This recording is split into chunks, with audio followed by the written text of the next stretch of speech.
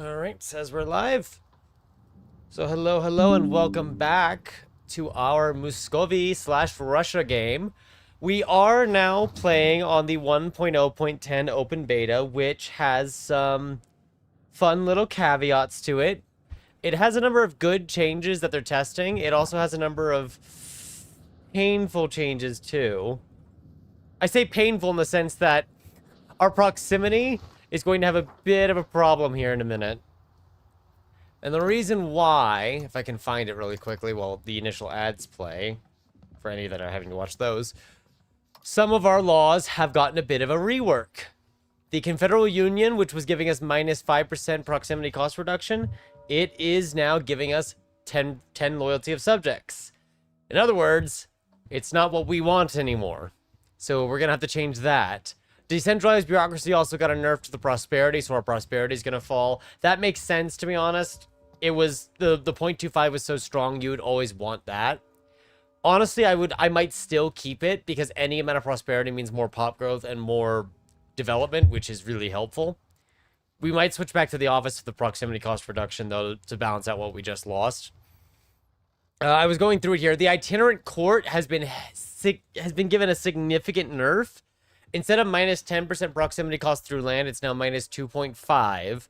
This is a rightful nerf. This went from you absolutely have to take this policy over everything else to it's useful, but you don't have to take just it and nothing else. So overall, a positive change. There were a couple others they changed too as well. They also actually nerfed pop growth bonuses that we get as East Slavic. So before, Siberian Frontier and the Theotokos were giving us 0.05% pop growth. Now they're giving 0.02 each. So it's about a 0.06 nerf here between that and making prosperity a bit harder. Double Sabbath, which I didn't notice, was also nerfed. It was cut in half, essentially. So we're looking at about 0.07% less pop growth than we would normally have. Rather than we previously had. So our 20 million population right now, 20 million and a half, probably it would be closer to 17 to 18 million instead. I'm not too certain here. Definitely a couple of nerfs in that regard, but they did do some things that are positive buffs. The local infrastructure advance that you can get, that now gives minus 5 proximity cost instead of 2.5. They also made it to where roads, when built, will ignore vegetation. So this farmland is no longer causing proximity cost impact to anywhere that it's being reached out to, as long as it has a direct road. Right now, to Ruza, I don't think there is a direct road. There is, which means the game just needs to initialize and register, hey, this road exists. Because right now, I don't think it realizes that. There's actually a lot of road. Oh, you want to know what? There's a lot of roads that are no longer fully connected, actually. I wonder if they added a new province or two. I doubt that. It's probably just something we missed. Anyway, we are also in the time of troubles, which very fun, if no one remembers. Our legitimacy, estate satisfaction, and food production are all down. And we have several rebellions that are trying to kick off, which in fact, we're going to quickly go put another one of them down so they don't succeed. And we are just going to try to ride this out as much as we can. Ah, typhus. Oh, my favorite, you know? Favorite disease, typhus. It's not a favorite disease at all. We're actually going to cut the cost of court down to its near minimum because we just need to hard invest into stability. Try to end this a few years faster.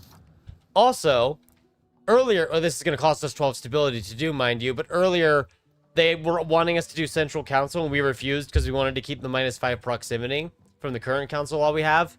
Well, since Confederal Union is no longer giving us that, Central Council is actually now more viable for us by comparison.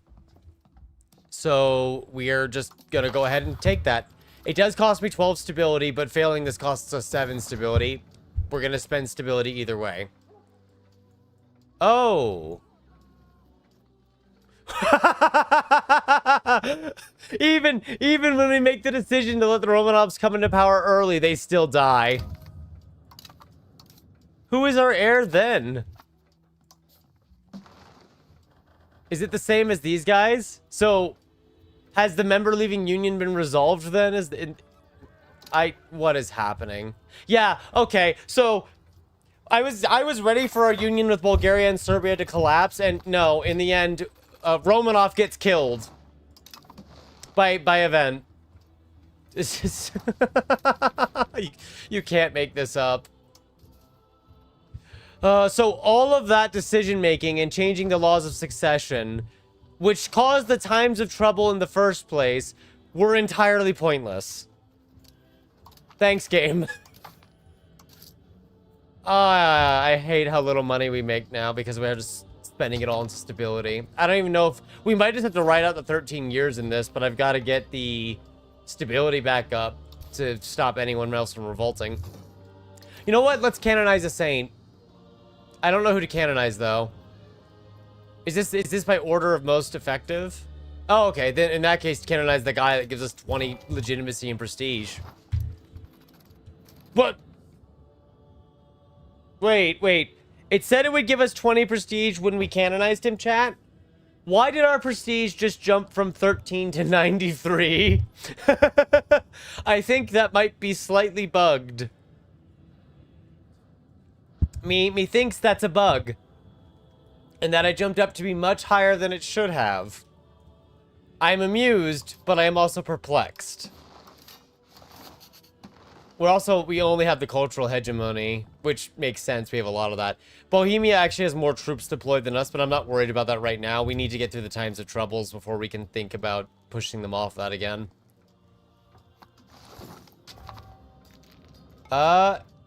We don't have liquor. You know what? I don't care about the area that lacks liquor. It can keep starving for its liquor. We'll fix that eventually, but that's not really a high priority for the government to fix right now. I do love this change. They added it to where you can now see the production efficiency when you're comparing where to build things, which is very nice because that makes it a bit easier to figure out, you know, hey, Moscow's getting a lot thanks to all the levels there. It's a very nice change. 39 to 50. Well... Oh, they also made it... I don't know if this is a UI change I like, but they made it to where the numbers are a little smaller when there's 10 or more. I think that's fine. I'm not sure if I like it, but I guess I don't dislike it. It's just kind of one of those... It's a neat little change.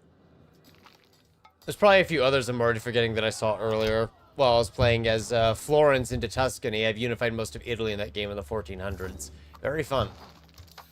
So we shouldn't have any issues with centralization falling since we've switched laws. I want to max out innovation at some point.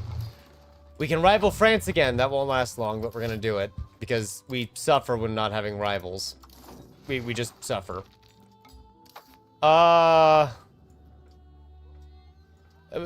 of stuff is happening.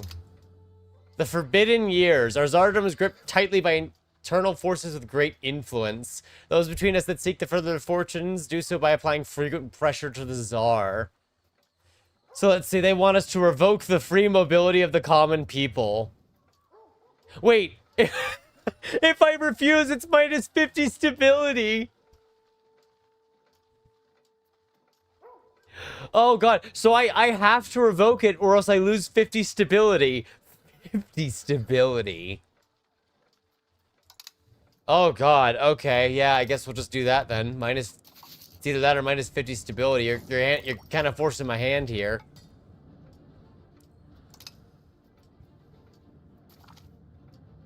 Because, I can't really say yes to that.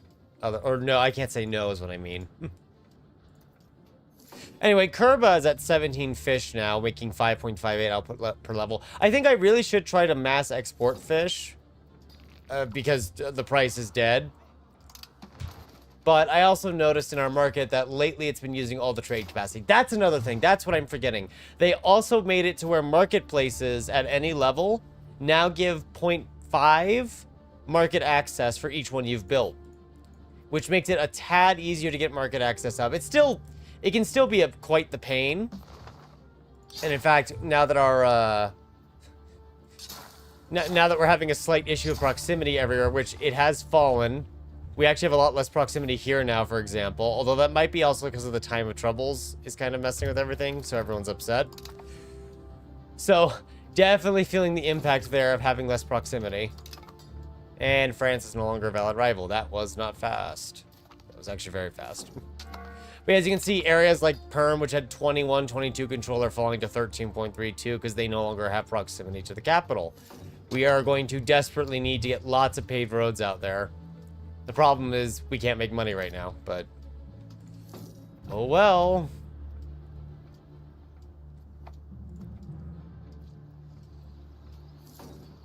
Let's see, woods vegetation, forest.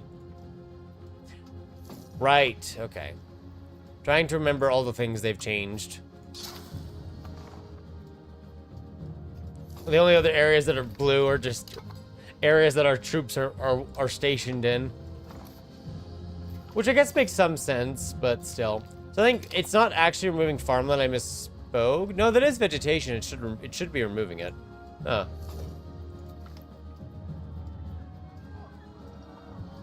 Oh god, I have to take out a loan for this then. Because if I don't improve their situation, they're going to fall to 28, and then they're just going to revolt, almost guaranteed. Okay, so it's not removing farmland, but like woods, it's removing for proximity cost. Alright. Just one of those things to figure out. You know, the game changes, you gotta figure out why the game changed. So you will notice as well that our tax base of almost 3,000 has actually fallen. We've lost almost a fifth of our tax base because of the drop in proximity. The only good news is that the AI will probably see similar circumstances in some areas, but it's just really us that's going to suffer. Because we were very reliant on all those proximity cost reductions, and now we are missing a lot of them. One thing I also remembered that we need to do is Ruthenian, we really should make a tolerated culture. In fact, actually we can accept it. It's only 0.29. So that should make this area a core next month. And I just declined an alliance with Georgia there because they just keep getting into revolts, and I cannot afford to pay the military right now. So we're not gonna. Yeah, there we go. That gives us some more cores down here at least, which will give us a bit more control there. It's a lot of areas that still lack control, honestly. We either need to accept their cultures, which is difficult because there's not a lot of them, or we need to convert them. And it's a hard choice between the two. One is quicker than the other. Yes, Igor, we are on 1.10, and as I just mentioned earlier, it changed a couple of laws that impact proximity cost reduction. Things like the itinerant court got nerfed. We were actually using, where is it, Confederal Union for -5.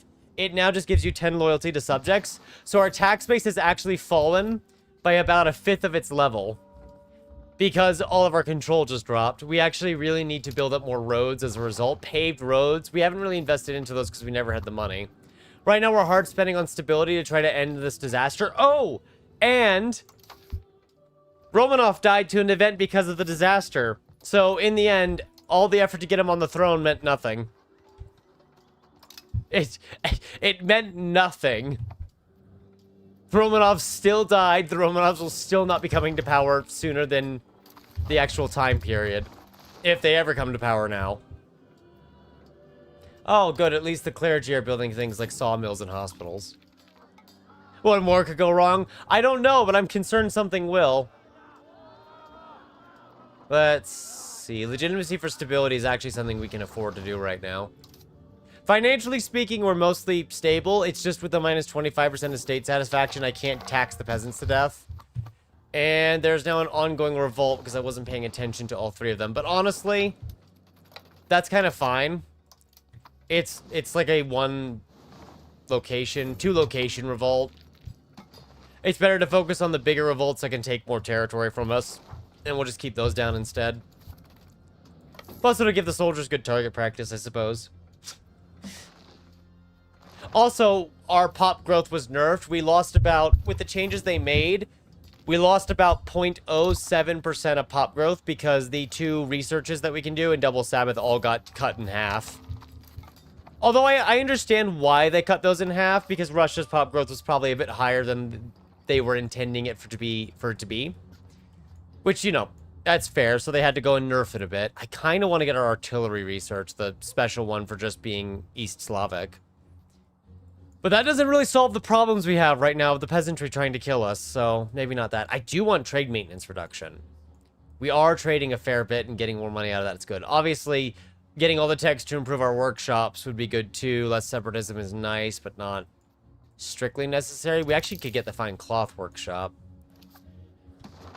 Because if I look here, paper makes the most, followed by, God, whatever all this is. I know our spinner guilds actually... Actually, spinner guilds. We don't need spinner guilds anymore. Where is... I'm sorry, chat. I have to figure out what the name is again because I forgot we had researched. Cloth Workshop. They're called Cloth now. Yeah, Cloth Workshop's 0.69 at the best. We could just kind of build some of those. That's really just going to upgrade the ones we already have at a reduced cost. I'm trying to prep being able to use those later on. I'm hoping we'll make more money from it, but we'll see. We'll at least get fine cloth done because I know we can utilize our regular cloth into fine cloth. We could get the research for more lumber as if we didn't make enough of it already. In fact, I'm pretty certain our wood is just extremely cheap. Oh, yes. The free land one, I don't think that one was increased. I don't think it was. I'd have to check in a bit here. I do know that, oh, the proximity one of them that they did actually increase, because you mentioned it, was the local infrastructure one. That gives -5 instead of -2.5, which is nice. The roads can... Sorry, I'm watching our stability, our finances suffer here. The roads can remove things like forest and wood vegetation now, which does help with proximity a bit in various areas. It does not help for things like farmland, though, so... I would say it's helpful overall. There are just some areas where it's not really going to do anything for you. We also might... I guess we really should keep colonizing, otherwise we're going to have to just conquer the area later, and I don't want to do that. I'm just thinking about our finances. Actually,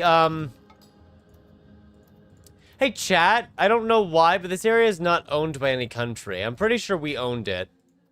I don't know if it just depopulated. There's actually another one here. Did these areas depopulate, or did they add in new locations? Am I going insane? I think they added new locations. And we didn't... No one owned them, I guess? That's weird. They added new locations. Okay, so the game may have a slight hiccup then. Yeah, there's an area in Hungary that's empty too. Oh, no, wait, that's the... No, I'm sorry, chat. That's not empty. That's just mountains. Impassable mountains, I should say. Okay, they've paid their fine. They get to go back to their families in one piece. And maybe we rip them up later.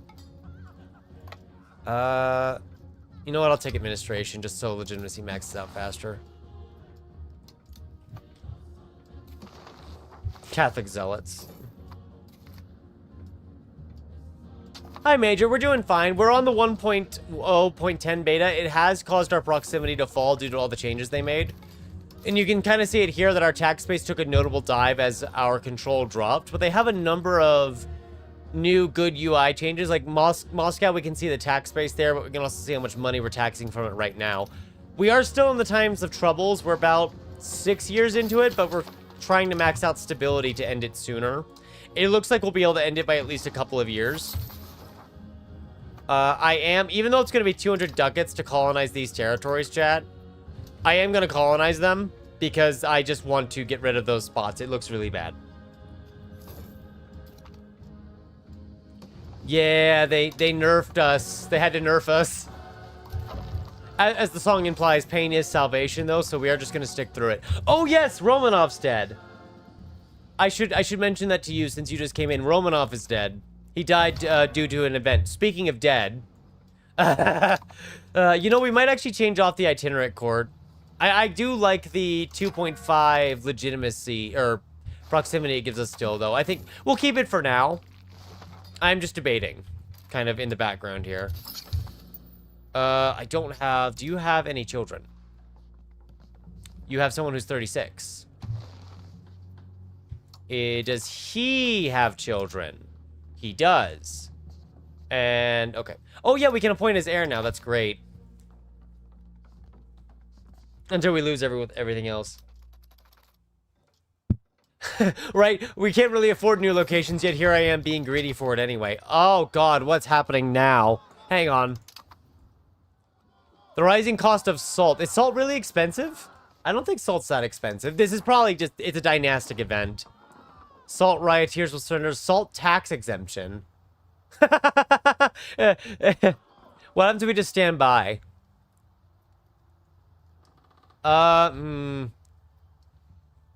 It was in 1648, but it's happening in 1600.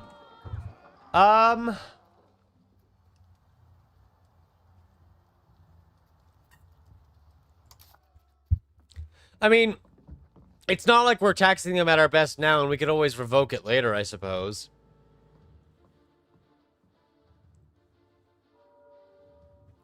Well, yeah, but instead the Romanov heir died in the time of troubles, which is ironic. Right? We really did get the time of troubles at the best, most amusing time. This gives us mercantilism. Which actually, more mercantilism, chat, might not be a bad idea. It hurts trade efficiency, but it drops trade maintenance. And honestly, right now, trade maintenance is what's just chewing into our profitability. The Age of Reformation is making it really cheap right now. You know what? I'm gonna grant it, partially because, this concerns me, and I don't want to know what happens if I just don't pass it. So we'll just spend our 5 legitimacy. They can have it. They can do whatever they want with it. Technically, it's going to give +5 equilibrium to their satisfaction, which will allow us to get a bit more tax back until the times of troubles end, so... Technically, there's a small benefit out of it for us. Ooh. We can finally finish our centralization off, if we let this pass.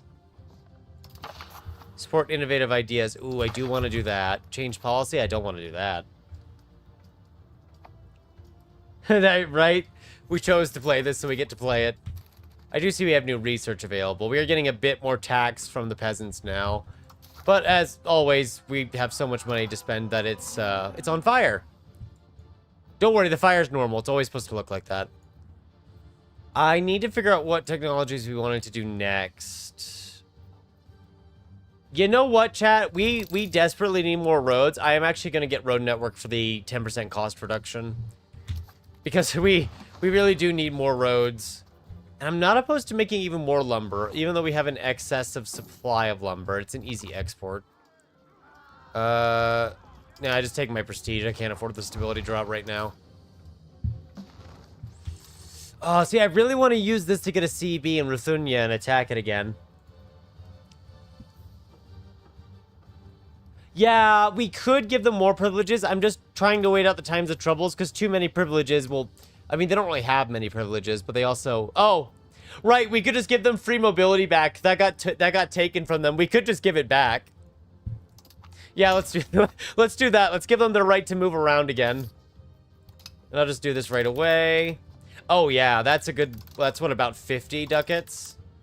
It's almost a good 50 ducats right there. The Romanuvan pagans. This event can fire due to the following. Oh, it's actually telling me why the event fired. That's cool. Baltic opposition brewing. Yeah, I want that for 20 years. That sounds great. No, you can take your castle. You can have your castle. Well, what else are they trying to pass? Address local assembly complaints. Maybe we could do it both then. Thank you, Major. I think we do go after Ruthunia anyway, as long as I don't have a truce with them. I don't. The Aretinids. Oh. Dang, they're all allies again and would fight together. Ugh. I mean, it's not like they'd be scary. It'd just be annoying because even with all the forts we have, there's still areas that can get around us way out over here.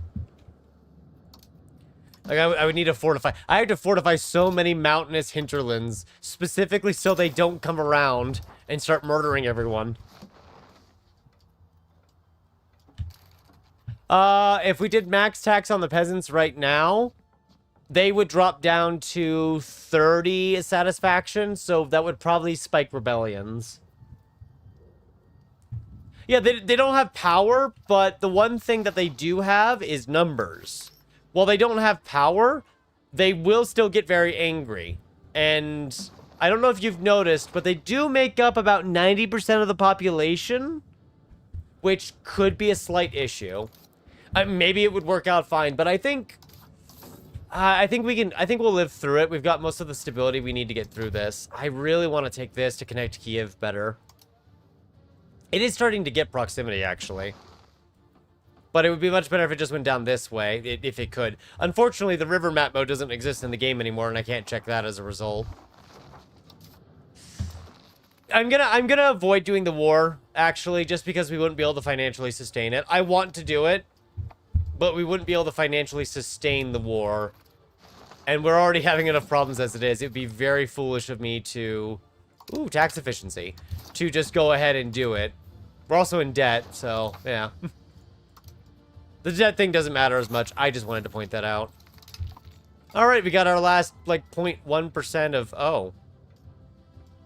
Oh, cool. That's nice. So I guess everyone just loses 25% food production for 2 years. That's probably a new event, because I haven't seen that before, and that's apparently a global event. Yeah, that's a global event. I guess it's a prelude. It's probably a prelude to the Little Ice Age. Oh, 10% with the rights of nobility. That is kind of funny. Also, something else they've changed in the 1.0.10 open beta is that the AI is more aggressive compared to before. So you might start seeing more wars break out here, like Bohemia is invading Poland. I think Lithuania and Lithuania were already at war before we started our game. But I'm going to point it out anyway. You're 36 and you're not married. What are you doing? Go marry a noble, then. Oh, you need to actually get, like, in a city or a town where you can quarter for winter. Okay, there we go. Things... Our control map's starting to look a tad better now that we managed to get that tiny bit of proximity back. It doesn't mean much, but at least we have it, you know?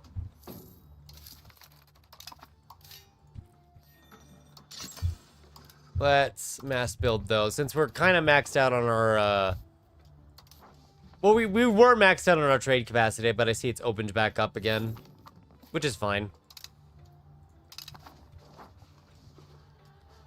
Oh, did it just make these areas cores too? That's funny, it did. Yeah, they do tend to do that as well, taking land they don't border now. In fact, I am playing a Florence into Tuscany game in Italy, where I've taken most of Italy by the 1400s now, which I mentioned earlier. In that game, the 100 Years' War is still ongoing, and England is actually slowly winning. Bohemia is also blobbing out into the HRE, and Croatia is like an English subject. It's really weird. Find it funny, though. And concerning. But I'm sure it's fine. We have felt hat demand. Brother, we are in the cold environment with fur everywhere. I don't think the felt hat demand is going to do much to our total demand right now. It will raise the price of fur, though, so that's going to be nice for us. 17,000, because I don't know if this is actually by having extra fish being made, if we're actually... It says each unit of the good. But it says that we're getting 163 here, and I don't know if that's quite right. Yeah, because we're only getting 85 from the employment. I don't think we're getting anything from the production efficiency. Right? It's somewhat accurate. Oh, good. What's happening? Approximately 20... We'll lose 20 stability? You mean right as when we're about to be able to end the event? This game is saying I can't have nice things, chat. We're not allowed to have nice things. We can't end the event that soon.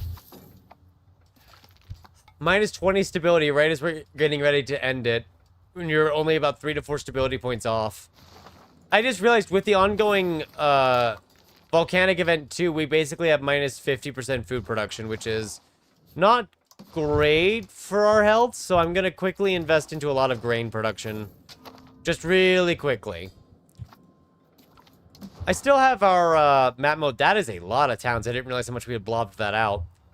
Unfortunately, as I mentioned before, the river map mode doesn't exist anymore in the game. They have removed it in this update. I personally think they should have kept it because it's very nice. Oh, that's a fish. That being said, we can just build towns everywhere and hope for the best, right? We're losing money. Of course we're losing money. We now have to pay for food because there's a revolt going on and the volcano went off. Wow, God hates us today. Ooh. No, I saw your statement about the synod. No, it is still on cooldown until 1603.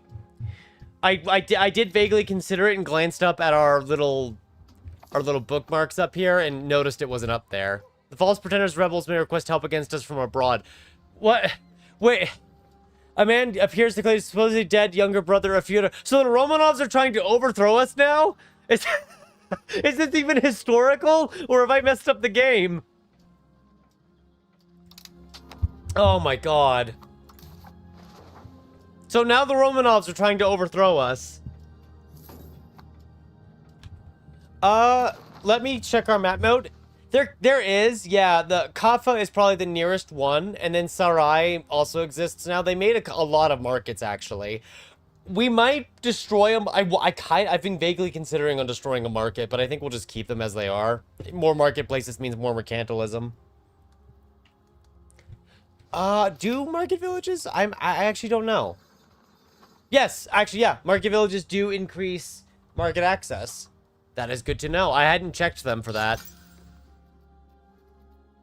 You know what? We're just gonna build a few settlements really quickly here, chat. Just to print out pops from thin air, you know. Because our pop growth got nerfed from our special advances.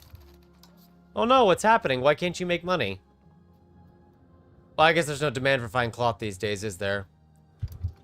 Ah, you know what? It's because they're using regular cloth, and regular cloth is also cheap. Compromised counterintelligence for 10 years, or... no, I'm not. We have enough troubles as it is. Do you see what's happening? And we still lack lead. After all this time, we still lack lead. I even have a lead import going on, we still lack lead. Can I get more lead? I don't even know if the marketplace has lead. Oh, wow, they have... Wow. Wow, they have lead. How much is that? 50? Honestly, yeah, just import as much lead as you can. I don't care if this crashes the price. Well, sorry. I can't afford the stability cost right now, so you're dying. Is there... Oh, there's a commoner, but we can actually appoint someone from the head of the house and get some of our crown power back. Oh, is that why it's called that? The Polish series of wars? Huh.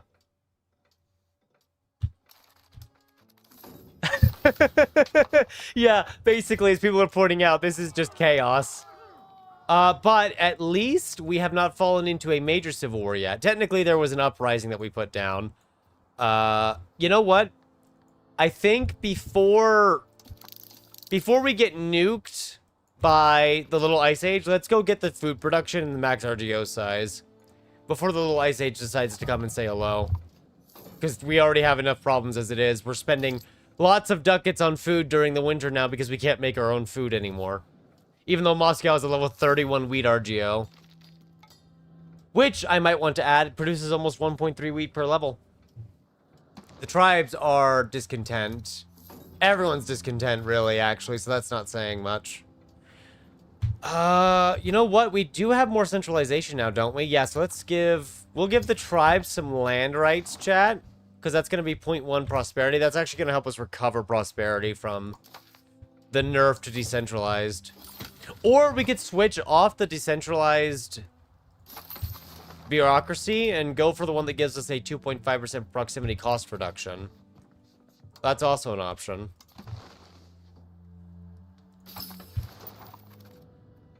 They're both good options.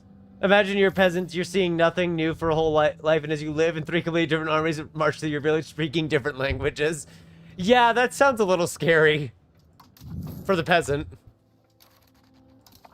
Oh, wait, no, I don't want the Tsar to be an admiral. No. I do want the Tsar to lead an army, chat, but I don't want him to be... Oh, you're the heir. Hang on. So... the reason why I don't want the ruler or the heir to be a part of the Navy is because if they start being a part of the Navy, then they're gonna get traits that moves us towards naval and away from... It's gonna move us away from land, which is not good. I'm having to think and type at the same time. That's not my strong suit. At least not while playing a game. So the synod's available. I just want to see this. So, normally, we would use this to gain 10 research points. We've been using that to catch up and exceed.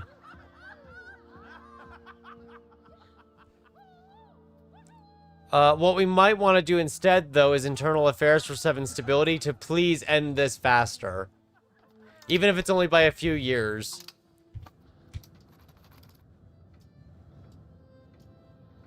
Oh, the icon on the left of the search bar, really? On the left of the search bar, this right here? I might not be understanding it too well. Or is it, oh. Ah, I see. That makes this way easier. Thank you. I didn't realize they had a search one, but... right side, my bad. Well, good to know now. Good to know. We will be making use of that in the future. Very, very close future. I am now going to do something very silly and just build more towns for no particular reason. Coincidentally, in some areas that are actually on a river. Which I would love to check, but they removed the map mode and I'm going to complain about it because I want it back.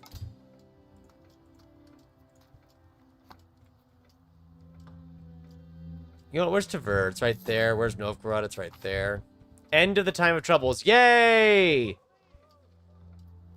5 prosperity recovery. Increase the serfdom and absolutism. Even though absolutism isn't a thing yet, because we haven't gotten to the age of absolutism. Our dear friend Igor has just inverted screen. Oh. So, the times of troubles has ended, but it's also kind of not ended at the same time, if you think about it. We still have to recover a few stats. And, one, there's still lots of peasants that want to revolt against us. We have a lot of control to get back. And I think calling this the time of troubles is still very fitting. Because this is not going to get better. There's going to be a lot more violence before it's over and done with. Oh, was that all into just Novgorod, or was that everywhere? That was everywhere, so it just happened to build it in the areas where it's most profitable. Okay. I hope Novgorod's been importing the lead it needs, because I've only been doing it from Moscow, since Moscow's where most of our towns are. Okay, the burghers are importing lead. That's good. But what about down... You are not the right book station. Down here, I'm having to do most of the imports manually, which at least it's working. Your sense of direction is terrible. It's okay. My ability to read is somewhat challenged at times. Oh, good. The, Oh, yeah. Our income is back up to the maximum now, chat, because we have stability again. Which also means a lot of the estates are getting pleased again. Very nice. Very good amount of income we have. We might just start focusing heavily on making a paved road network.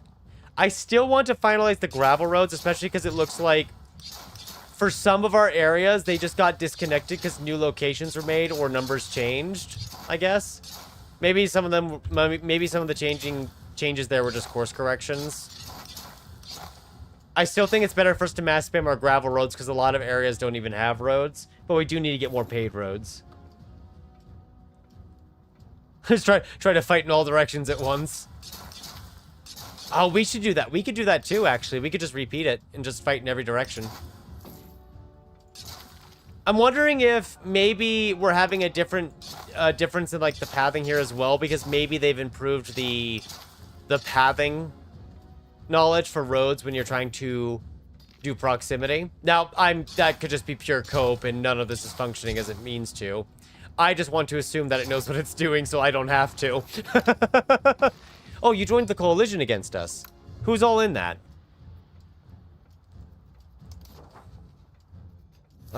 This would pull the Jochi in. But you wouldn't be a co-belligerent. So it wouldn't pull in the other horde. That's worth considering. Wow, our income is exploding, actually. Hang on. Our tax base is recovered, which is good. We're just taxing a lot from the peasants, I guess, but trade is also useful. Oh yeah, the nobility are actually paying their fair share. It might also have to do with the fact that we have a less terrible time during the winter now. We can actually sell food for a profit instead of suffering horrifically. Which is definitely a good change. Okay, just appoint a nobleman out there. I just don't want the notification on my screen anymore. I do want to revoke the salt tax exemption. But I do like mercantilism. But I could get 7% more tax out of the peasantry. Just wait for the little ice age and it'll get worse, pretty much. Yeah, let me look for a lead RGO. I think we have exactly one lead RGO somewhere. Not in our markets, mind you, just somewhere. It's actually, unironically, it's actually a little hard to tell.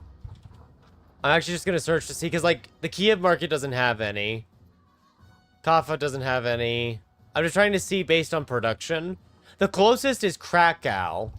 Krakow's market over here has lead somewhere in it. Which is, you know, it's good. It's good. Because if I search for lead, it's just, it's... There is technically one bit of lead that we are using way out here. But that's 2 markets away from... I guess at this point, it's 2 markets away over there from in Krakow, too. But we're already kind of maximizing our usage of it. Actually, no, we're not. We haven't been importing it because I haven't been paying attention.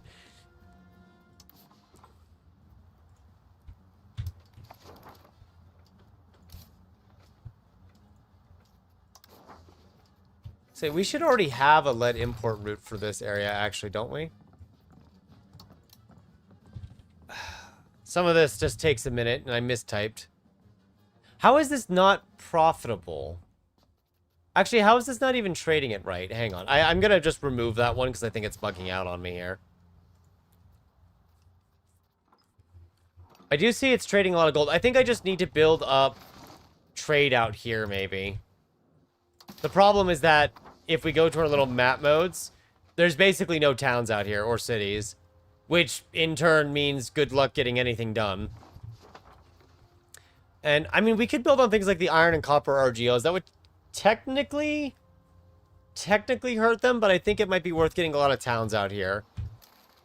Except they're... Oh, you need at least 5,000 people. Cool, which we don't have. Okay. You know what? We have so much lumber, chat, and some of these lumber areas are actually about to max out.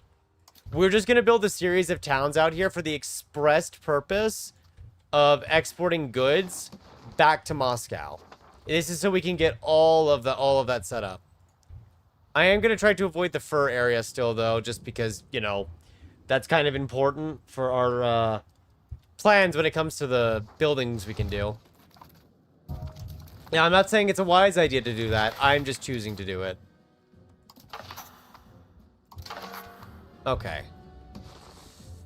So, if we attack you, obviously, these all get pulled in. But if we attack Lithuania, only the Horde and the Arachnids get pulled in. It's a lot less threat. And your armies should be a lot weaker now. It is definitely weaker, yes. Oh, right. You know what, chat? We never got around to upgrading the armies because we fell into the time of troubles, didn't we? Yeah, that's right. We never upgraded our armies at all. We're actually still using an age behind. So let's fix that. Yeah, not having the remap mode sucks. And the lead will have market access over here because I noticed that. The issue is just we have almost no trade capacity, and almost all that trade capacity is being used to try and export gold. It's actually trying to export more gold than it makes because there's no mercury patios built. I haven't really built anything out here because there's no control. We're just trying to extract the lead so we can use it to make books back in Moscow so we can read about how bad it is living in Siberia. That's the whole point of getting it, is so we can read about how bad it is living in the colonies. Then we can send more people in the colonies when they realize how bad it is. Okay, Lithuania. I am so sorry, but we're gonna have to do that. And this is going to double the size of our military, which is going to increase the cost. I'm actually just going to take a loan out for this, so we don't have to wait. But they're going to be more combat effective as well, since they're from a better era. But just having more troops is good, too. We don't have to think about levies anymore. We could build the bailiffs. Yeah, I think we actually have a bailiff out here. Ooh! I love this event, chat. 0.1 monthly literacy for the next 10 years is really nice. Because it means anything out here, if they're not at the max literacy, they're about to go up by 0.12 as if they have access to a library. So our 48% literacy average is going to boost up all the way to about like 55, 58. I think we actually have a bailiff out here. If I can spell bailiff. We actually have a couple bailiffs, apparently. Oh yeah, we built a couple bailiffs around the place, didn't we? But not out here, apparently. So we'll get one around the iron, bordering up all the gold. We can actually technically build it on all the gold spots, too, instead. Which would kind of work, yeah. Yeah, let's do that. Why not? We'll experiment. We can always demolish them later. Oh, if I can just remember what has gold. There we go. That's better. Build it in that gold spot, too. I love not having rivals and being forced to take penalties against my will. I don't think there's one that gives more lead output. Actually, yeah, there is the rural smelter. It's only by 10%, and you can only build it by one level, but it's better than nothing. I haven't been looking at rural areas as much. That's a lot of bridges we can still build. Because I've been doing a lot of games with heavy urbanization lately, which I do find fun. There's definitely more roads we can build out here. They just need... There's more bridges we can build. They need roads, is what I was trying to say, but I inverted my words there. Hopefully we can eventually get our proximity back out here. We are kind of getting some of it back out here, actually. Where is, like, firm? Okay, yeah, we're starting to get some to the mountain range again. It's just taking a long time. I think once we have lots of paved roads around, it'll work great. How much of this is actual... Oh, yes, that's nice. Okay, what we're going to do next is we're going to just crank up the spending, and we're going to give it about a month or two. That way all the forts can actually recover. Because right now they're not operating at full effectiveness. Some of them don't house as many people as others. Yeah, there we go. That way they can't just be overrun instantaneously. Because that'd be really sad. 10% food production. Oh, I hit the compensate button there. Whoops. Just take out more loans, I guess. Oh well. You know what? I wanted to take out more loans anyway, chat. It was all a part of the plan. Oh, there we go. We've triggered the war. They're all going to be against us, but we made sure we did that so we could get our nice little cheap CB here. Yeah, I've been letting them crack down on those things like the Zealots for a while because they tend to slowly build up until it's a problem. I'm going to have one of them do a different crackdown and the other's just going to help us do more integrations. You know, maybe do we full occupy Lithuania, chat? I haven't decided yet. I see, Kiev is kind of... The Ruthenia area is what I want to really occupy anyway, to be honest. We just attacked Lithuania to make this easier and cheaper. Yeah, let's focus on taking the actual territory we want. Yeah, the rebellion's dead for now, but they'll be back. They always come back. Another Ivan that we can invite. He may perform great deeds of diplomacy if assigned to the Polotsky cabinet action. Pozolsky, sorry. It's Pozolsky. Sure, let me just star you real quick so I don't forget you in 5 seconds. So, change of plans. Someone's getting fired from the cabinet. What is his name? Let's actually do it this way. What are your stats like? You're a 90 in diplomacy and you suck at everything else.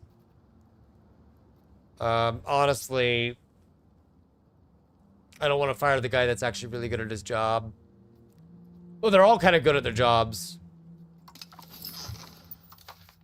I don't know if his, like, great feats of diplomacy is actually going to be worth doing this, chat, but I want to learn and find out what it is. So, we're just going to assign him to it. How much is he giving us right now? 5.7. Wait, can I stack this? That's so stupid. You can. Of course you can. Of course I can stack it with diplomatic reputation. Yeah, because that's fair. I don't think we actually want to take the diplomatic hegemon, though, because then it adds more cost of court.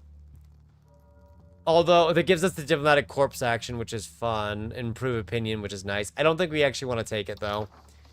I'd rather keep our integrations going. Because we have a lot of territory to integrate still. But we'll keep him in that action and see what events possibly arise from it while he's in charge. And then when he dies, we can forget about it. Oh, we lost. Is that an army of 40,000 regulars?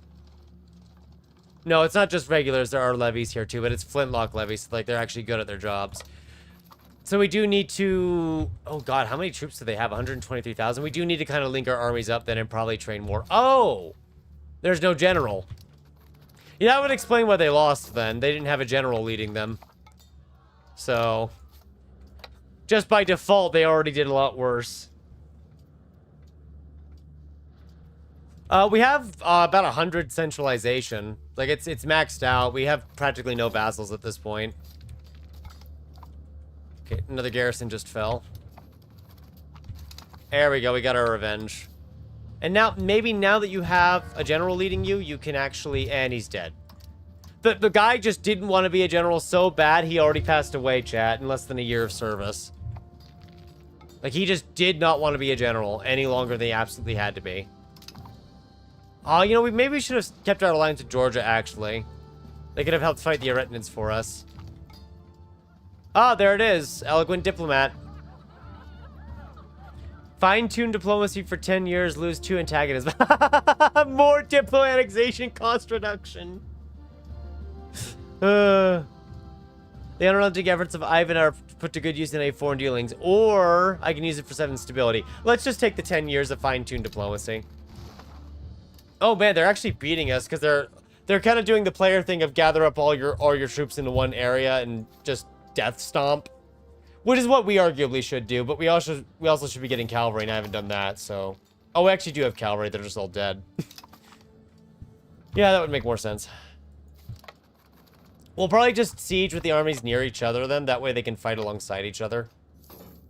There we go. They got their upgrades. Because when our forces are together, they can't win. They're just kind of outnumbering us 4-1 with levy combat bonuses. Yeah, the minus 50%. It is really stupid. If we had... You know, technically we have Pskov to annex. I mean... At this point, why not? We might as well.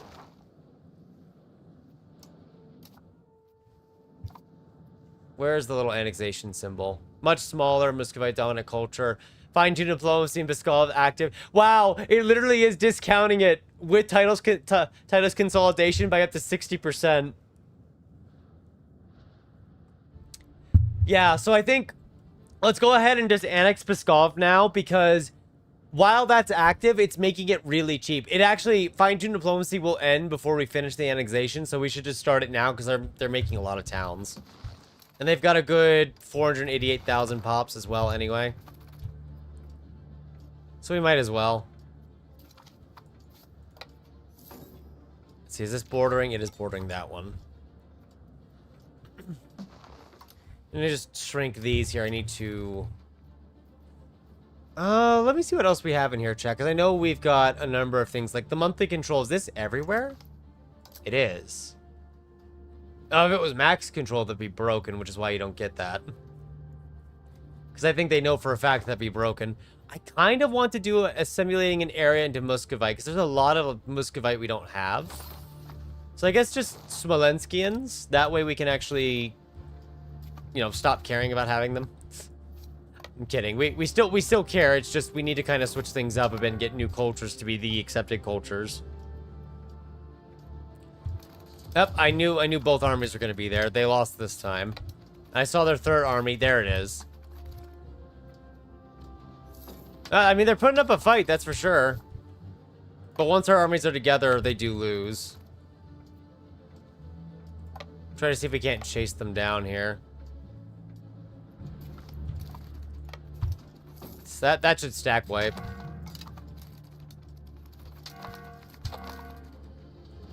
Yeah, we stack wiped one of them. And we actually captured some, which is good. Oh, I almost fully combined that there. Let's see, you're prisoners. I'm just going to send you away. Could release them to reduce antagonism. I just don't want to. They get to stay as prisoners. Do we have disease resistance done already? We do. It's just the Mercury Patio, which we haven't used yet because I have no control out there. But we might reach out for it. I could reduce inflation to print more money, chat. Not that it would do a lot, but it would be more money. We have a lot of cabinet slots. I mean, we could build with the bank, or we could sit on our money and then wonder why nothing works. We'll get it spent here. I just need to decide our next technologies, because there's a lot of decent techs here I want to grab. Like institution growth before the next era would be nice. Unit food consumption's nice. Technically, pottery and glass are needed. I just tend to neglect those. How is trade doing? There is some unused capacity. But we definitely could get more if we just dropped the maintenance. So I might go for the trade room maintenance cost reduction here in a minute. There are 2 of them for us to grab, actually. What I really should do is get heavy lancers. Yeah, let's do that. Heavy lancers into bastions. Probably into baggage train, maybe. Or we could get pistoliers. What are pistoliers? Okay, they have more stats there. And I assume heavy lancers are... Yeah, okay. We'll go with the heavy lancers. Alright, we just took their capital now, which is nice. I don't think we've seen the last of their army, chat, but it's definitely gotten weaker. There are the other armies that are technically slowly marching into our land that we might want to send one group to deal with before they just completely break into everything.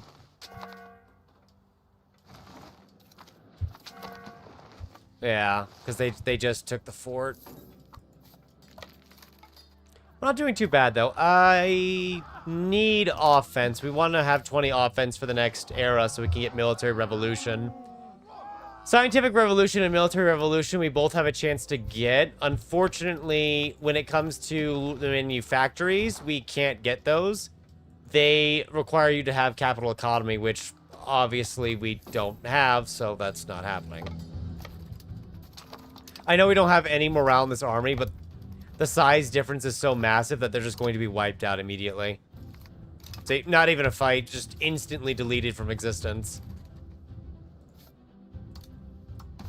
Let's build a paved road. In fact, all the way out to that little capital zone. Which was extremely expensive on its own, and I kind of regret it already, but we're going to do it anyway.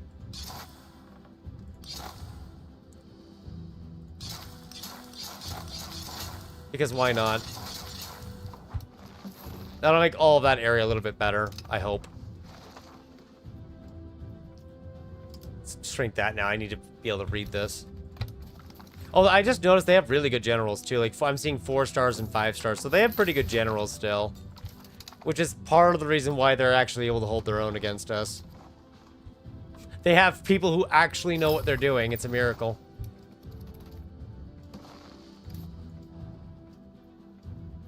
Now we are getting... Oh. Oh, do they nerf bailiffs? No, they just don't have paper out here. Okay. They don't have paper, so it's not working. Oh, but I like our debt. Yeah, I just did the roads first, because it would be wise to get that to spread, and then we can pay off the debt afterwards. I do need... Oh, never mind. Oh, Pskov is actually taking that over. Thank you, Pskov. I was going to say, we do need to actually control Lithuania's capital for the points, though, but that's already been handled. Which is very nice. So what I actually want to do, I don't know if we'll be able to take a lot of it here, because it's very expensive with all the forts, but that's what I would like to do. That way we have a more direct route to Kiev. Plus, it doesn't cut them in a way that makes them very reluctant to agree to annexation. They did not restock this fort. I didn't restock it either, but oh well. We have an army nearby. These have got to mostly just be levies. I can't imagine them having the money for... Yeah, it's mainly levies. They took 4 times our losses. I don't think those are regulars. I just realized these prisoners are slowly dying in the cold. Oh well. They knew what they were getting into and they joined the war. And if they didn't, not my problem, I guess. I feel like building up Crimea at some point, but it's just one of those areas that it's probably just going to be neglected until something else is resolved. No, Lithuania, you're the leader of the war, so I can't white peace you. I'd be willing to white peace a lot of the others, like the Aretinids here, but that's not happening. You know what? Let's go siege their capital. Maybe I can make them quit at least.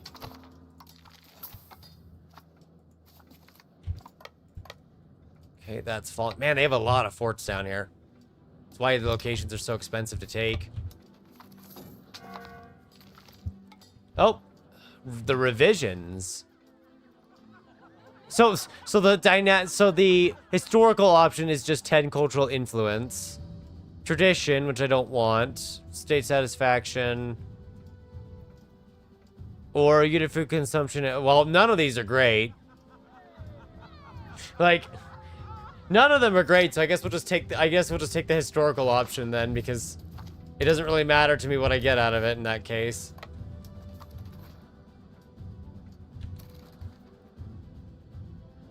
True, we could make like a vassal all the way down in Crimea.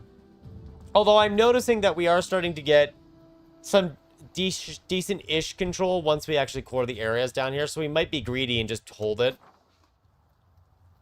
Although it's still stupidly expensive to build all these roads. I say stupidly expensive, it's more like we're very vast. And vast is expensive.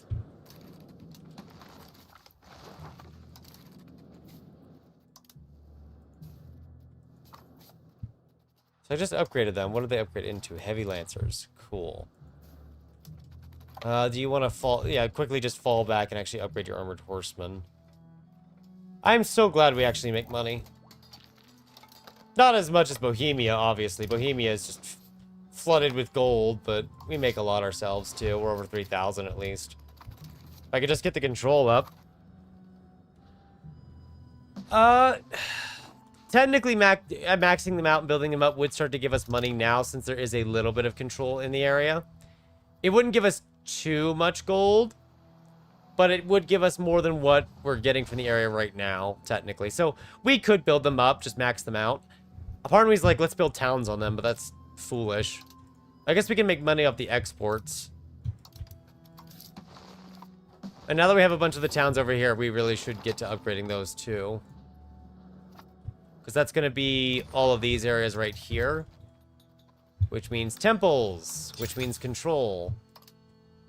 A few out here, but it's mainly out here. We also want libraries too, because that's literacy. That is not libraries. There we go. Oh, right. They don't have books over here, do they? They don't have paper. They can't even do it. Well, we'll solve that problem later. It's not a big issue right now. As long as they get the temples for more control, I'm happy. That's kind of why I actually want to build towns and cities where the gold deposits are, chat.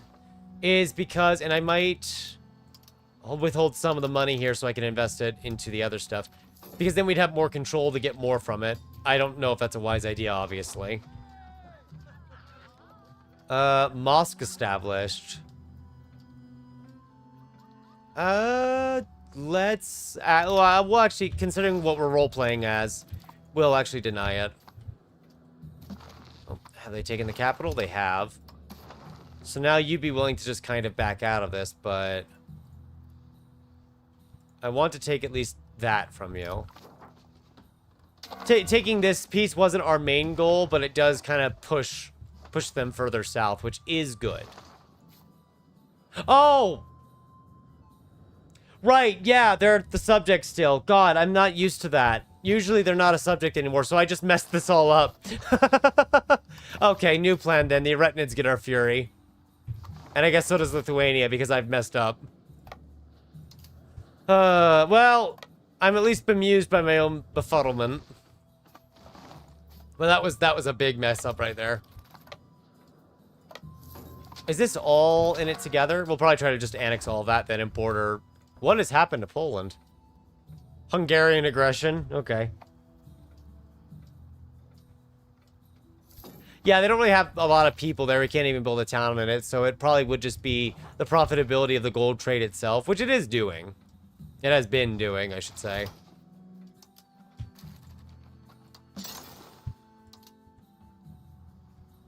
Oh, I wanted you to build them over here. Never mind. There we go. Kind of just letting the 2 ticks happen. Oh, that was a string. I should have looked into, like, freeing them instead, but that wouldn't have mattered. They still would have ended the war. Oh, well, next war we'll get it. Next war we'll get it. Because I do border their capital. We'll just target the Horde for it.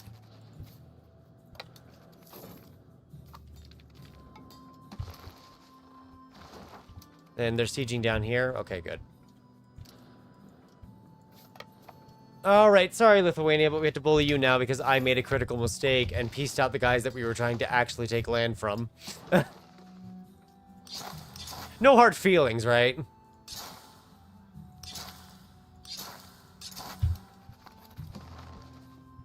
I just want this to be a deep blue. I cannot wait for the age of absolutism where we can get another 10% proximity cost reduction. It used to be... There was a 20% proximity cost reduction you could get in the age of absolutism from 2 techs. But they have rightfully nerfed those. So measuring the world is 5% now instead of 10. And the administrative tech that you can choose to get, I believe, is 5% now instead of 10%. I actually haven't seen it yet, but... I'm assuming they've done the same to both options, since otherwise it doesn't really make much sense.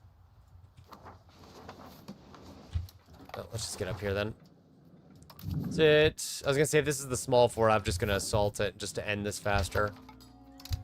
I don't want to spend money on that right now. I think we have, like, 1 debt left, yeah. I've just been spending money elsewhere because that's how we work, I guess. So our clergy estate has 111% satisfaction equilibrium. At this point, I could revoke a privilege from them and they would not care. Except I think half their privileges are actually good for us and we don't want to revoke any of them. Yeah, I mean, tax exemption we could technically revoke, but I'm trying to not tax them in the first place, so it would be a little counterintuitive to revoke that if I'm not intending to tax them anyway. It's like one of those things, like, I could remove it, but it just wouldn't make any sense. Ooh, you guys fled really far. And now you're gone. Literally, they're just gone. So this is going to create things for demand for things like paper. Hopefully the trade system recognizes that and resolves it with ease. We are making over 300 ducats from trade by the end of it after, you know, everyone else gets their share of it.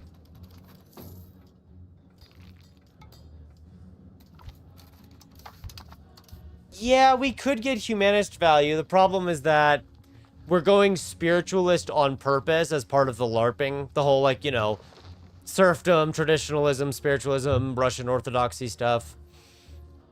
Humanist would be good, don't get me wrong. It would be good. We'd be able to assimilate more people. But instead, we're bonking everyone over the head with religion. You will follow the true faith.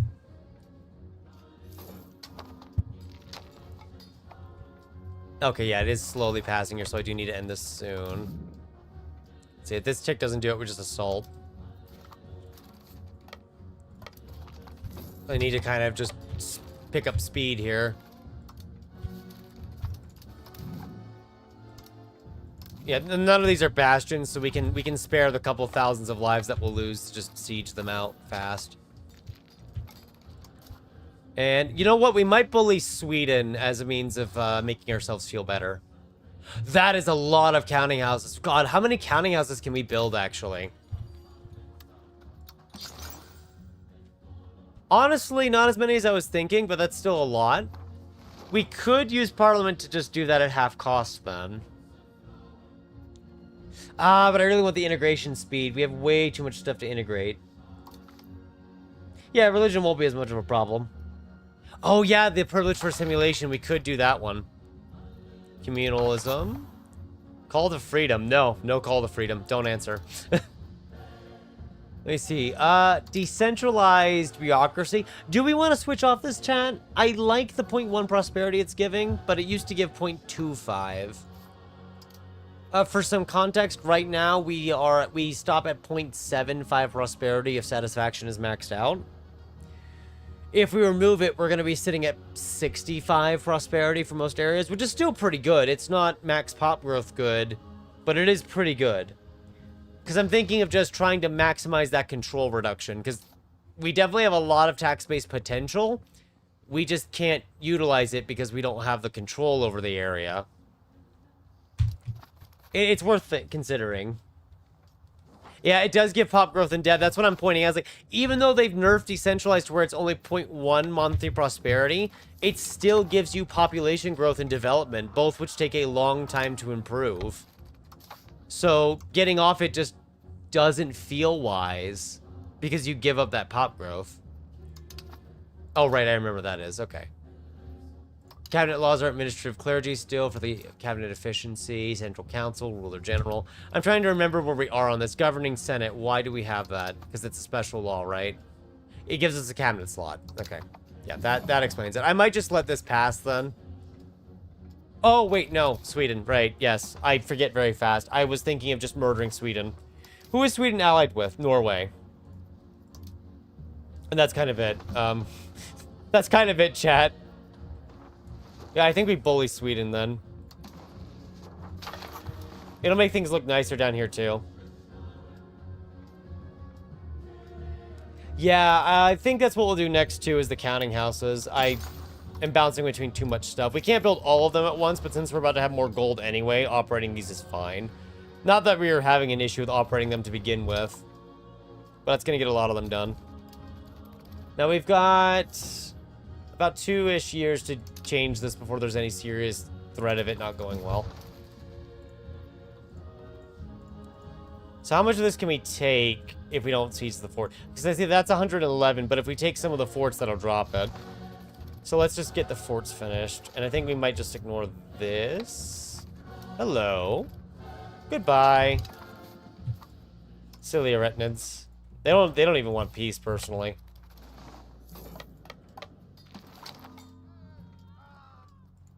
Do we not have a Grand Palace in Moscow? I thought we already had a Grand Palace in Moscow. Do we not? Oh, yeah. I guess we've never gotten the Grand Palace event until now. Huh. Weird. It doesn't do much. It just gives you cultural tradition and local cultural influence, but it'll make demand for things like fine cloth, books, gold. Why not? It'll also make more nobles exist because it'll employ nobles. So, hey, more demand. I like forts. I do feel like with how they operate, though, you are somewhat encouraged to favor being defensive over offensive. Except the thing is that offensive gives you access to getting the institutions to spread to you. So you want 20 offensive so you can get things like artillery and military revolution, but defensive gives you more fort defense, which makes it take longer to siege you down, which can allow you more time to just run around doing whatever it is you're doing. It's a good trade-off, I would say, but at the same time, I'm not too certain. Let's just assault this. I think if I occupy Lithuania completely, it should just go to a straight solid 100. Speaking of which, we just unlocked bastions, which are upgraded forts. Now, I don't know if they intend to add something to it, but I'm pretty sure right now, chat, if I mass build bastions, it's going to just place them everywhere, which I don't want. I think there might be a way to filter this to only upgrades. Not owned locations, no available levels. Coastal, expanded RGO, town rules. No, I'm not seeing a way to filter it to only upgrade. I don't know if they intend to add it, but what I want is an option to only upgrade. That way, all the castles I have will be upgraded into bastions without a risk of it trying to upgrade somewhere else. Because right now, it's just going to build them everywhere in the best places. But the problem is, yeah. Oh, can we do it by available upgrades? Because I see the filters here. Look, I see available levels, no locations, no locations, under and over building limit, and available peasants. I see those. But yeah, I would like available upgrades as a tag to be added, because then I can just upgrade all of it. Because right now, the options it's giving at the very top are areas that don't even have forts. Because instead, what I have to do is either just hope to God it doesn't upgrade every single fort in existence, which it probably will. There are too many buildings. Oh, right. That explains it. Or just individually upgrade each one, which is a slow and long process. Bastions are great to get because they are treated as a -4 for sieges instead of -2 that castles give you. So you obviously want them. It quite literally doubles your fort strength essentially. But you have the issue where you can't just mass upgrade it all. You have to individually do it or have a fort in every location, which is not something we want.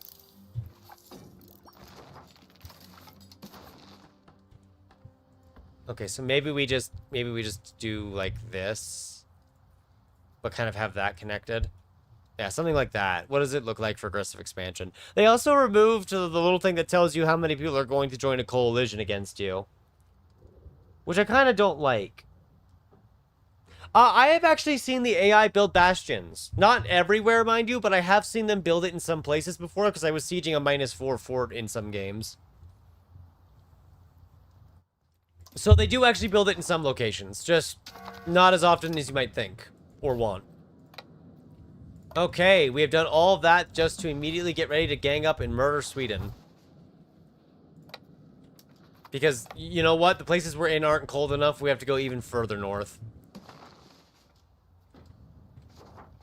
You know, we could have just made Lithuania a subject, I guess. That might have made this easier. Yeah. So I'm actually curious. If I put you guys in, like, towns, do you not take attrition anymore? You still do. Okay, good to know. Thank you, game. Good to know. Do you want to... Oh, we're not in a... Okay, no, you're actually... I thought Riga was there. I am bad with my geography, I guess. Anyway, I don't think they're going to say yes to threaten war... Or... Yeah, I didn't think so. I'm pretty sure I've got to declare this as a regular war. So we are going to try to take their Baltic territories, but I also want to take their... I want to try to seize Finland. I was going to say Switzerland, but that wouldn't be right. Yeah, Crown Power's gone to 42% after some of those counting houses finish. Like, it's just barely at 42. Yeah, that's nice. They helped us get about 1% up or so. Lubeck's disloyal. I can't imagine why. It's not as if we just made them to exist to get us institutions and then ignored them for the rest of the game. It's benign neglect on steroids. We just ignore them. Forced to change court language. Doesn't that actually cost me stuff? Really, I could force the Georgians to speak Russian for the court language. That wouldn't really help me. The liturgical language would, though. I guess them speaking it would technically help. Well, we are just getting more Russian as time goes on, too, so, yeah.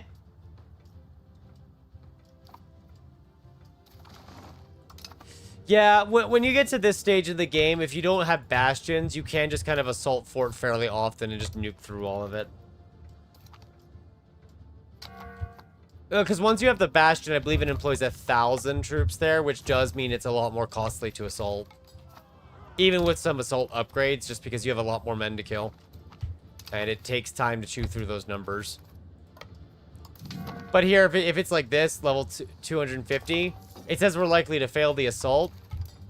And we lose about 1,000 men in the assault, but we took it. It's already done. It's over.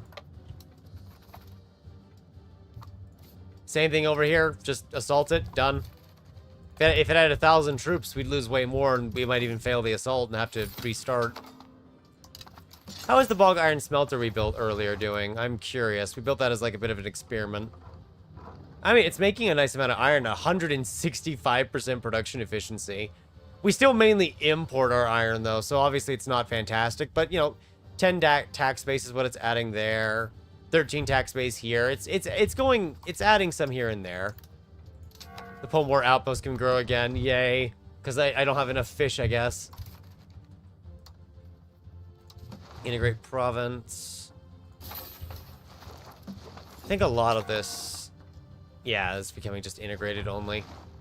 Kind of just letting the money build up on its own. Hello, what are you doing there? Just, they landed only to be immediately deleted from existence. Just gone in an instant. With no remorse shown or mercy. Yeah, I would rather just spend the 1,000 troops than... Because at this point, I'm growing at almost 10,000 pops a month. So, like, yeah, I might lose 3,000 pops assaulting, but I'm going to gain 7,000 anyway. So, in the end, it kind of works out.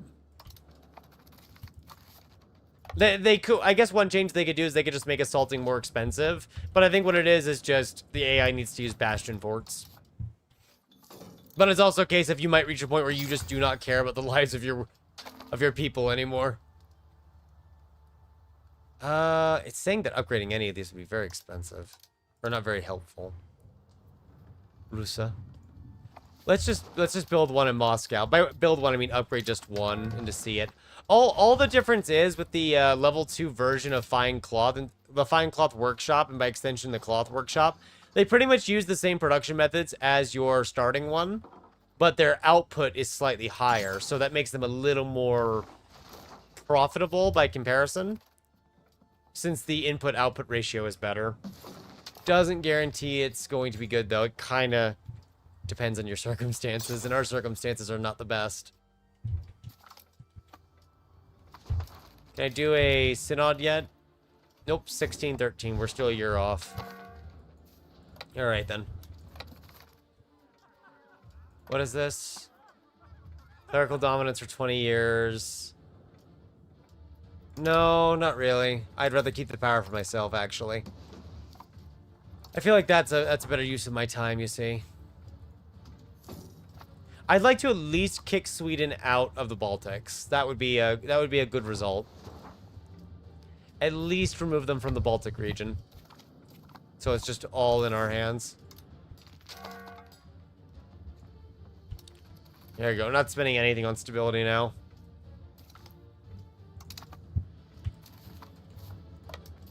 That's just kind of... The merchants have joined against the Cynical Coalition. Oh no, whatever will I do? They're going to throw money at me. We could do the -5 proximity. Yeah, that would partially recover what we've lost, and it would also just help in general. I've just been really liking that 10 research, because we've gotten at least 50 to 60 research points out of it, which has allowed us to catch up to Europe. Despite the fact our tech's just been behind for most of the game. For most of the game that we've played. We still have several hundred years to get through. But it is something we could start considering, since the second that's done, we can just use it again. It would give us a nice chunk of tax base. And the Tsar's dead. Just in time for the 48-year-old Tsar to take over. I'm sure he'll live a long time. Yes. Go ahead. You have actually not joined a foreign order of chivalry, and I like the Hungarian one for the administration. So now you're not completely bad at administration. Congratulations. Your son, on the other hand, is actually better than you. So, yeah. Yeah, we're going there. The only downside is that now I don't have a... Oh, there we go. Member of the Crown. Never mind. Problem solved already. Problem already solved. I still won't agree to peace yet. That's okay. We can fix that by more sieges. We maybe should start considering a navy for Russia at some point. Not quickly, but it could be worth considering at some point here. Yeah, there's like there's no food up here for the army, and I'm not carrying food with me, so they're just starving slowly. Alright, let's see if they'll take peace then. They will. They are willing to negotiate it now. We could actually even... How much of this territory could I seize, actually? If I really wanted to go for it. You could seize a lot because it's not very developed. The problem is just... It upsets a lot of folks. Although a lot of the nations that are upset with us are already upset with us to begin with anyway. Yeah, we probably should get North Russia at some point. How are you gonna build a paved road from Moscow to Vladivostok? That is wild ambition. We will try. We will try. You know, even though we're starving in the snow here, let's keep going. Just a little further, right? That's never gone wrong for anyone. I can't imagine who it's gone wrong for. Just a little further. What could go wrong? Okay, we'll get that in a few months. The Baltic Order I want to wipe out too, just to clean up the map. So right now it doesn't look good. Oh, these Mongolian revoltists are really on my nerves. You know what? You really don't need to stabilize the country anymore. I kind of forgot you were still doing that. I might just have you do integrations like everyone else. That's probably the best thing to have you do. Or do I feel greedy? Do I go for something else here? I think integration might be best. I could do the Papa simulation, but oh, see, I don't know. Maybe that might be best too. At least just start getting some of these areas to be more cooperative. I guess, yeah. That way, certain areas we just integrate, the others we can start accepting. Probably try to work towards that. Oh man, I'm starting to lose a lot of people to attrition out here. Yeah, we're actually losing thousands of people to attrition here, so we might want to stop doing that. So maybe we don't take all of it just yet because I don't have the supplies. Because guess what? I didn't really plan for supplies. We usually don't need them in our wars, but in this case we do. Why are you so enthused? Is it because all of our armies have starved, perhaps? Why is Sweden so gung-ho? Oh, apparently there's allegedly ongoing battles somewhere that's spiking their enthusiasm. And once our armies get back, we should be fine.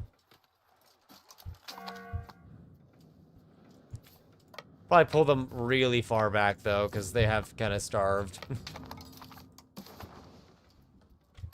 Yeah, what battle is going on right now to make them so happy? None. Oh well. Yeah, we need to Giga Russiaing slowly, yeah. But yeah, we do definitely need to get food carts. Yeah, we've had the cultural hegemony. We're actually using it right now to integrate all of the Smolensk area. Not to integrate, but we are assimilating all of it. Smolenskian is starting to become outnumbered in their own areas, and then we won't need to make it an accepted culture anymore. Okay, so speed of integration, that actually would be useful. So I kind of want the 10 research progress still. We have half of the advances in the Age of Reformation. I kind of want it. December 11th. I don't know what that's going to mean. Oh, yes, Victoria 3's new DLC. You know what's crazy to me as well? In about 2 days, Frostpunk is releasing a DLC that I actually got to try the closed beta for. So I've got several different DLCs to look forward to in December, which is kind of nuts. Oh, Pious Prosperity would give us monthly prosperity. I know we've probably already gone over this already. Okay, let's find our proximity cost. It's over internal affairs, isn't it? It's somewhere around here. It's not taxation. I will find it. It's probably local administration. I know they didn't remove it. I probably am just mousing over it way too much. But it's not a bad idea to look at all of these, yeah. Conversion efforts, pious prosperity. Does give monthly control. Tolerance of the true faith, taxation, those are all good. They're all good. The research one I think really is kind of one of the best here. The cabinet efficiency. Monthly centralization's not bad. Am I going crazy or am I just missing it? I feel like I'm going crazy and I'm suddenly not seeing it. Did they really remove it? I thought we saw it earlier. Yeah, no, I guess they replaced it with cabinet efficiency. It was in local administration. Oh yeah, I guess it was pious prosperity, wasn't it? So that's another nerf then. That's another -5 we can't use, but we weren't using it. They preempted it. They knew what we were planning. Okay. In that case, I'm just gonna take the 10 research because why not? Let's see. Your enthusiasm is at what, 33? Can I crush that? How do I crush that further? Military balance. Okay. All right, time to raise a couple thousand levies. Not to march to war. This is just to make a grand show of things. That way their war enthusiasm dies. What ongoing battles could you possibly... Oh! They're fighting Pskov's navy, and apparently that's causing them to have full war enthusiasm. Which is really weird to me. Okay, let's... I do want to take a lot of these forts. They don't have them and have to make new forts. Kind of like just forcing them to make more. But it is going to create split states, which are not as fun. But I'm thinking kind of something like this, chat. Because what this does is it gives us a lot of forts that Sweden has to now march over and take before they can march through us. Yeah, we could have taken the Pious Prosperity too. We might go over to that soon too. But there we go. More Russia. And more lands that hate us. But, you know, what else is new? Well, you know what? It's A-okay. No one can fight the system. Corrupt bureaucracy for 10 years, -5% tax efficiency. Thanks, game. I love you too. I love you too, game.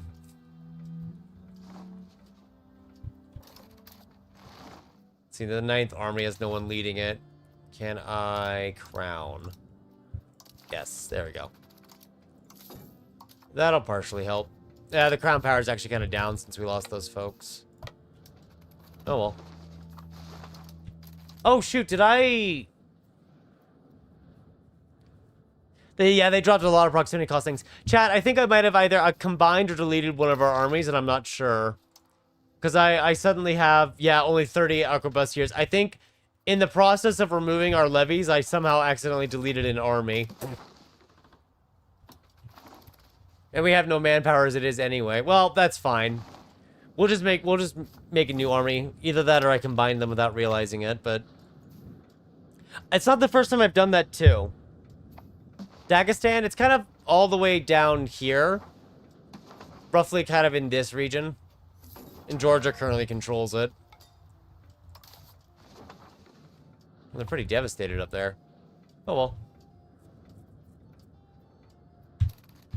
So I've still got the Ivan guy assigned because I figured another event might trigger, but I don't think it is. We'll just use the office to annex Pskov at least. And then once that's done, just kind of go from there. So what this is showing me though, Chad, is that we need to start investing into the barracks because we need a lot more manpower. So we are going to build a lot of those and probably rebuild our 3rd army because we appear to have accidentally deleted it. Either that, or like I said, I might have accidentally combined one of them. I don't think I did, but... I wouldn't put it past me to do something like that and not notice.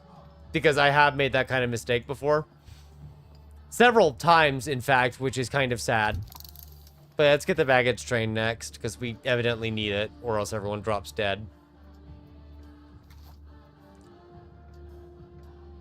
It did mention that he needed to be in the cabinet working this specific cabinet action in the event when it was there when we were mousing over the options. It did specifically state this cabinet action. So that's why I still have him in it, because it did tell us that. So where are we on this? Yeah, Mongolian is now 6%. I still can't accept them, though. Well, I can accept you. You're East Slavic. So that'll make some of this area cored now, which is good. Yeah, there we go. That's a lot of cores. So this whole region just kind of became cored. So a lot of like these 32 zones are about to jump up to almost 50. That's going to help a bit. Not a huge amount, but it's, you know, every little bit counts. Russian writers. We have some artists around. We actually haven't been funding our art that much. They've been kind of suffering. I love how Moscow has 218% food productivity increase despite being a city because of all the irrigation and farmland. I prefer quality over quantity. Thank you very much. Could build more roads, could build more workshops, weapon. You know what? We are going to need some weaponsmiths, probably like 30 of them, because we're about to have a lot of barracks set up. The tanning workshop, I feel like, is a similar boat. I'm not going to spam too many of them, but we are going to get a bunch of them built. There's actually barracks all the way out here, which is probably a good thing. So what are you lacking? Paper. Well, that's nothing new. In fact, you really should be making your own paper. The problem is just you have no control out here, so... yeah. Just make your own paper, because you're literally sitting in a lumber field. There's no reason for you to not make paper. Yeah, the development increases it too. That's why it goes back to that whole thing regarding prosperity, of how high prosperity is good. Oh, did they fix the Kremlin? Oh, yeah. So, for those who don't know, the Kremlin was giving 1%... it was like 1% or 5% local monthly prosperity. They have fixed it. It now only gives 0.1 per level, but you can get 2 levels of it, so. Still kind of funny, but it's not hilariously broken now, at least. No, our 5%, right? They nerfed the Kremlin. How many more Russian nerfs are they going to throw at us while we're playing? And yes, I know we didn't have to play into the opt-in beta, but I wanted to. It's what I did for the last opt-in beta, too, and it was fun. So, of course, we're going to double down and do it again. I'm just kind of glancing around here. Speaking of which... okay, so the fish output here right now, chat, is getting 462% bonuses from the Pomor outpost. It makes almost 6 fish per level. I was told about Malmo, which has a 500% local fish output modifier. I kind of want to seize this location and build outposts, because the production we could get out of it would be a bit ridiculous. What is that food? Wait, the Scone Herring Market gives it a 500% food productivity outpost? Output? Wait, what? Wait, that cannot be on purpose. This place is literally printing food with fishing villages. What the hell? But what? That's more ridiculous than what we're doing over here. I thought what we were doing was silly. Unfortunately, we can't make a fishing village because we're not bordering on... we're not, like, bordering a coastline. Could give it market access, though, which would be nice, at least. I've already lost where it is. Because it's at, what, 68, right? It's only at 68? Dang. Is that with a paved road? That is not with a paved road. Okay. Let's kind of upgrade a lot of the area around Moscow, because that has the best potentials. And, oh yes, census conducting. I need my pop growth after they nerfed it. Sure, aristocratic support for outward. And then we'll just let it run in the background for now and decide what we'll do from there. 500% our way out of the little ice age. Well, for some areas it will be. Oh, smallpox. Cool.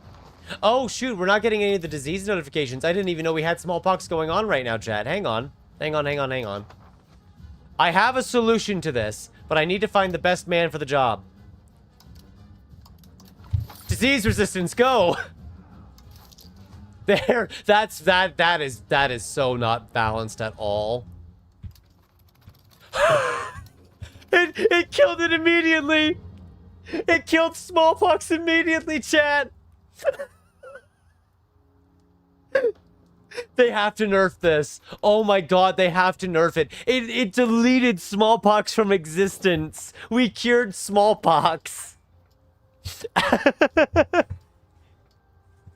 Oh my god, that cabinet action is ridiculous. 73% disease resistance. Disease is just gone.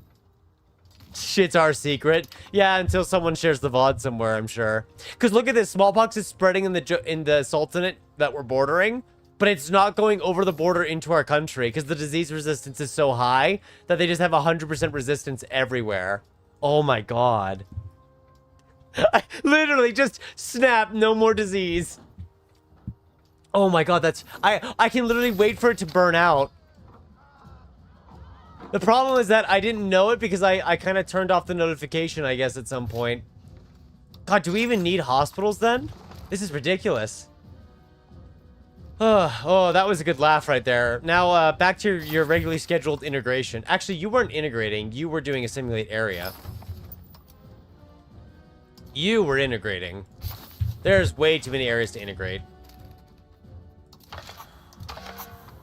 Do I just let this pass for the stability?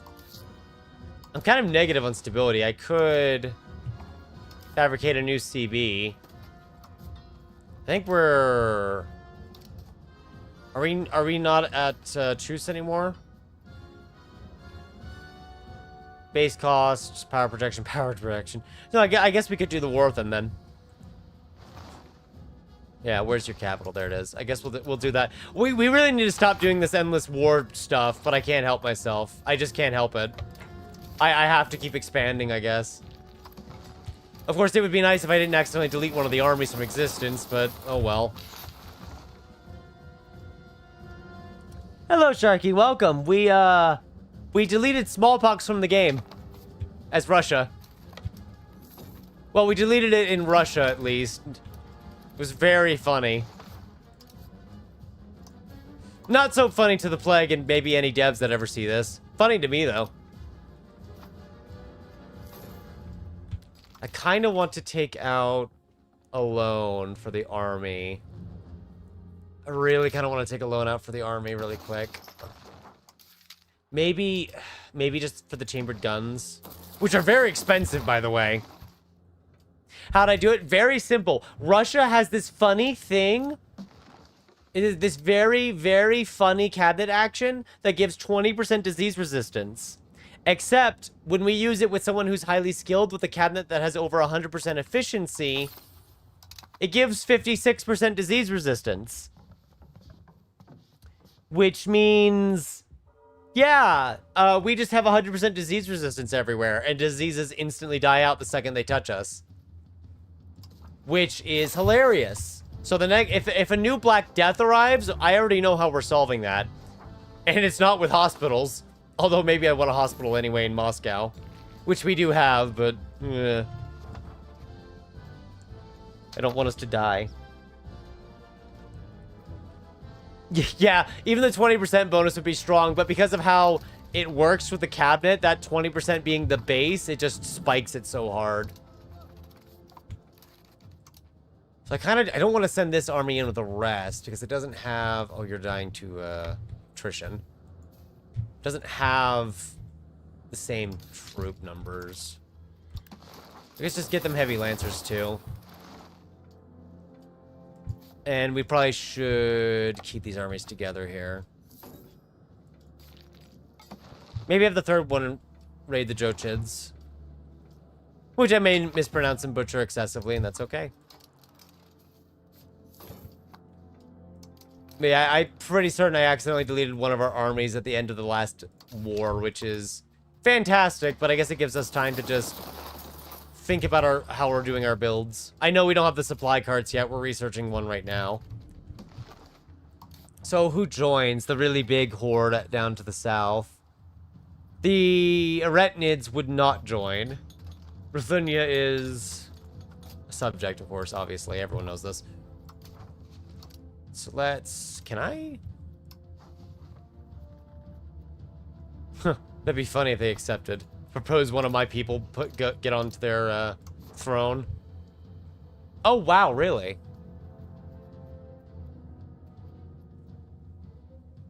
Really? Maybe I claimed the wrong... I must have claimed the wrong area. Yeah, I did. That's what happened.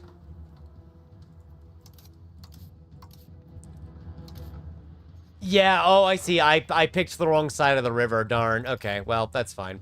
We'll just take the plus 25 CB then.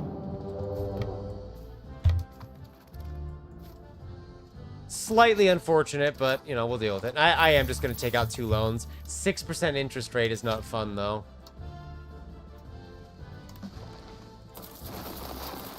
It's not fun, but I do it for the good of Russia.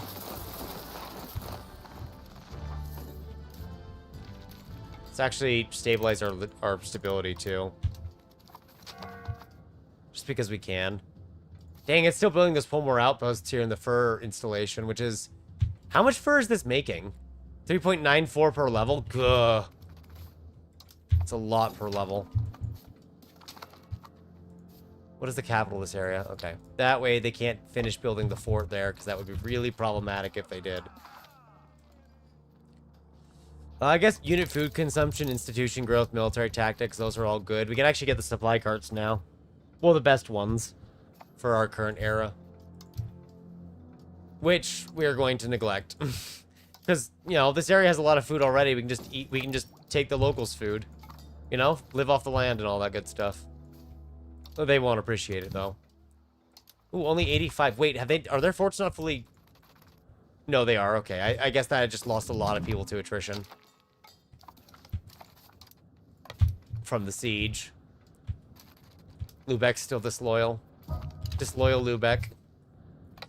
Oh, well. Trying to kind of just quick siege some of this before they can get everything else together. Yeah, I'll take that. That's just free satisfaction for the peasantry. Their capital's fort's not even fully manned, so we can just quickly seize it before they're any of the wiser. And then our third army, now that it's actually assembled with a proper force, including 3,000 cavalry, that can actually fight them. We are taking notable casualties in these fights. But we're definitely winning these fights, though. Yeah. We're just facing more regulars lately, which is why it doesn't go as one-sidedly as it used to. Which is fine. At least that means the AI is actually making confident divisions. Somewhat confident. Yeah, it would be nice for more nations to have cabinet flavor like Russia does. I would enjoy that. They have a lot. Not to mention the several unique government reforms they also have on top of it. How much religious influence are we sitting on? Do I even need this? I guess I... Is that the religious influence we're spending here? Yes. I guess we'll get it then. Just...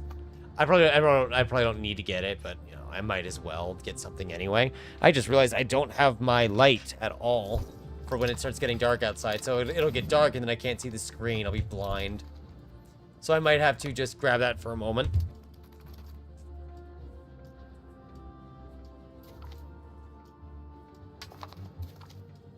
Okay, there we go, chat. I'm not gonna go blind now. My light's on, so I can actually see for when the sun goes down. Because otherwise, I'm not gonna be able to see anything, and eventually, I'm just gonna be staring at a screen in the dark, and that's painful. Yeah. Right over here, they were actually trying to build a castle, and we kind of quick sieged that down so they couldn't get it built. Because I saw what they were trying to do, and I didn't want to let them do it. We should be able to win that. Oh, yeah. Yep, easily. We are taking attrition thanks to the snow, so I can't replenish. But that's okay. Do you actually need to go siege the Horde down afterwards, because technically they're the target, so I am going to send our weakest army over there to deal with them, because I only need the weakest army. The others will continue their work over here, sieging the area down and forcing their capitulation. So let's just quick rush to that so you can get over there. There we go. Because I am going to need to take the area we targeted and may as well seize their capital while we're over there so they don't have it anymore to use. What is our Moscow trade looking like now? It's using almost all of its 829 trade capacity, which is very good. That's including, obviously, the 82 we self-assigned to import lead, because for whatever reason, they did not want to import the lead, even though we really needed the lead for all of our printing. Which we actually do have a surplus of books now. That's nice. I could just sit on the money, but I really should spend it. Or we could just keep sitting on it. You know what? Let's get more fine cloth. Our merchants and nobles deserve only the highest, cheapest quality. It's a very high quality, but it's also very cheap. We could use the levies to help siege it, but I kind of... What I like to do, even though it might not be the best, is I like to eventually move to a regular-only system of troops, of just not really using any levies. I do raise the levies to pressure them into surrendering to knock their war exhaustion down when they outnumber me heavily, which we will have to do later. But I try to not actually use them in the fights. Especially since as time goes on, they tend to get weaker and die more easily, and that's not good. Oh, sorry, I thought we were still... It was paused.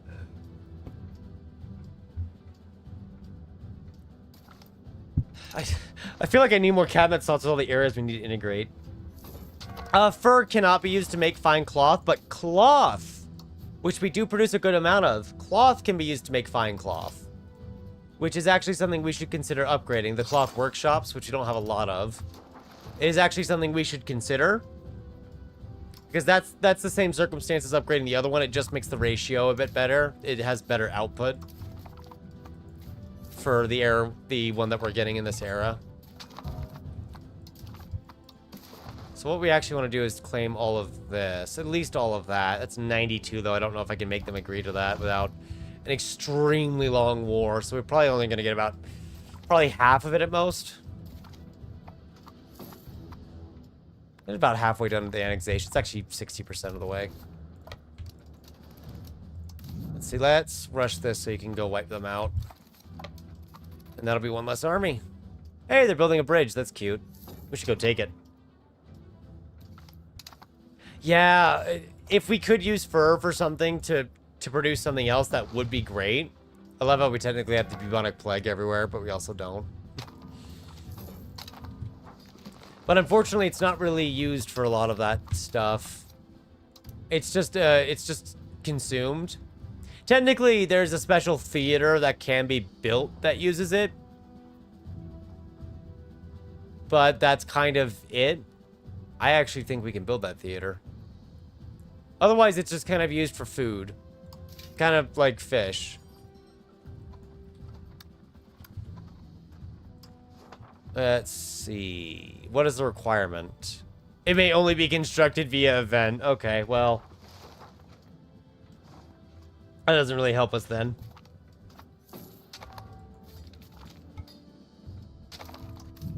Oh, I always get nervous when that lag spike happens, because sometimes it's doing it because someone just declared a big war. Usually on you, but I guess they could technically be on other AIs. Oh, good, they've started to enslave people. So what, they're probably all the way over here? Yeah, that's what I figured. Preying on the people who can't fight back. At least give them a sword before you murder them.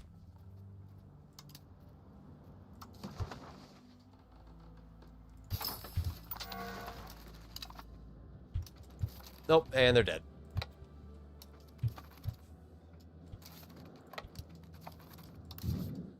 Yep, this is really just a lot of a time to siege now. Would this technically qualify as the time of trouble still, since people are dying en masse and there was disease earlier? I suppose so, if you count the disease. You're not dying to disease, are you? No, just peasants dying as soldiers. Peasant soldiers, if you will.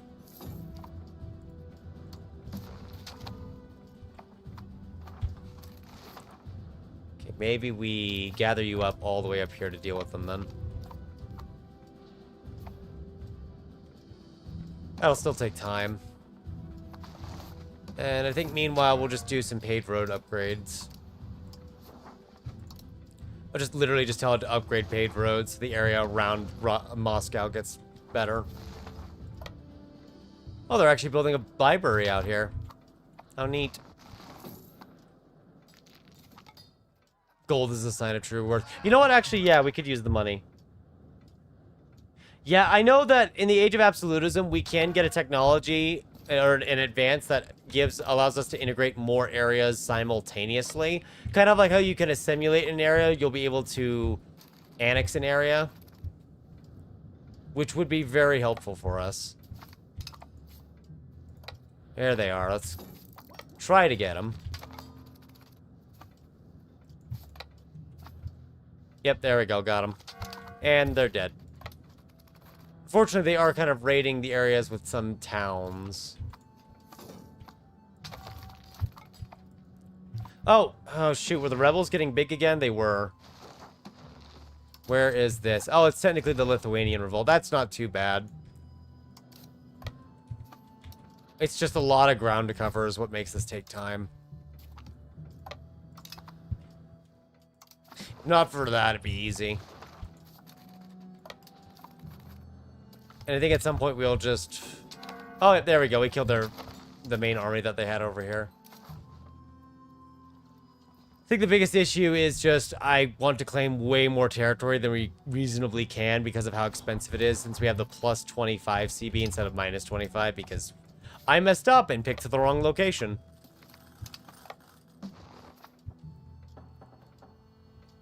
Yes, our speed expensive roads help them go faster, so they can cover more ground at once and then be told off about how they failed to defend that one village anyway.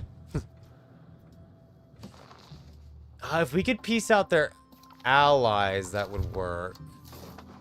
I don't think we can, though. I'm pretty sure they want to stay in this fight because their enthusiasm's pretty high, yeah. I don't want to liberate those areas because then they can just raid them again. I'd rather just leave it as it is for now. See, just take the... Prioritize just taking the forts, because eventually they'll just give in then. We don't have to actually take everything. And then I believe their army's just dead, personally. Yeah.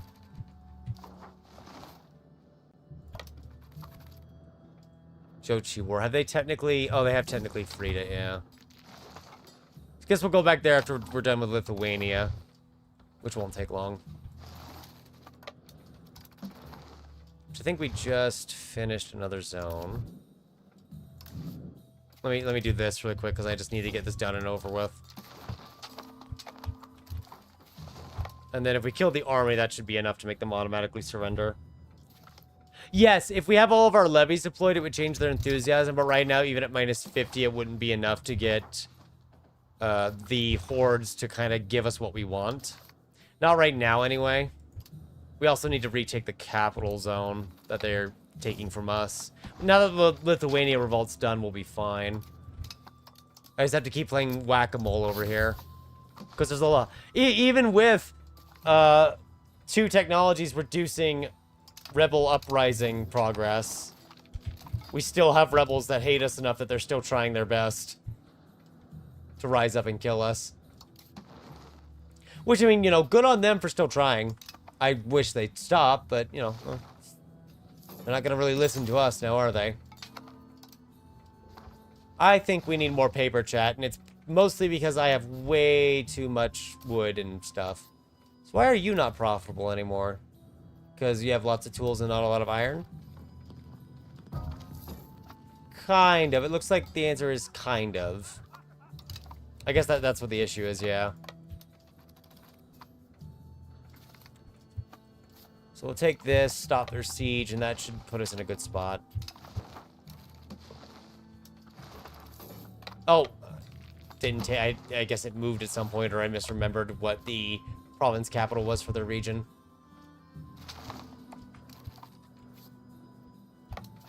Let's actually take that and push them back here. Oh. It literally came up as I was clicking. Do we go back to any Age of Discovery techs? I mean, there's a 20% lead tech, but we only have a single lead RGO. And I don't want to do it for one lead RGO. That doesn't scream valuable to me. Especially not when I can now import a good amount of lead anyway. I wish I could import lead RGOs. That'd make this so much easier. I'll just pop in a new lead RGO and make everything better. Just seeing if there's any technologies in these trees that we might want to grab quickly. Technically, there's the native policy we could grab. An exploration by the Cossacks. But we don't really need those. They're not particularly important in any way. There is the construction speed from the Mason Guilds, actually. I will go grab for that, just so we can build things a bit faster. Get nuked by the winter a little less often, maybe. So, your enthusiasm is minus 28, so we can probably flip it all the way to what? Plus 50. That'd get us most of the way there, but not all the way there.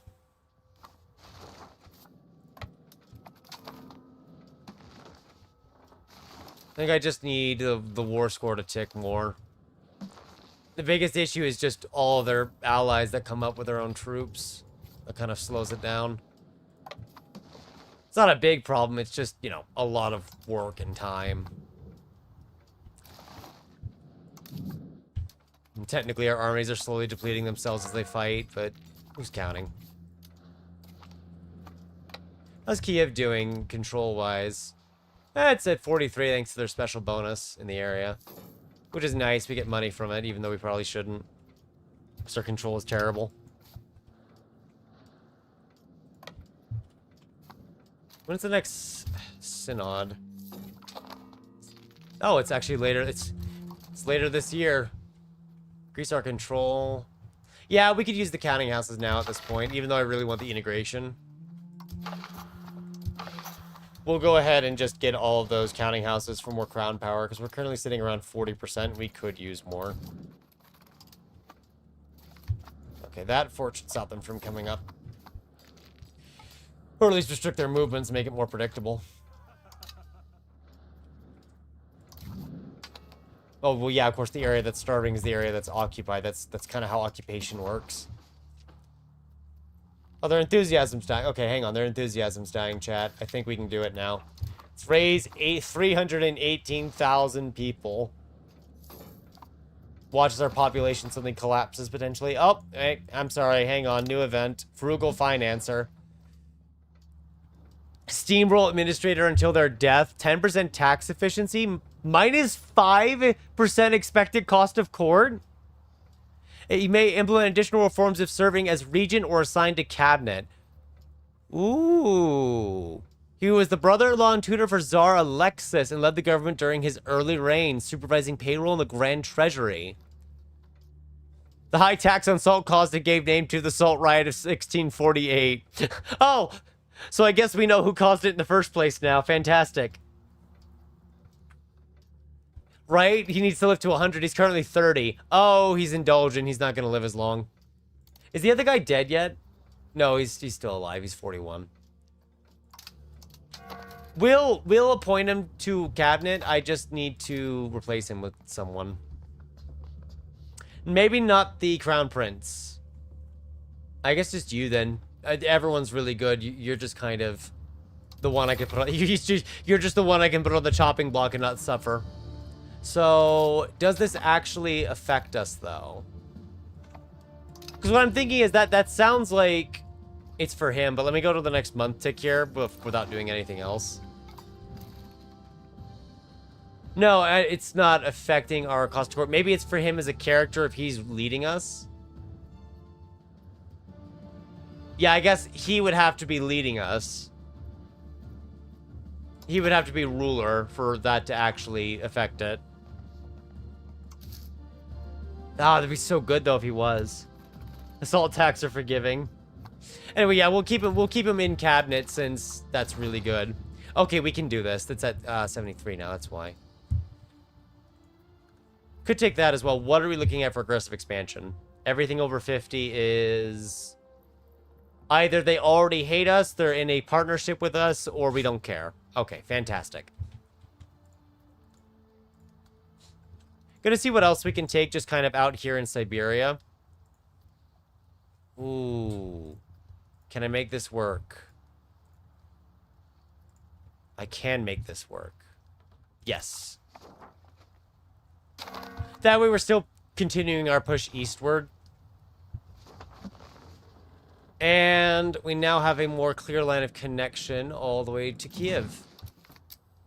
Let's disband the levy so we can get 318,000 pops back, or so. Depending on how many of them actually make it home. Oh, are you really going to tell me that's not the fastest path and that there's an even faster path and we can't get to it? Of course you are. Well, you know what? For now, we're just gonna build a road directly down here, and you're just gonna deal with it, game. You're just gonna deal with it.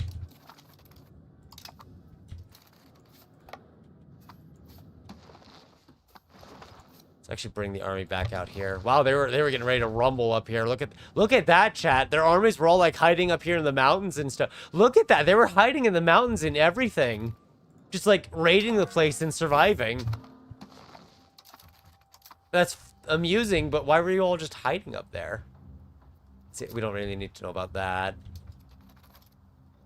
We don't care about that.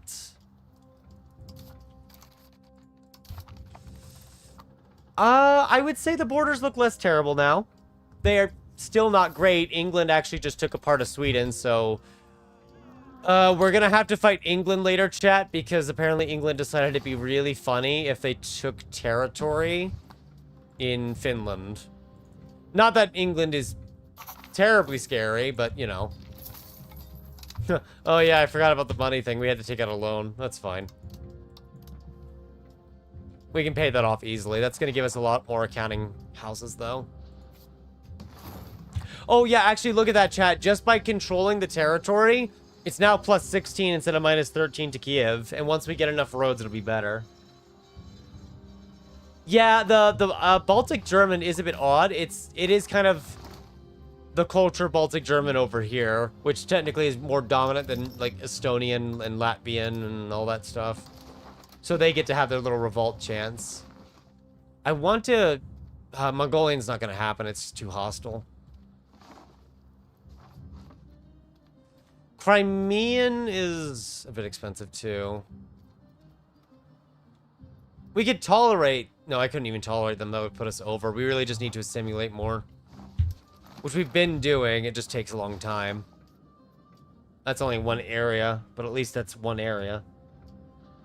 Yeah, they have basically no control over here. They did make a subject too, which technically has control, but it's just a just a subject. It won't be that hard to overrun ourselves. If we could integrate a lot of the area, it would probably be more stable. And a lot of these areas are kind of sitting at 99 because of just discontent. But hey, we have paper. Horrendously cheap paper, which actually uses cloth. Okay. Alright. Gears are slowly turning. I know we could pay off the debt, chat, but I just want to build more cloth. You know, I've got to make the economy grow. Got to get to that 4,000 tax base.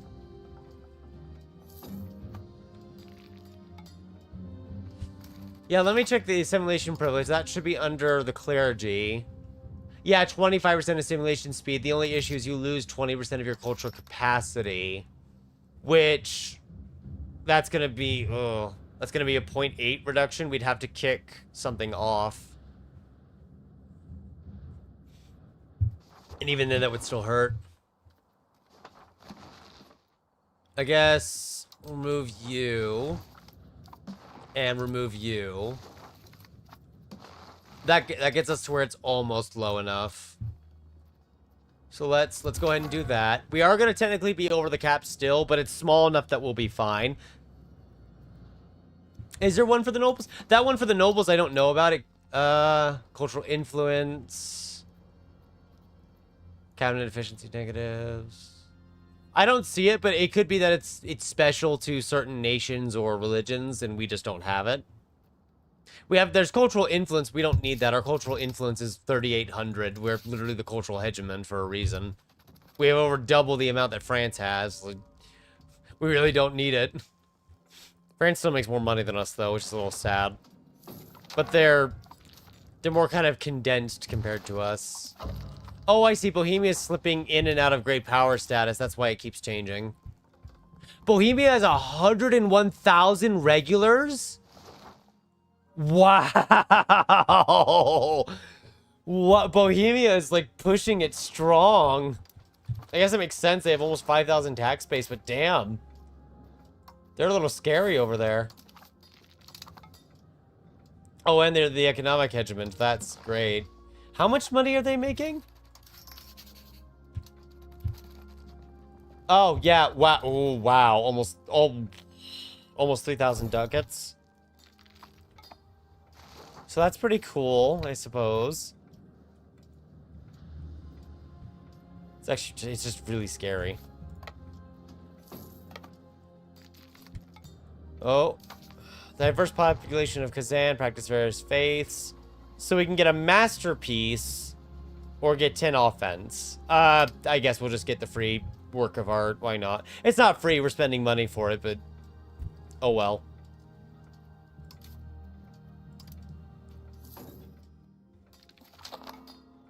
There we go. 10% construction speed so we can build things faster. Because why not? We could grab the furniture workshop, I suppose. Yeah, why not? We'll grab the furniture workshop. We should probably start going down this path, actually. Because we can get the dyes workshop, too, to make more dye. Because we have some of the resources for it. But more importantly, we can go down to the area to get trade maintenance and trade range. And then the customs house is just more market attraction. I've not used trade companies yet, so I'm not sure how good or bad they are. I also know there's kind of restrictions on where you can establish them. So I don't know if we'll be able to actually use them. 10,000 debt. I should probably pay that off at some point. As soon as our cost of court goes back down for recovering. Yeah, there we go. Overcultural limits already dropped to 0.01 from 0.02, so it'll just slowly fade into obscurity here as time goes on. Yeah, if we stay around 40% crown power, that's not bad. The Age of Absolutism is going to give us minus 10% satisfaction, but that's nowhere near as bad as the minus 25 we were facing, which was way worse. Compared to that, minus 10 is going to be nothing. Yeah, if I can pay off the interest here, we can keep our ducats over 1,000. Oh, my beautiful roads are just not built up enough, though.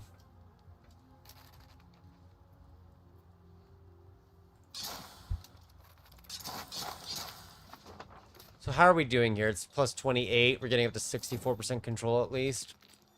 Well, at least that means we can get a good amount of tax from it. Alright, time to whack-a-mole the Baltic Germans next. Just to keep it all down.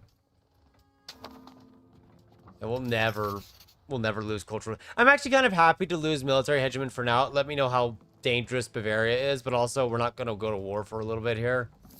So having 1% less cost to court from it is nice. The austerity measures of Boris. Oh, is this our, yeah, special character? Layoffs and salary cuts to strengthen the treasury. Reduce government expenses for 5 years. That's a cabinet seat loss. That's terrible. The hands of Boris become somewhat tied as power is shifted away from the state. Oh, let me guess.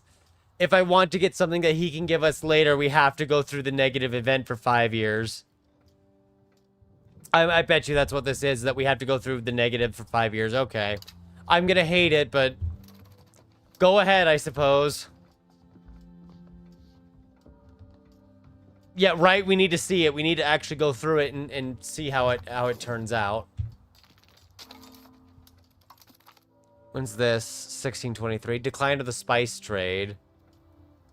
Actually losing pepper and cloves demand. Huh. That's fine, I guess. I'm not going to complain about it. I'm just glad we were able to import all that lead. So our books are actually... the lead's still expensive. It's just less awful. The dogs are saying hello. And now we got the Spice Must Flow achievement unlocked yet again. I guess now we get the clothes trade. That doesn't add up, but okay. The noble sultan. Hey, a commoner. Let's just appoint him for fun. Probably shouldn't, but I think it'd be amusing. So, let's see. Okay, I wanted to make sure I didn't mess up any actions, because I know he had finished integrating, and I had to check things real quick. Lithuania is still a somewhat dangerous nation, but yeah, it's lost a lot of its tax base, and its population has shrunk again. Still has 4 million people, though. Hey, we border Russia. Not Russia, we're Russia. I meant Hungary. Jesus. I'm trying to find too many things to talk about. Felt hats again. I don't think felt hats is going to solve the the problems here, but okay.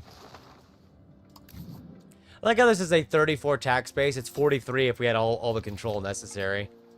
It's got the charcoal kiln as well to make all that coal.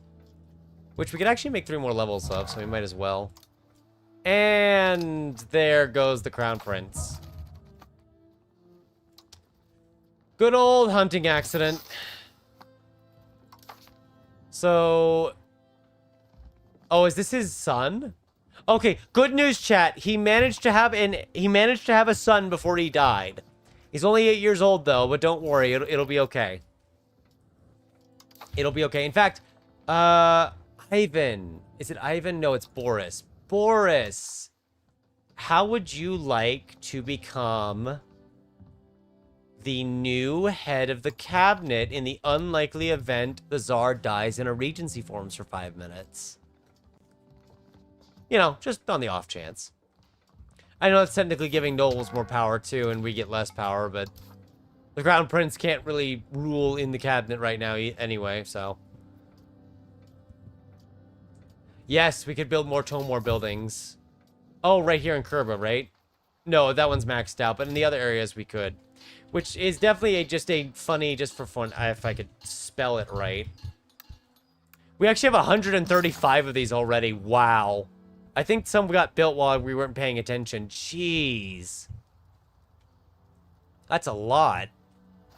This one, this has like 6 right here. It can go up to 12. Let's search up fur really quick, actually, chat. This is not the right production method. Fur and fish, really, but mostly fur. Because what I'm thinking is, let's mass expand. That is so many fur RGOs. I mean, I knew it was a lot, but that's just so many fur RGOs. My god. Some of them go up to level 14 and have only 1 Pomor outpost.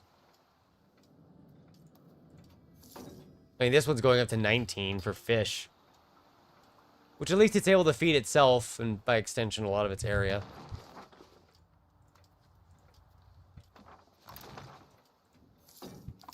Let's build you up a bit, because I can use the edict here later. I feel like we should be having more exports for fur, given how much we can make, but maybe I just haven't invested enough into the production yet. Because it's been cheap all game, is what I've noticed. There probably is. Yeah, there are things like iron, salt, copper, although some of the iron provinces we might just build into towns later, given where they are. But right now, there are so many town locations to still build, we can probably just mass upgrade certain areas and not care. And I'm just telling it to upgrade where it can that makes money. At the minimum, just makes money. We haven't really touched these in a while, so we may as well just do them now. And if we lose some levels from urbanization later, it'll be fine. By then, we probably wouldn't have needed them anyway. Alright, you're finished assimilating 1 location. Which is better than no locations, I should say. I love how you can't assimilate in a lot of these areas, because there's no culture other than Muscovite. It's only Muscovite. So let's keep working on over here, then. I need to get all of this to become integrated and slowly wash the cultures away over there. Not violently, mind you, just, you know. We need to make room, you could say. More Muscovite is needed.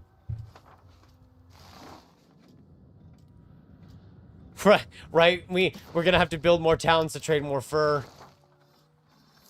Speaking of which, why not build more merchant quarters while we're at it, even though they're very expensive? They feel expensive, at least. The Age of Reformation ending will be sad, though, because we are going to lose the 25% trade maintenance cost reduction it provides. Which will be very sad. How's the Reformation doing? It's very red. I don't think it means much, though. It just means there's a lot of people here. Let me just search up workshop. Furniture workshop. We are going to build a few of those just to get an idea of how it looks. But it looks like some of them can get at least a ducat or more. Because I know furniture... we actually need very little of in certain areas, interestingly enough. I was going to say they should be cheap because we can make lumber with ease. And we're going to be researching how to make better dyes soon. Yeah, they always give profit, at least with the RGOs. And of course, like I said, later, in areas like this, we've already built towns on. In the other locations, we'll probably build towns here later, so we will lose some levels. But I feel like that's fine. In fact, there's a river in this sector, so we're just going to kind of start building it up. We have so much of these resources, I honestly could just lose some of them and not actually suffer in the end. And the towns themselves are kind of cheap to build at this point. Ooh, horses.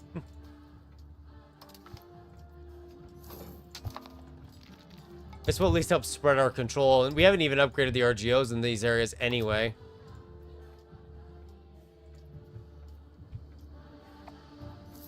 Why not have even more towns? The build-up never ends, right? Yes, I do want to get more cities because that allows us to build more pound lock canals. But of course, I can't see the river map mode anymore. And there's no button to just mass upgrade towns and mass upgrade to cities. But, you know, I'm nitpicking at things I'd love to have in the game. That would make it better for me personally. That does not necessarily mean it's a high priority that should be met. It would just make me have more fun in the game. Oh yeah, we could have done our synod about a year ago. I actually forgot about it. Whoops. I'm sure it'll be fine.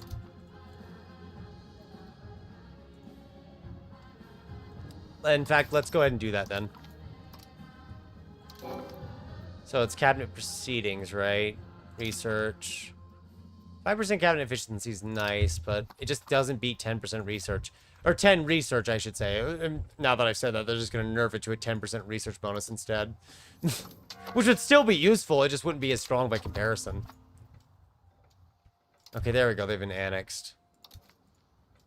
Which means I don't... Well, I guess I'll just leave you on it for now until you die, and then I can just replace you and not build it again. We at least got all of their locations as cores. If I can find the right button. Well, I got some of it as cores, actually. Other bits of it, they never got to core, so it wasn't a core. Oh, well.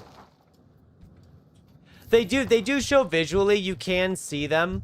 Like, you can kind of see the river flowing right here to follow it. But it was a lot easier when you could just open up the map mode and see where all the areas are affected by rivers immediately. Now you're going to have to, like, nitpick and zoom in all the way and follow the river to figure it out. Which you can do. You can very much do that. It's just not my preference. But, yeah, we can do it.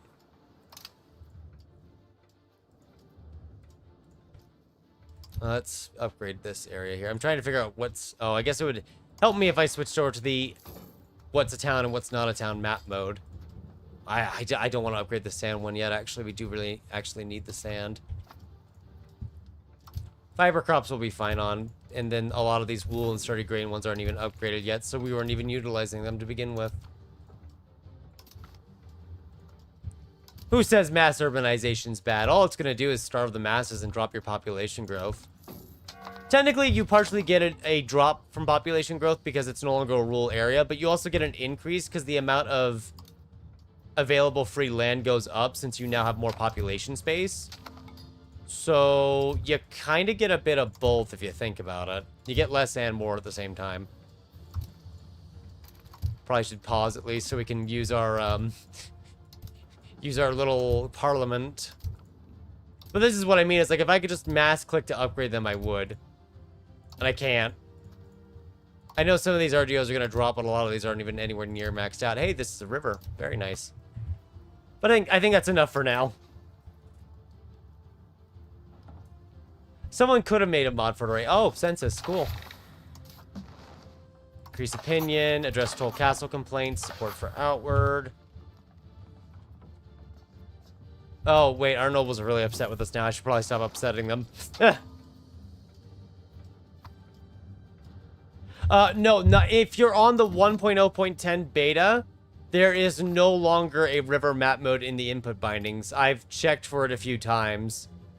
It's no longer down here in the bindings for all the different toggles, like tax-based and pop building-based countries. As you can see here, like roads, there's nothing. Well, there's nothing here around roads, raw materials. If you scroll down further, it's still not right here either. And then a bit further down, truces, power projection, fortification, supplies, regions. Climate, vegetation, topography.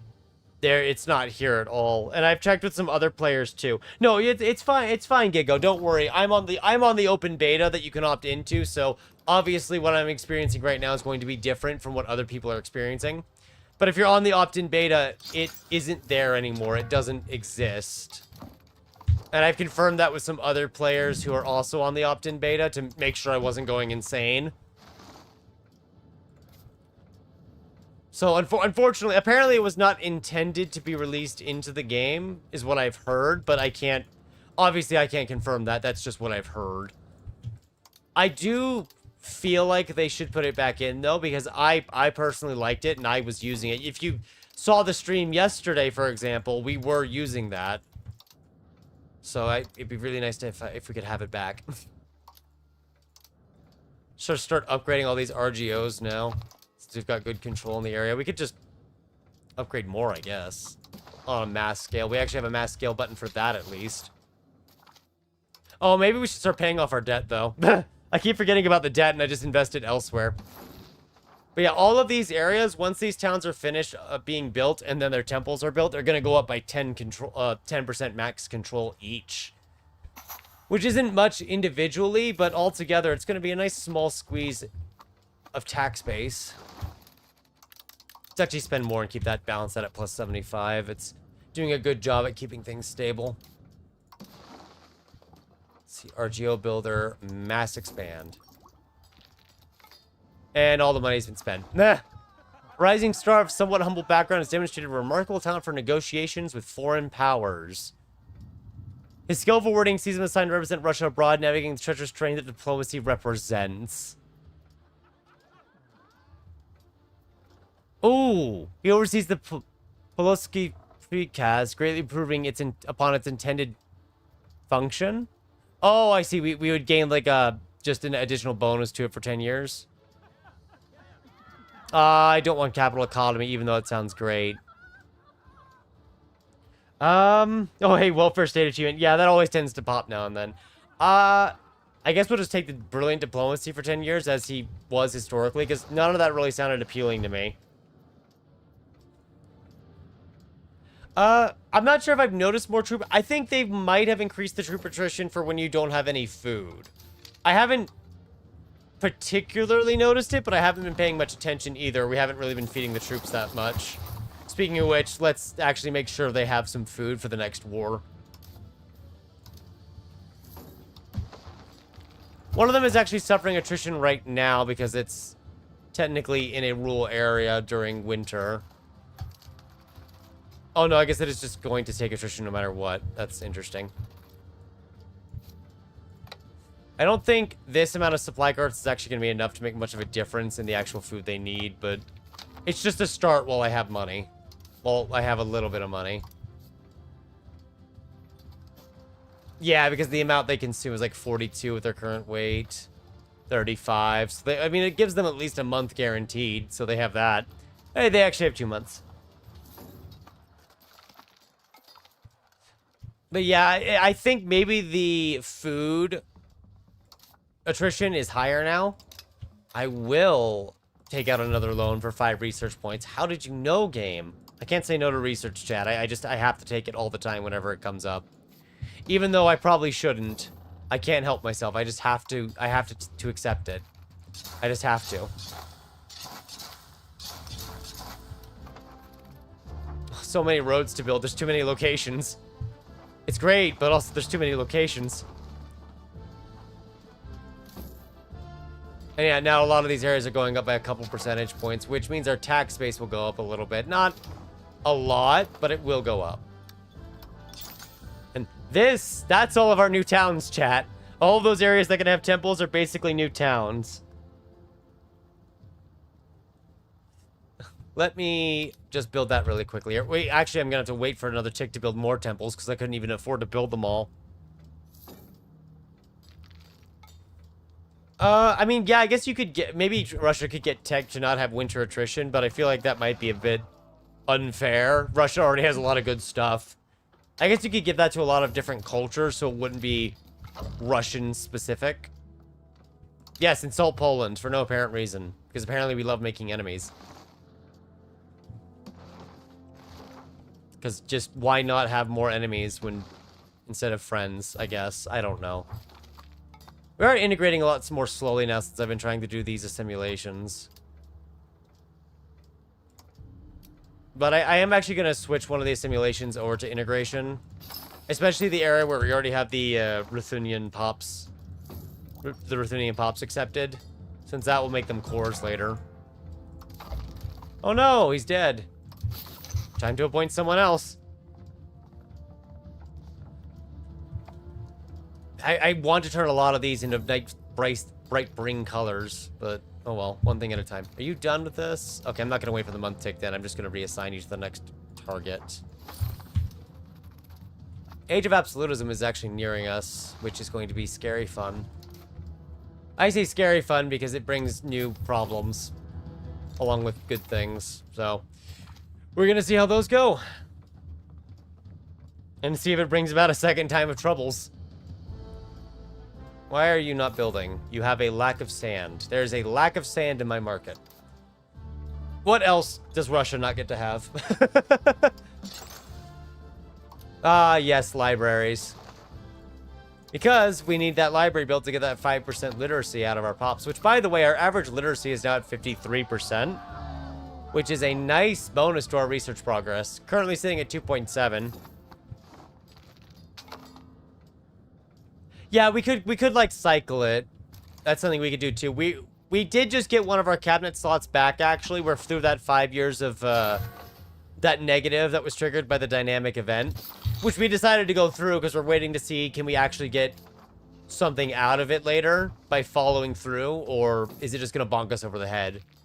I don't know, but I can't wait to find out. It's probably just gonna bonk us on the head for no gain. And of course, now we're going to want to get more books because we're building libraries and we're going to have more library maintenance so we can actually afford to have more books, even though the demand's going to drop like a rock as soon as we're not making libraries anymore. Oh, yeah, we could, so we technically decided we're not going to switch off Orthodox. Technically, Orthodox is giving us a couple of benefits, like 0.01% pop growth, as well as by being the leader of this international organization, we get 0.05 legitimacy and prestige. The legitimacy is what I'm really wanting out of it. There's also just a number of good technologies that Orthodox specifically gets. One of them, I think it's in the Age of Discovery, and it's building cost. Where is it? Oh yeah, here it is. Heavenly Architecture. Orthodox specifically gets it. It's minus 5% building cost. So on top of the other technologies we got, we have basically minus 25% building cost in our towns and cities, which is really nice. So it makes buildings like counting offices or counting houses a lot cheaper. Let me just, I want to find one here real quick and show you. So the counting house has a base market cost of 400. Way up here with masonry and masonry and glass above their expense price. We're building it for 249 ducats. Yeah, so I would kind of like to switch to a Protestant religion for all the literacy bonuses and the proximity cost reduction they can get. But I'm gonna stick with Orthodox partially to LARP, primarily because it has some good benefits of its own, and I don't want to just say both Orthodoxy and Christianity are bad. Speaking of which, I am now going to murder the masonry market. Because if masonry is starting to get up there in cost, which might be because we're already building libraries. It is mainly because we're building libraries. I just want to crash the price really hard to make things really cheap to build. Because it's just something that you always need. So I figured just why not get more of it? Could make more guns. Ignore the slave market thing. That doesn't exist right there at all. Actually, where are these? One of them is right here. Sorry, I'm having to think of something really quickly here, chat. Okay. Okay, where are all the slave markets? Because maybe I can do something really funny here if there's a lot of them still. They're all kind of like out there, out here. There's one way down here in Saratov. Okay. So Moscow technically has access. What actually can reach down here? I don't think any of them can reach down here yet, which is unfortunate. I was going to do something very funny, chat. I was going to It's gonna do something very funny, and it involved importing lots of slaves. What does that look like right now, though? Okay, like, there's a lot down here. There's not a lot here. Okay. Yeah, they are kind of stronger than Orthodox, too, but I am glad Orthodox has some of its own good things. Even if they nerfed the pop growth on it, because I guess it was too high for their liking. Which, fair enough, I guess. I just want more pop growth. I'm a little befuddled by the fact that hospitals don't give any pop growth, considering they literally increase character life expectancy, but I think that's just nitpicking the game at this point unnecessarily. Is there a disease running amok? There is. Okay. Chat, smallpox is back. It's time to activate our defenses. It is time. I need to find someone better at this job, actually. Hang on. It's time to say goodbye to smallpox once again. So, chat, now you see it, right? Now you see smallpox. It's right there. It's infecting people. It's killed several thousand pops in one go. It's getting ready to spread further inward. Now just watch. Where'd it go, chat? Where's smallpox? It's gone. Smallpox is suddenly gone now. With a snap of our fingers, we have eradicated smallpox. Yeah, Byzantium is in a challenging start position given its circumstances, but it has a lot of benefits it can utilize from, if given the opportunity to survive. I hate and love the fact that that cabinet action makes us immune to disease. It is definitely not working as intended. I think they need to drop the I think the base disease resistance has to be dropped to at least +10, maybe drop it closer to plus like 5. So that way you're still getting a 10 to 15% disease resistance out of it, which is still really good. But it's not so undeniably overpowered that it just kills disease outright. It's like we invented antibiotics hundreds of years ahead of time. That's what it feels like. That's how fast it's just wiping it out. I don't think I need anything here. Oh, you know what? We are missing about 20 points into land. Outward is kind of maxed out. I'm just seeing if there's anything to move here. Honestly, not really. It'd be better to just get back to integrations instead of doing the disease resistance, now that the diseases have kind of vanished. Yeah, I agree. I feel like the base for that disease resistance boosting should be 5%. 20% is way too strong, because once you have a cabinet efficiency of over 100%, which you can get by the Reformation age, it's just really powerful. It really is just too powerful. Hurtful trade policies. Oh, they want trade monopolies. That's a good joke. You're very funny. Get out. Get out of our chambers. You're not getting this privilege.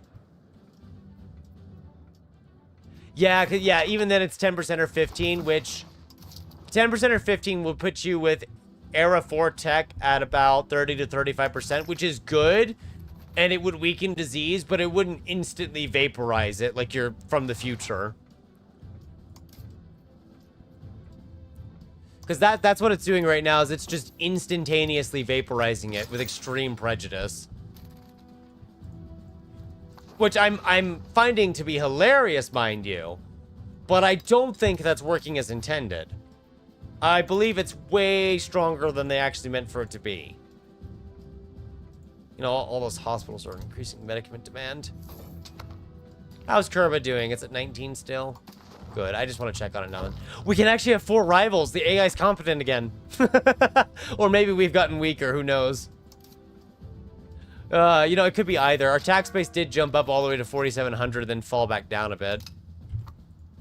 Which I'm not too surprised by. It means our tax base has actually caught up to Bohemia's. Which I'm definitely happy about. You know what I think we need more of, chat? I think we need more towns. I think we need more roads, too, mind you. I'm just pivoting to things we don't need that I keep thinking we need. When in reality, I really need to get a road all the way down to Crimea. Can I get a road all the way down to Crimea? I can. Fantastic. All the way down there. So expensive.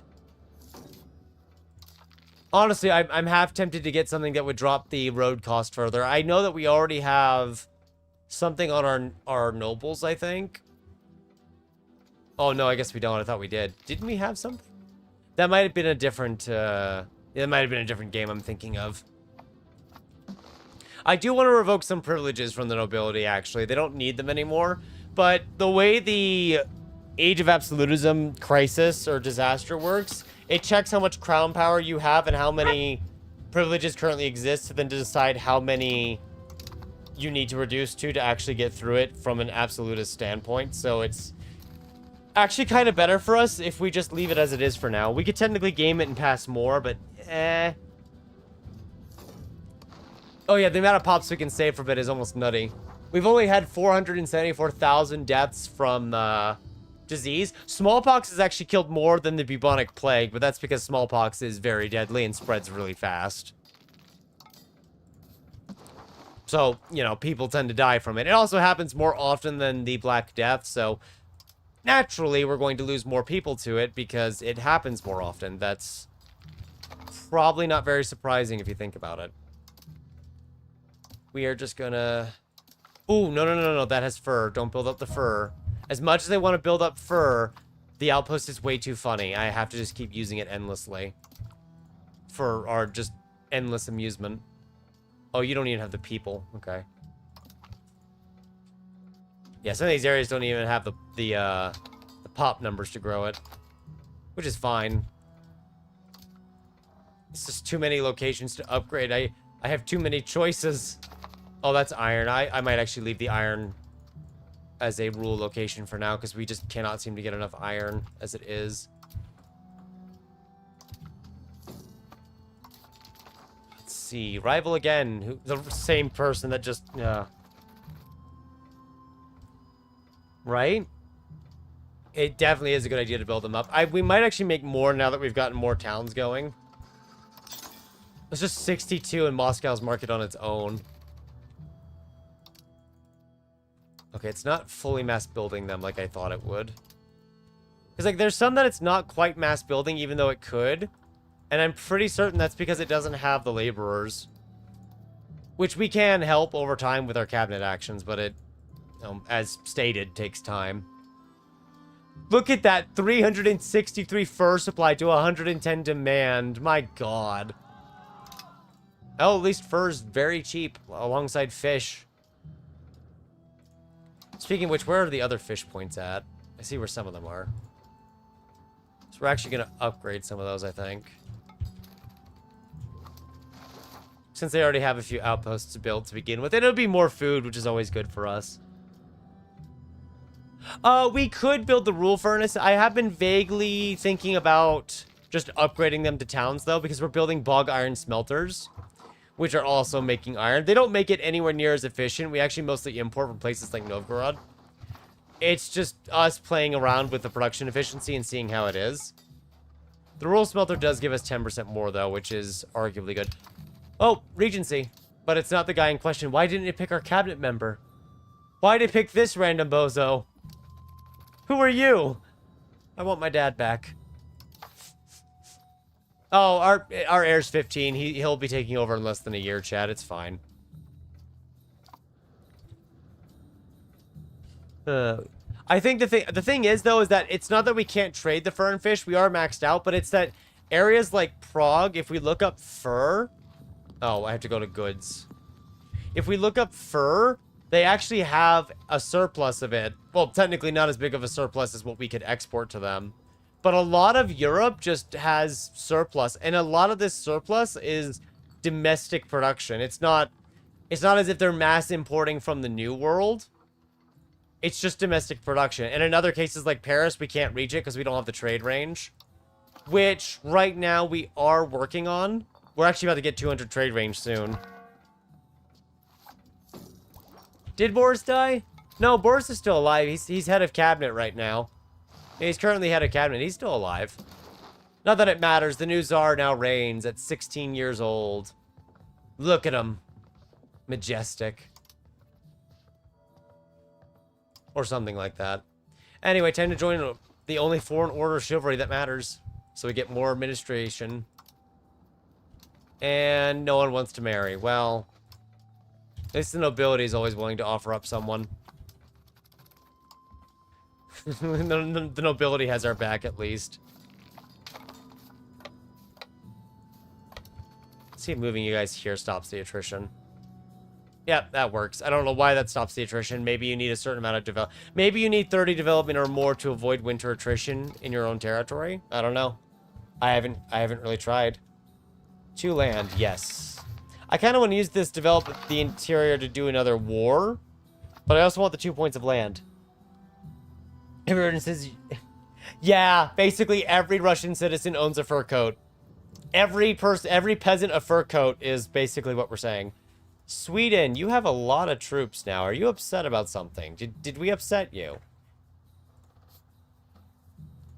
We could do a quick war with England, actually, to seize the territories they took. I just don't think it'd be worth it.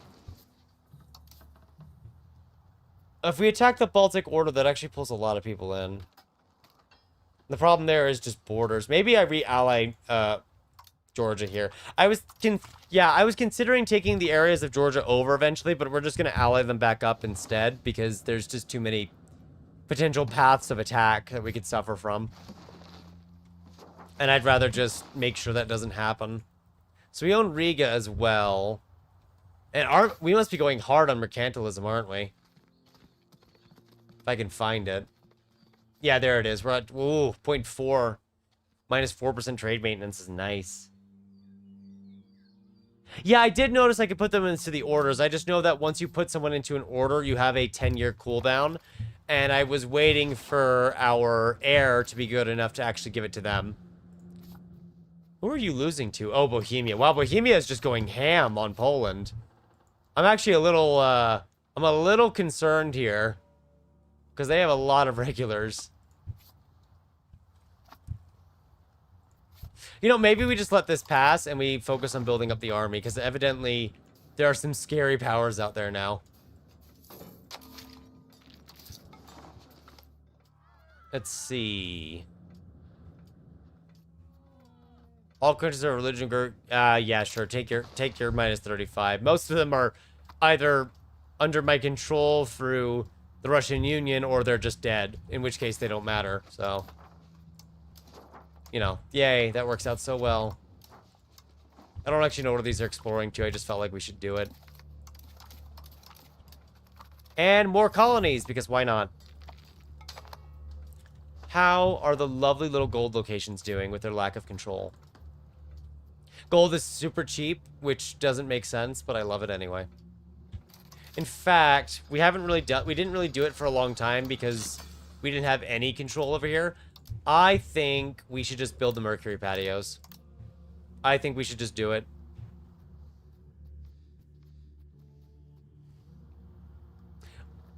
Hang on, I was gonna say, wait a minute, that's not right. There's more places that Mercury patios can be built in. Okay, yeah, there we go. I was gonna say, I know we have more gold over here than that. There's a lot of iron over here, too, which would be great to develop. Let's see if we can't get more roads out there. More extremely expensive roads, I might add. Good God.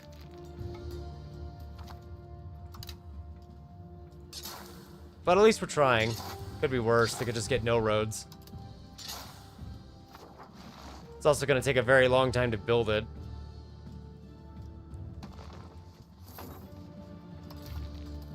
Let's see. 1634. I hope we can get the trade maintenance research done before the Age of Reformation. Oh yeah, no, we'll get it. It's literally the next tech. We'll get it. No problem. And 2 land is literally 0.2% proximity cost reduction, which around Moscow, that's not going to mean much, but way out here, that's actually going to mean a lot. Except it isn't reaching enough yet, it looks like. It almost is reaching enough, though, to where the bailiffs don't matter. Oh, tribesmen wait a minute. I didn't realize that. Tribesmen increase it? Okay. I know we've got an active situation right now where we're actually preventing tribesmen from assimilating. Well, I don't think it's fully forbidding it, right? Let's actually watch that here. So we might force some of them to assimilate. I will just kind of patiently watch this here and see if it works. But I didn't know tribesmen increased your proximity cost through a location. I guess it makes sense when you think about it, but I didn't realize. Yeah, so let me guess. I know we have a privilege active. It straight up blocks their promotion. I might need to revoke that temporarily.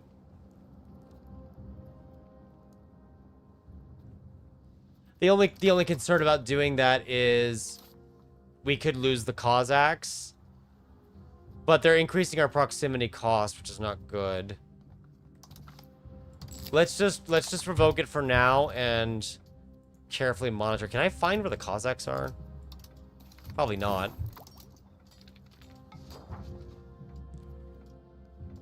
Okay, most of them are in Belgorod. Oh, and are they considered the tribesmen here? So is it just like the tribesmen? Yeah, okay, so if we do let this continue, we'd eventually lose them. So we have to, what, turn this on and turn this off again? Well, that's a little troubling. I think I can combine this with something else, though. Where is urbanization? Because I think if I couple this with urbanization, we can probably make them promote very fast in one area before the Cossacks run out. Cossacks are a different thing, but all of the Cossack pops... There we go, that's working as I hoped. All of the Cossack pops are tribesmen. That's the issue here. But if I give the privilege to prevent their assimilation, I can't assimilate any tribesmen anywhere. That's including the tribesmen all the way up here who are causing proximity cost issues. So what we're doing right now is just rapidly assimilating some up here, and then we're just going to give the privilege back. Because right now, if we look for a path point here... It's actually going around that point because of the tribesmen, huh? Because earlier, I don't know if it was Perm or somewhere else, but we found an area was actually getting proximity cost increase because of tribesmen. And I wouldn't be surprised at all if some of our paths are actually avoiding where the tribesmen are, because it's just not as efficient in the long run. That's just forest. So what we're trying to do is just quickly assimilate some of the tribesmen areas that are on the way to Perm. Because there's a lot of them over here. And I do mean there's genuinely a lot of them. But I want to maintain the Cossack ones, so we're having to be quick about this. I have to keep more than one pop existing. But yeah, because it was about 24%, which is effectively a forest. Which I definitely am not a fan of.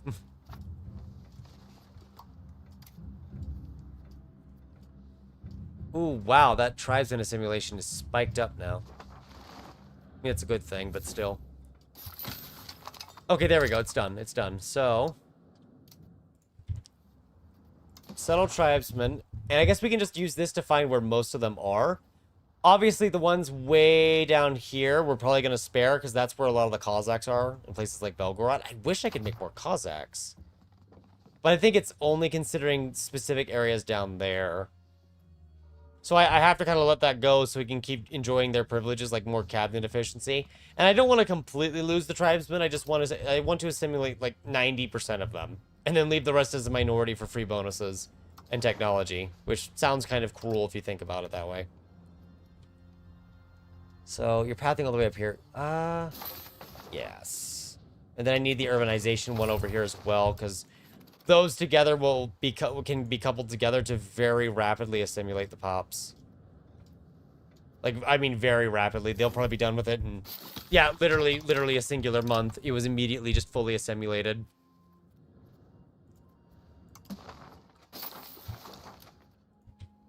Which is good. It means I have to keep doing this, but it'll make a lot of them peasants too, which will actually help us, I think. I think we can... Wait, here? No? Oh yeah, look, it's quite literally just avoiding where the tribesmen are as much as it can. Okay, here it is. I found one that actually has access to the tribesmen chat. If I can get the tooltip to work here. Look at that. Relative amount of tribesmen plus 36.99% proximity cost increase. Yeah, they don't pay tax. They don't give you anything. So we're going to try to assimilate most of them to make our proximity over here better. But we just need to keep an eye out and make sure we don't lose all the Cossacks. Because if the Cossacks vanish completely, we do lose the estate. And we lose all the institutions and technologies. And we are actually using a few of the technologies. So we won't be able to get all the tribesmen. We're going to try to get as many of them as we can before it's too late. That's why we're using the urbanization alongside the encouraged tribesmen to settle, because it's working in tandem to boost it a lot faster. Sorry, who is this? Oh, it's these guys all the way over here. Oh, that might be a free CB war for us, but I need to pay attention to the tribesmen for now. Which I know is not as thrilling or engaging, but we desperately need to get this done as much as we can. Because it's going to help our proximity cost quite a bit. Because like this right now is 8.4, and we'll let a tick go by. Because that should be a lot of tribesmen get assimilated. Yeah, it went from 8.4 proximity cost to 7.84 after eliminating all the tribesmen there. So it's actively improving our proximity over in the Ural Mountains by doing this. The more you know. And then, of course, becoming peasants, they'll start to make their own food, which is a nice bonus.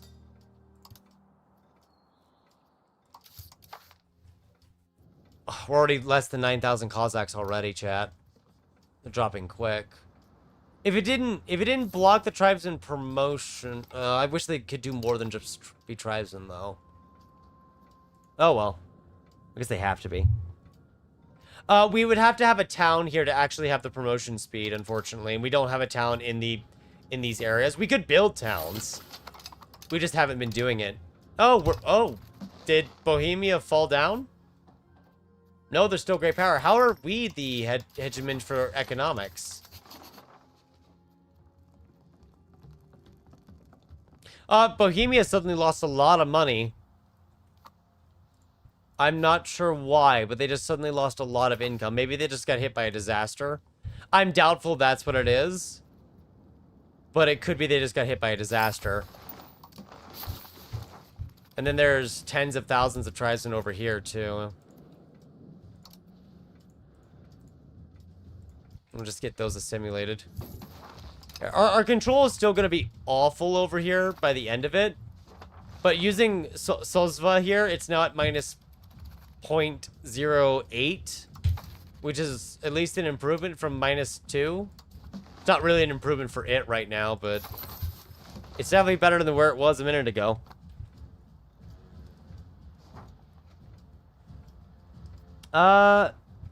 I mean, that would allow us to cause them to all migrate to an area, I guess, and assimilate them. But right now, we're already assimilating pretty quickly. Or, sorry, promoting them pretty quickly is how I should say it. Because that's the wording being used. They're promoting into peasants. I mean, about 2,000 per location is pretty good speed. With the cabinet efficiency we have and everything. Heavens bless us. What do you get, good sir? A naval trait? Well, that's not helpful at all. I mean, I guess that's the risk we take, but it's not what I wanted. Oh, by the way, chat, Kerba's max tax now is 55 if we had 100 control there. We don't, but I wanted to note it because it's funny. In fact, 37,000 gold, chat. I'm just going to upgrade roads. All that blue you see, chat, is all the roads that upgraded to paved roads. It is a fraction of our total road network. Just a small fraction. They have low food in part because we were in winter, but it's also because a lot of the pops here were tribesmen instead of peasants. That recently changed, but even then their food productivity is still going to just be awful. It would need to be developed better, and even then for areas that don't actually have natural food production, I don't know how you'd solve it. The others that can at least work to some extent, they just don't have a lot of pops. which is another issue entirely. Where are we at for the Cossacks? Are they below 8,000 yet? Not yet. Ooh, good. Witchcraft. Or, yeah, witchcraft hunts. Not that those are going to help us in any way, but I'm just going to let it happen in the background and ignore it. We actually finished our tech before the Age of Reformation ended. We didn't, like, finish all advances, but we're at 67 out of 113 advances for the Age of Reformation, which I think is pretty good. I guess we could get the customs house. It is 5 trade capacity. It wouldn't really help that much, but why not? And we may as well grab the Mercury patio upgrade since we're actually using the Mercury patio now. We didn't grab it before because we weren't really using it. Now we are. I don't know why these completely surround the area, so I'm not sure why they haven't formed to our... maybe we have to take more of the general areas. I don't know. But they're not our color for some reason. No, I want tribe, not RT. There we go. And then just move you over there. Because some of these areas are near the gold deposits, too. One of them was the gold deposit zone, but we've already fixed them. Oh, no, it doesn't have all its people yet for more gold output. Not that that matters.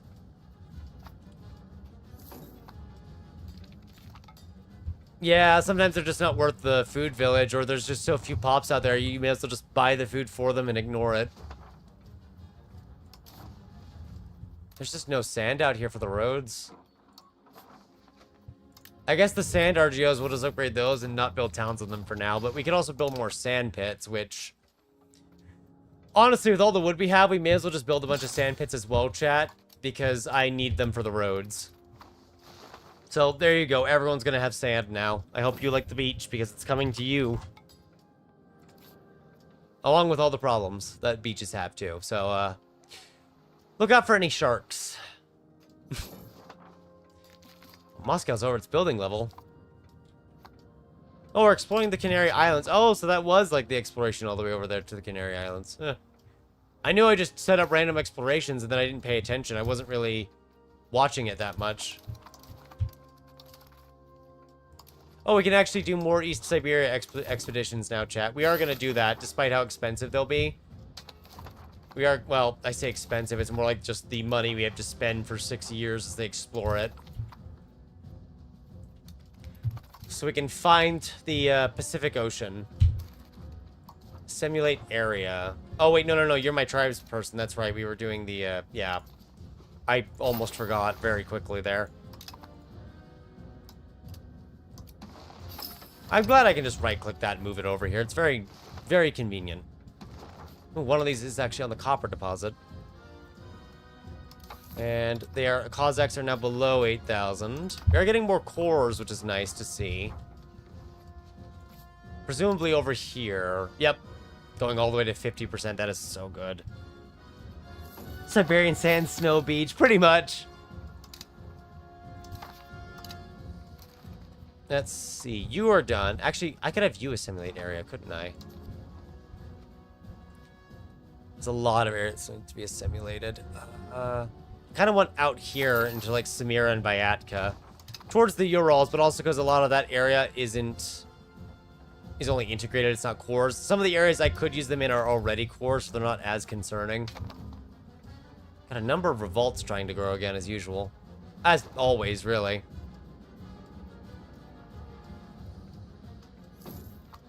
Every last tribesman. Down to 10. How many tribesmen are there from that point onwards? It's a lot, like, kind of up here in the areas we're colonizing, which isn't very surprising. Wish I could make it sure the Cossacks wouldn't get assimilated while being able to still assimilate these tribesmen, but Cossacks can only be tribesmen, so there's no way around it. We just have to... We just have to juggle. And kind of hope for the best. We could build a spy network somewhere. Maybe we do build a few spy networks. I'm not sure that would matter, though. I mean, we could use them for wars later on. But no one really has any technology for us to steal at this point, which is good. No. No, it can't be back. Don't say it is so. What is this disease? Oh, measles is here. Measles has been, like, slowly spreading and just getting the occasional person chat. Well, why is the Black Death sticker here? What are you implying? Oh, because it's technically present in 143 locations because it never truly vanished. There's been a lot of actually bubonic outbreaks since in our game. Wow. There was actually one in 1633.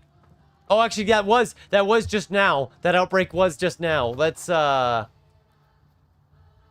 we should probably make sure this doesn't spread then, chat. Quickly, lock down the country. Sterilize everyone with futuristic technology. Boom. Measles are gone. Eradicated.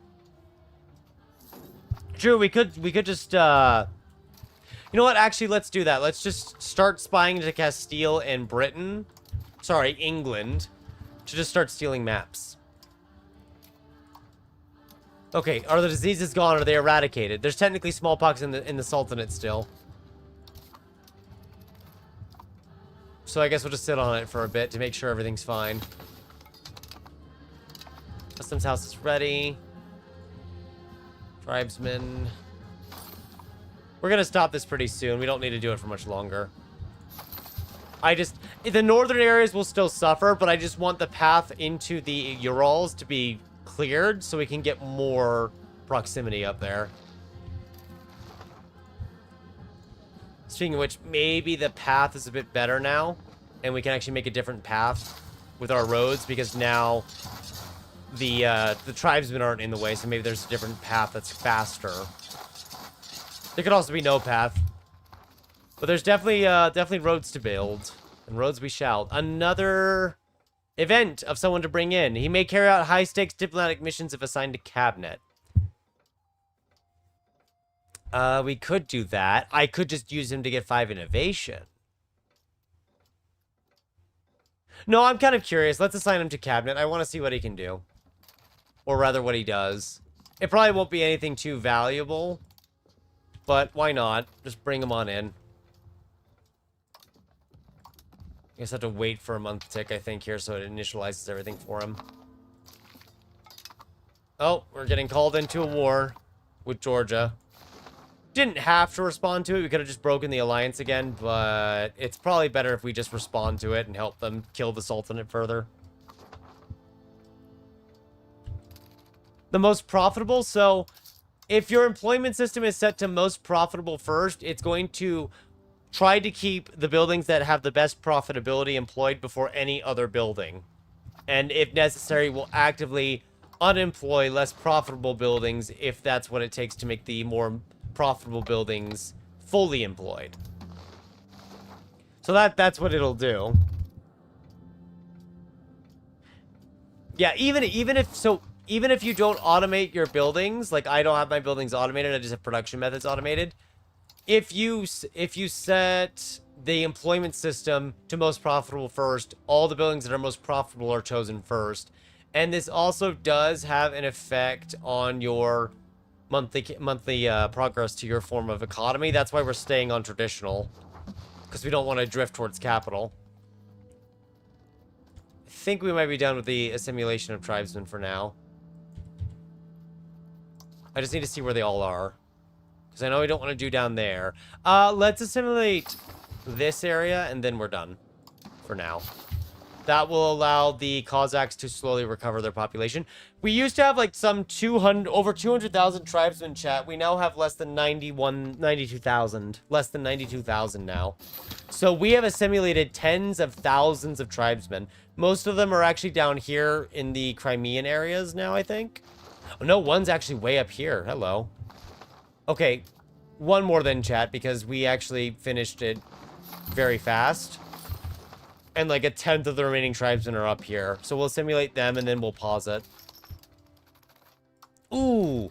I would love to venerate another saint, but the synod's about to be ready. And we could get another 10% research, or another 10 research points before the next era. Or age. I've been playing way too many games. Should be cabinet proceedings, right? Yep. Always just gotta make sure. 10 research points, which at this point, it's only about 4 months of progress, but that's still 4 months of research progress that we just get. That we've gotten about 8 to 10 times now. Yeah, the extra centralization is nice. Yeah, the infrastructure one is kind of the same thing. It is kind of literal. Oh, wow, we stole, several, things. Sorry, I forgot we were at war. The employment system is kind of literal. And not kind of, it is literal in what it tells you. If it says most profitable first, it is going to do most profitable first. It's not sugarcoating anything. Ah, a random -7 stability event, because why not? Because we are not allowed to have nice things. We actually are. We're actually exporting 24 fur to Lubeck for a small profit. The trade route maintenance is kind of doubling the cost. And that's... Wow, that's with 59% cost reduction. We're about to get a 25% increase because the Age of Reformation ends soon. Good God. You know what, chat? I think it's time for more outposts, even though they won't have the people to employ them for a while. So, I hope you like felt hats, because we're about to have way too many of them, and you're going to get sick of them. Until you start freezing to death again, then you'll be happy they're there, so... Don't worry. It'll be fine.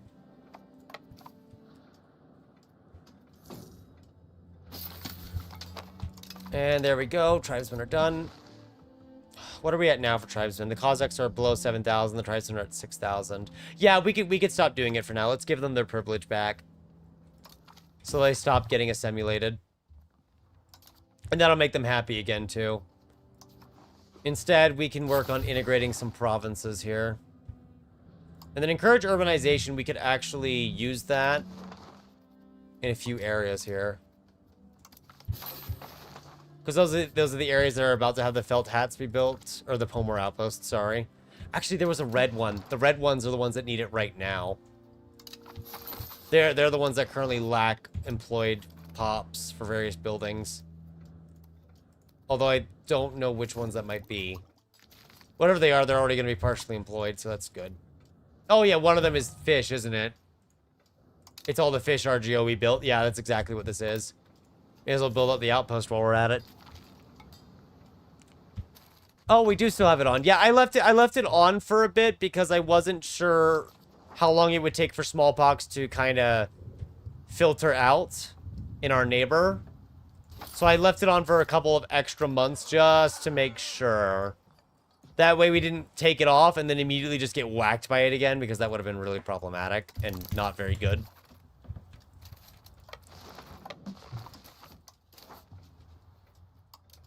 We might get some stuff out of this, actually, chat. We'll see. I just realized we really can't go invade their neighbor because we don't even have the maps to get down there. We don't even know what's down there. Manchu, can we build a spy network in you? Yes, we can. Why don't we do that?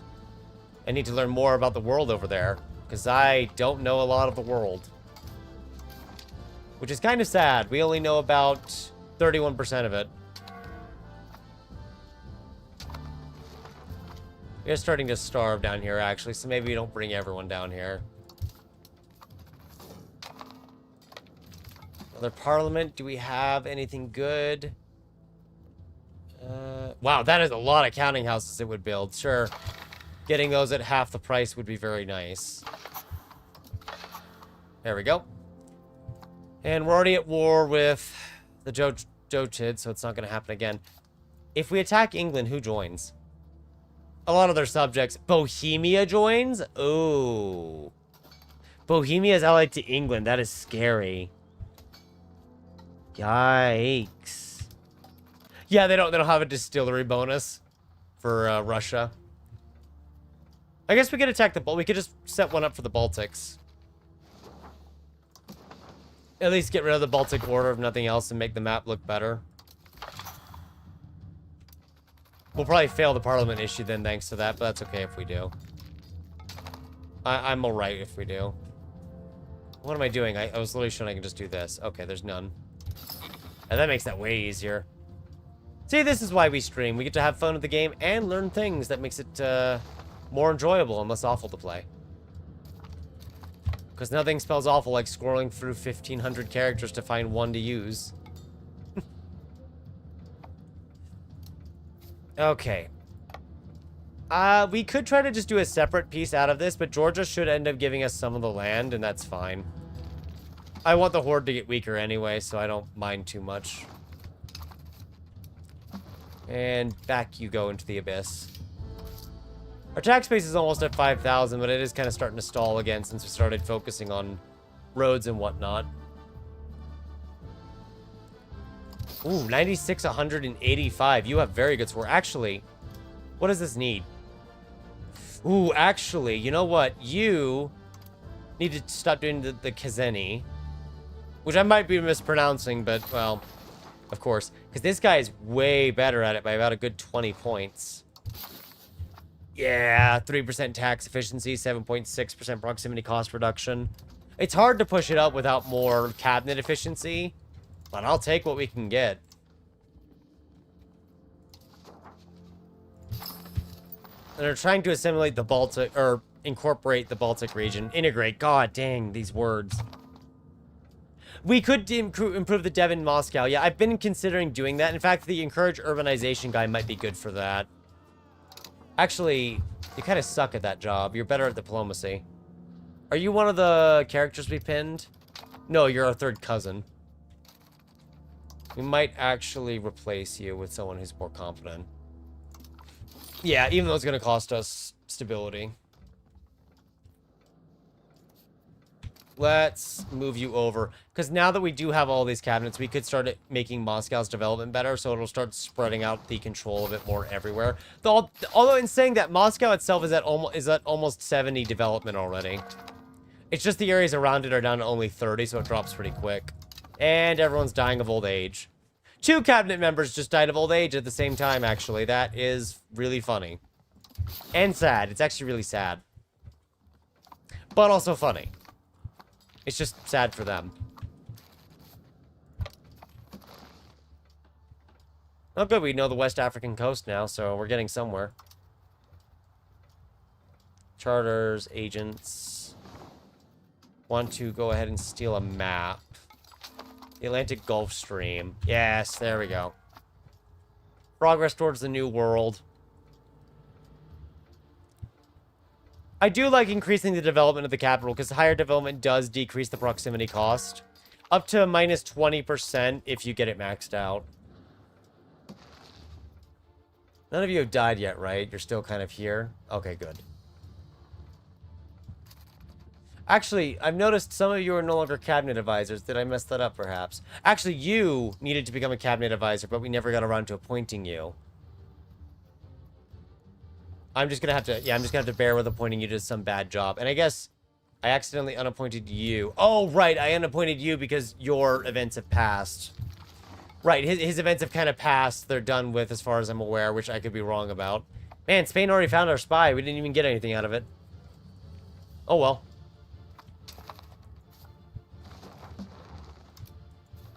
Let's switch the armies out there. Oh, we're still making 1,000 ducats even while mobilized for war. That's pretty good.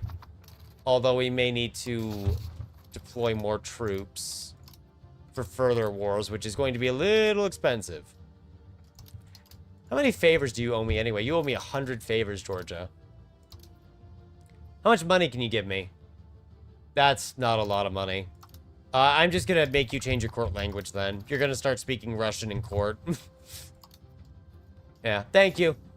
You're just gonna start speaking Russian, because I just realized only now that having them speak Russian at all, yeah, there it is, court language. So they're giving 3,200 points to it. So just by having them speak it, they buffed it. Just by having them speak it in their court. Normally I have Latin, and so I can't do anything about it, or there's other court languages I can't do much with. That's something to utilize more. The only other vassal we have is Lubeck, and we've used them on purpose as like a little foothold point.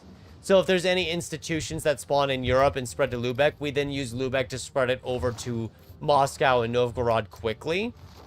That way we can get the institution over faster. At least that's the idea behind it, is that we use it to spread institutions more quickly. Yeah, we just can't use that. You know what? Just upgrade the roads. I know it's going to just upgrade them in all directions, but you may as well just upgrade the roads. Whatever makes this more blue.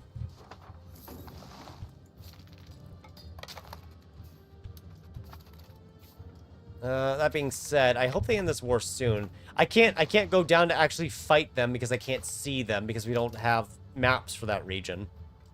Which is kind of sad when you think about it. The tribe of Manchu. Wait, they're a tribe? They're a settled country. It's just their title because their government type is tribe. They get a discount to downgrading to rural settlement. That's funny. Alright, Bohemia took its rightful place as the economic hegemon again. Whatever was messing up their numbers is fixed. Again, probably a big war or something like that. If I had to guess. Honestly, I don't mind not having too many of the hegemons.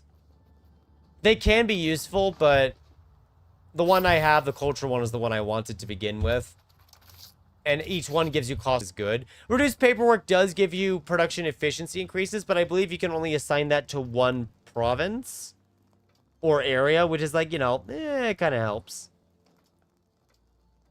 Yeah, I guess at this point we should automate exploration, yeah. I wasn't doing it for a while because we needed the money, but at this point we make 1,000 ducats every tick, so we may as well just automate it at this point and let it handle itself. I just misclicked and threw 5 land out the window. Or 2 land out the window, yep. Like 2 or 5. I thought the one I moused over before was the one I didn't want, but that was the one I did want. Oh well. What's a little misclicking? At the very least, we still have 80 or more, so it's not like it's the end of the world or something. We can pretend it is, but it's not.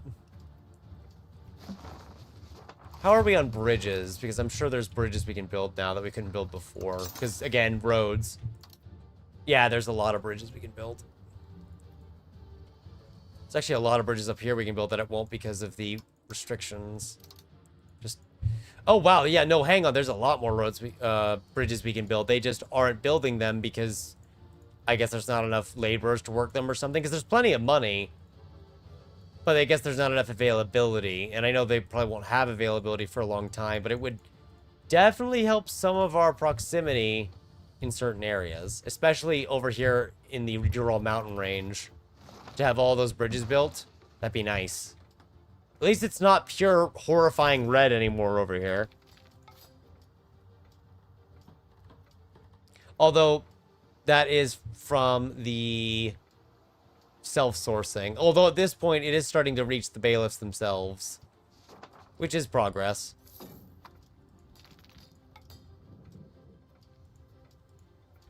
Now we just need to build up the fur, I guess. Only 30% is not a lot of money. You know, maybe we do just piece out of this war separately so we're not tied into it. Because we do have our own war to get onto. But I can't. I don't have enough points. I'm actually going to not hold our technology. I'm not about to make that same mistake as I did before. I guess we can take market attraction and diplomats. Just so I have more diplomats to use. They're not necessarily needed, but it's something that we can utilize. And then get the customs house built for a lot of our areas. Just because we control the markets, we may as well maintain better control over them. I don't know if getting the extra market attraction is worth it, but I like to think of it as kind of ensuring we control our area. There's the Age of Absolutism. Along with a few other bonuses. Mainly just to make sure that we keep our markets controlled, but also push into their markets. So, court in country is a disaster that can now trigger at any point in time with a 2% chance. The only way to avoid this would be to either get to 50 absolutism before it triggers, or let crown power be weak. That's the only way to avoid this disaster. We probably won't be able to avoid it. Now, I do need to see really quickly here. Did they nerf it? They did, yes. Centralized governance only gives you 5% now instead of 10%. So they did nerf the potential proximity reduction from -20 in the era of absolutism to -10. We're probably still going to go for it, though, because it is -5. I just want to mouse over the others really quick and check it. Oh, it's a lot of Diplo rep you can get from this one in the diplomacy focus, which I do kind of like. And the military ones, they're always good for improving your military, but I never felt the need to do it. Monthly control decline reduction sounds okay. More manpower is always good. But we're going to go administrative. And, of course, thankfully, now that we're in the age of absolutism, chat, whatever's causing that, like, us to hear the little war noises when we're in the advances screen is now gone. So, we have no chance to get manufactories. I want you to note this now. We're actually lucky. Lubeck is one of the ones that can get it. And hopefully they do get it. We can't get it because you need a capital economy. We have traditional economy. However, we definitely have a chance to get the scientific revolution. Which is good, because that at least means Moscow and Novgorod can spread it quickly. The military revolution, there's only one location that actually has the chance, which is interesting. Are we below 20? No, we have 20 offense. What are we missing? Yearly manpower is 2,000 greater than 2. Yearly 2,000 manpower greater than... I feel like I misread that horribly, but, yeah. I think it basically means you need to have a lot of manpower. So, chat, we're going to take out several loans for the military. I've been advised this is a great business investment for no apparent reason.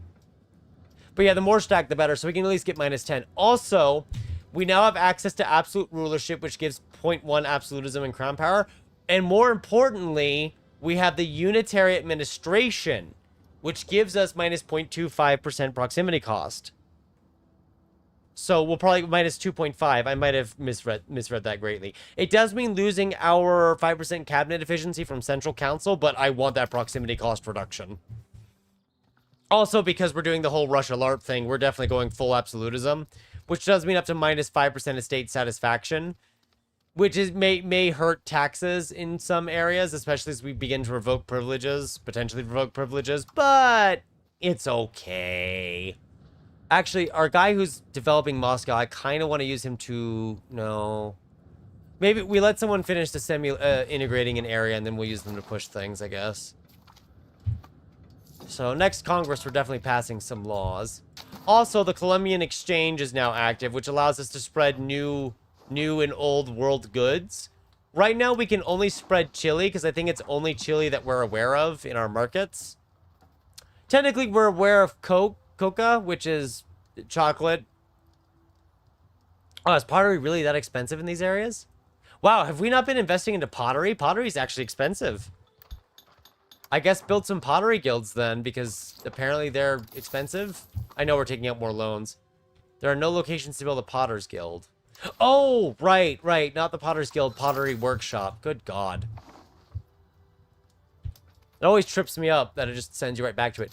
We could technically start spreading Chile. The only issue is that obviously it's going to replace something different, and generally that's going to be something that makes food. Although technically we have access to so much livestock that getting 1 or 2 Chile points would not be a problem.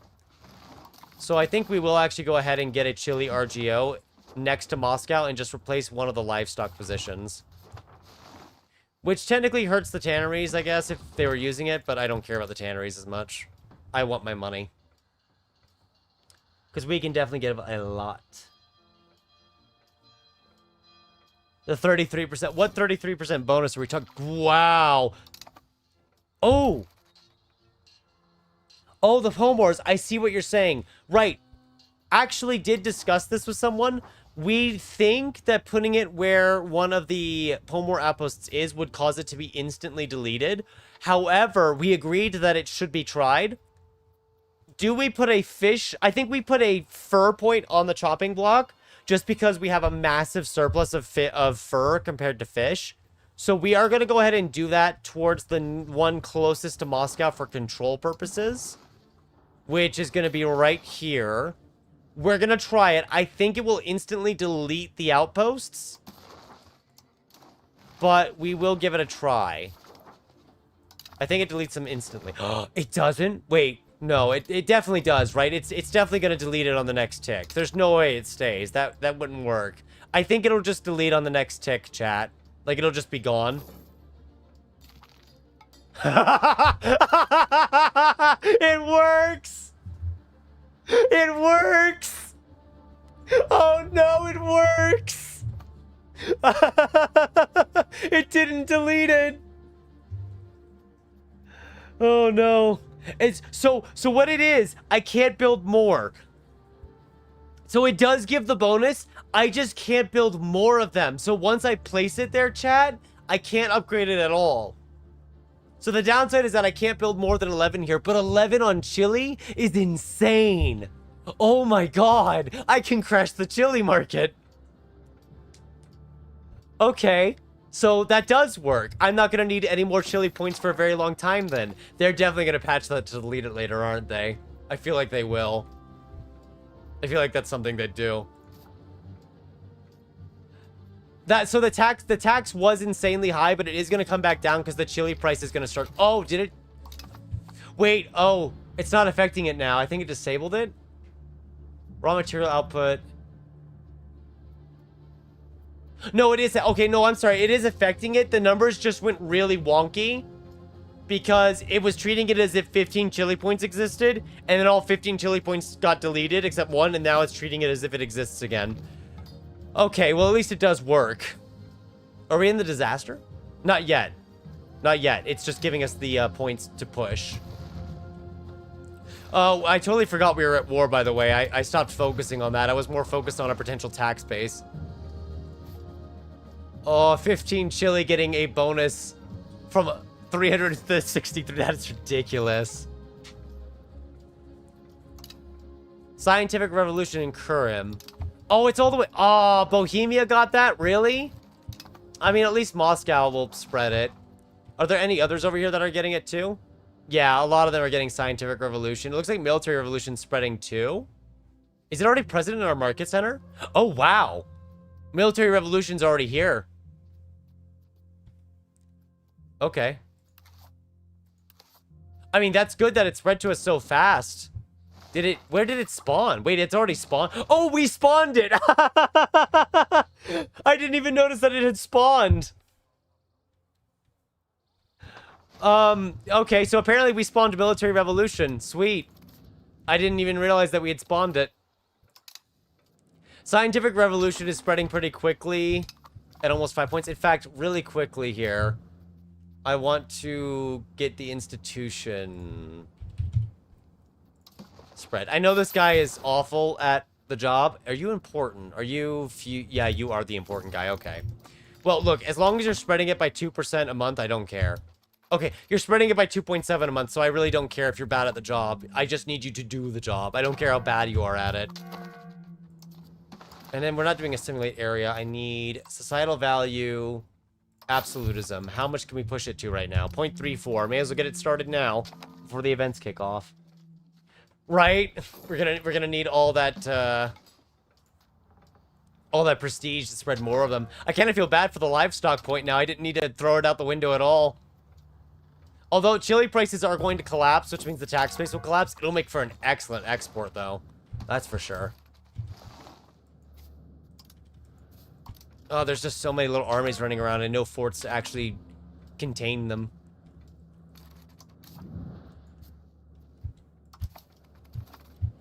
Oh, well.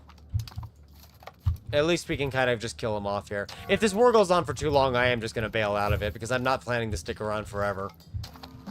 So, they best solve it at some point, or we're just gone, and they can figure it out themselves from there.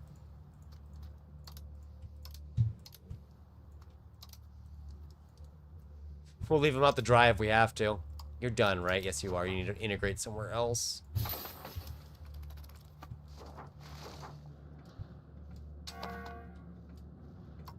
Is this just the actual 9th Army starving? Yeah. Kind of is. Okay. That is so funny. I genuinely went into it thinking the pull more outposts would just instantly delete. No, what it is that once you do it, you can't build any more, which I guess is a fair way to balance it. You wouldn't be able to invest into it any further. So once it's done, it's done. So I guess the level 19 fish one, once we max it out, we could switch that one to 1 and 2. I think we can only grow chili up here. The other ones, like tobacco, I don't think we'd be able to get. Man, that's all the way in Italy. Manufactories have spawned now. Actually, could you also encourage institutions? Yeah. Oh, can I do it for one? Only one advisor can handle it at a time. Okay, never mind then. Never mind. In that case, you could just assimilate the Baltic region. How is the control there? It's actually pretty bad.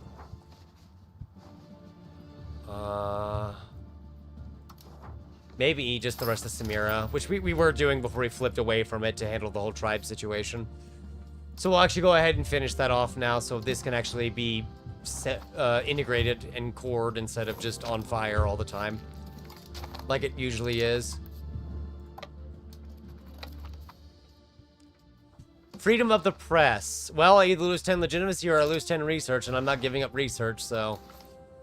Pretty easy decision there, if I had to say.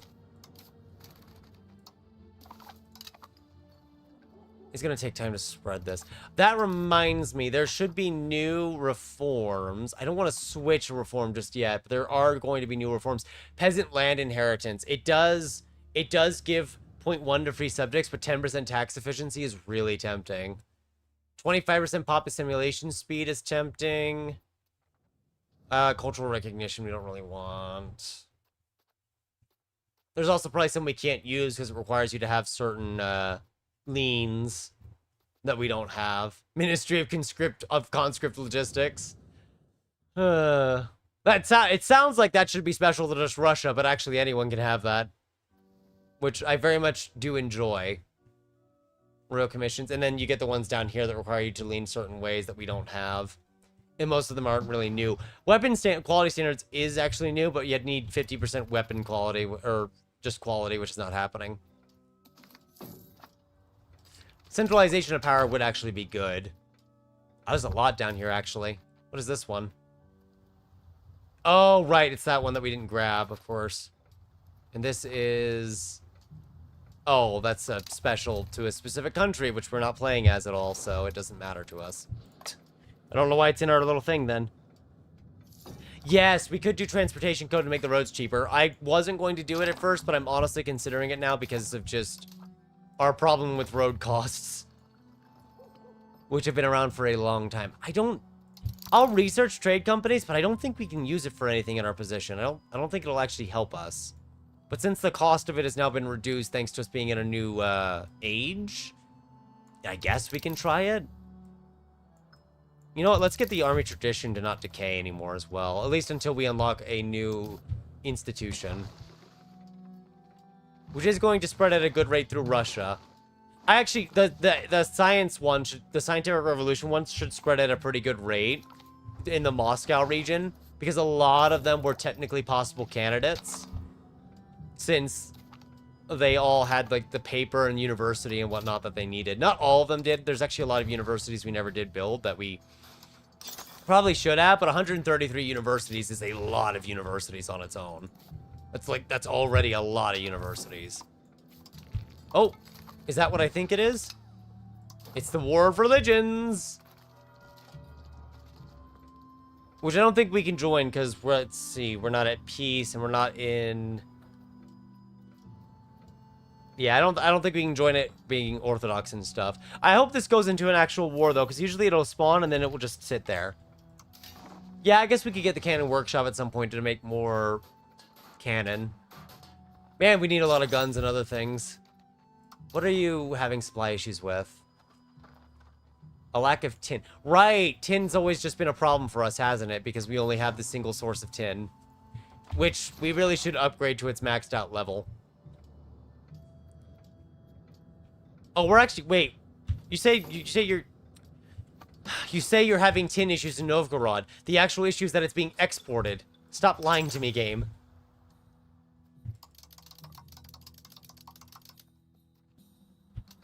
We'll get a bunch of guns going. We can always export those. We made a lot of barracks, though, so we're probably going to want that, because we are definitely going to grow the armies later. That is for certain. You don't want to go down there. Go down there. Oh, did you lose? Oh, I guess they lost. So where... Wait. If you're my army and you lost, why are you retreating further into enemy territory?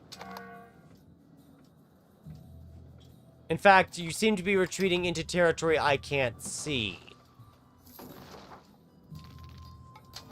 So... Oh, they just forcefully discovered it, and now they're leaving. Okay, that's really weird, but I'll take it. I'll take the free discovered location, I guess.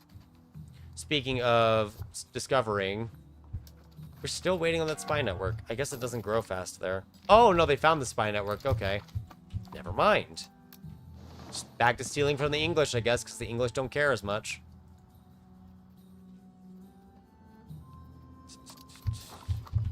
Oh, okay, down there. I didn't know where that would steal it from. I just clicked. Just found one and clicked.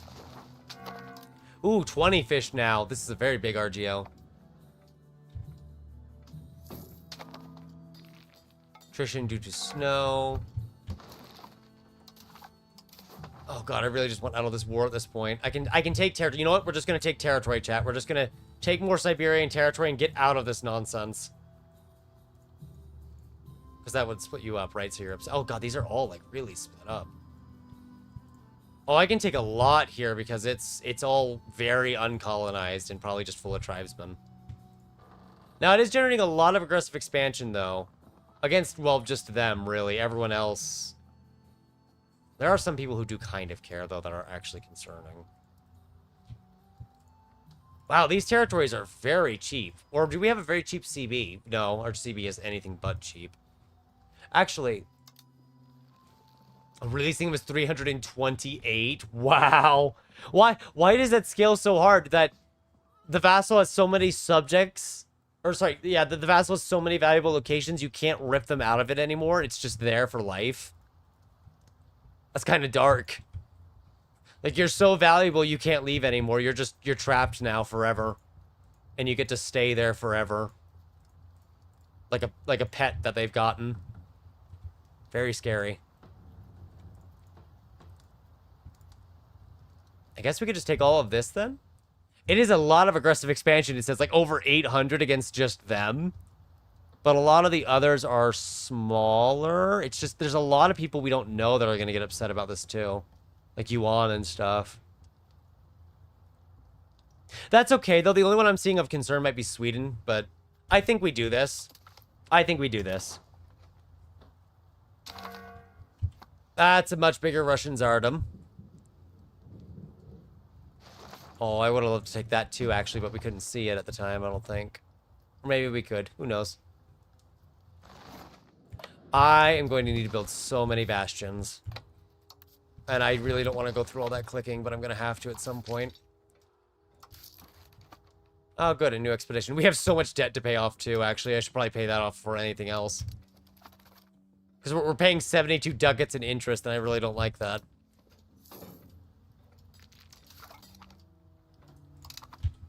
Okay, so I know the trade office. Trade company headquarters. I know it says I can't build it anywhere, but maybe you could specify how that works. You can only build the trade company headquarters in a foreign location that gives us preferred market access relations. So what, if I ask England for that, they'd say yes? Oh. Oh, but I can't do it if I have a market. Wait.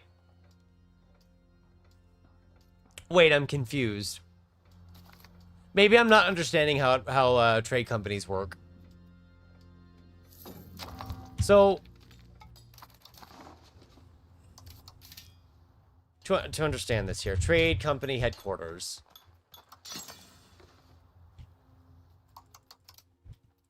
I can build it in Lubeck. Wait, does it have to be a subject? It costs 4,500 ducats to build. What the hell?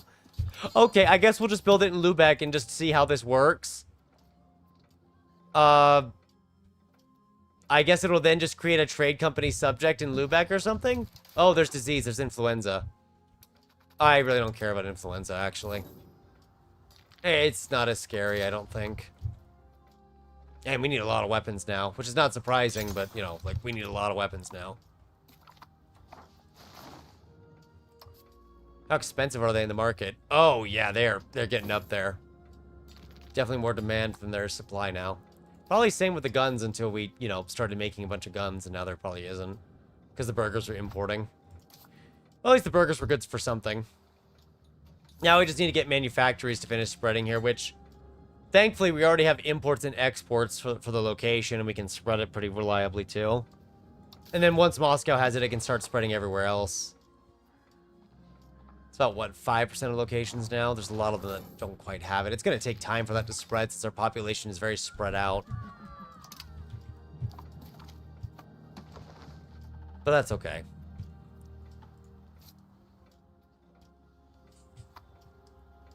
Yeah, I feel like these not becoming a part of our color up here is a bit of a bug, because I'm pretty sure we've colonized everything out here. Unless there's a piece I'm missing that it just hasn't touched yet, which is technically very possible, but it seems unlikely.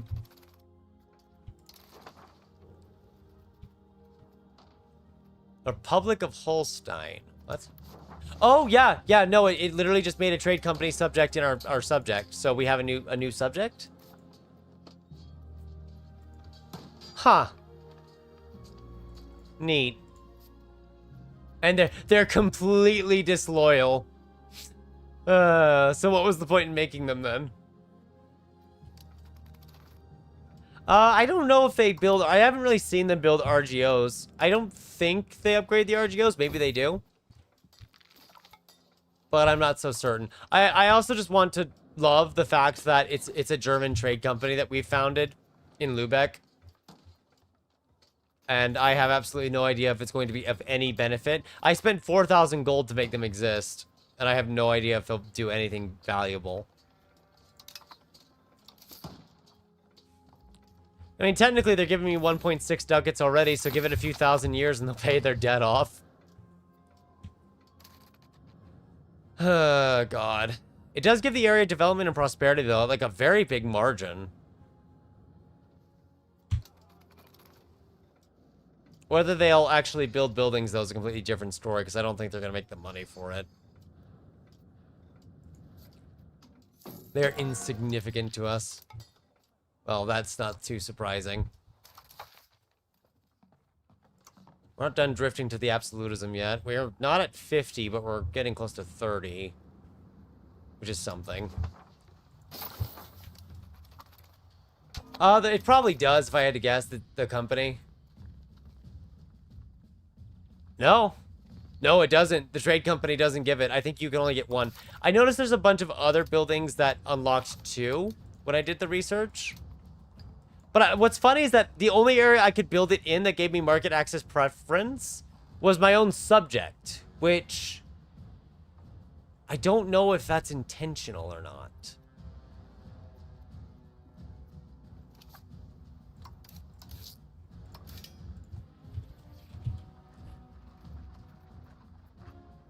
Yeah, so I think I can only build one of these, right? It has less than one fully staffed. They currently have 0. Can only have one at a time. Of course, that all makes sense. So why can I not build it, say, here? Oh. Have they already built one, then? I'm confused. Oh, no, I guess it just won't let me build it. Yeah. Okay, then. Yeah, I don't quite know how that works. We're just gonna let the AI do its thing, I guess. I've never really gotten to experiment it with it before, so, you know, it's pretty new to me. I am more interested in our chili production, which I would like to mention again, we are now making more than we actually demand. So we actually have some exports going on to our other markets. A lot of those being our markets, actually, which is great. So it's just pure profit for us. Paved roads network, we're at 100 centralization. Cathedral? I don't really need it. That's a lot of RGOs would upgrade. See, I don't really need any of these. Increase ties to subject? That wouldn't really give us much either. I guess we'll just pick paved roads then to make it cheaper to build the roads for a bit. Ooh, support for outward, yes please. And then, yeah, I guess just paved roads because we made it cheaper. Why not? Ideally builds the ones at the edge and hope to God that upgrades it enough. I don't think it will, but who knows? Can always branch off from it afterwards if it needs to. And get more control out there.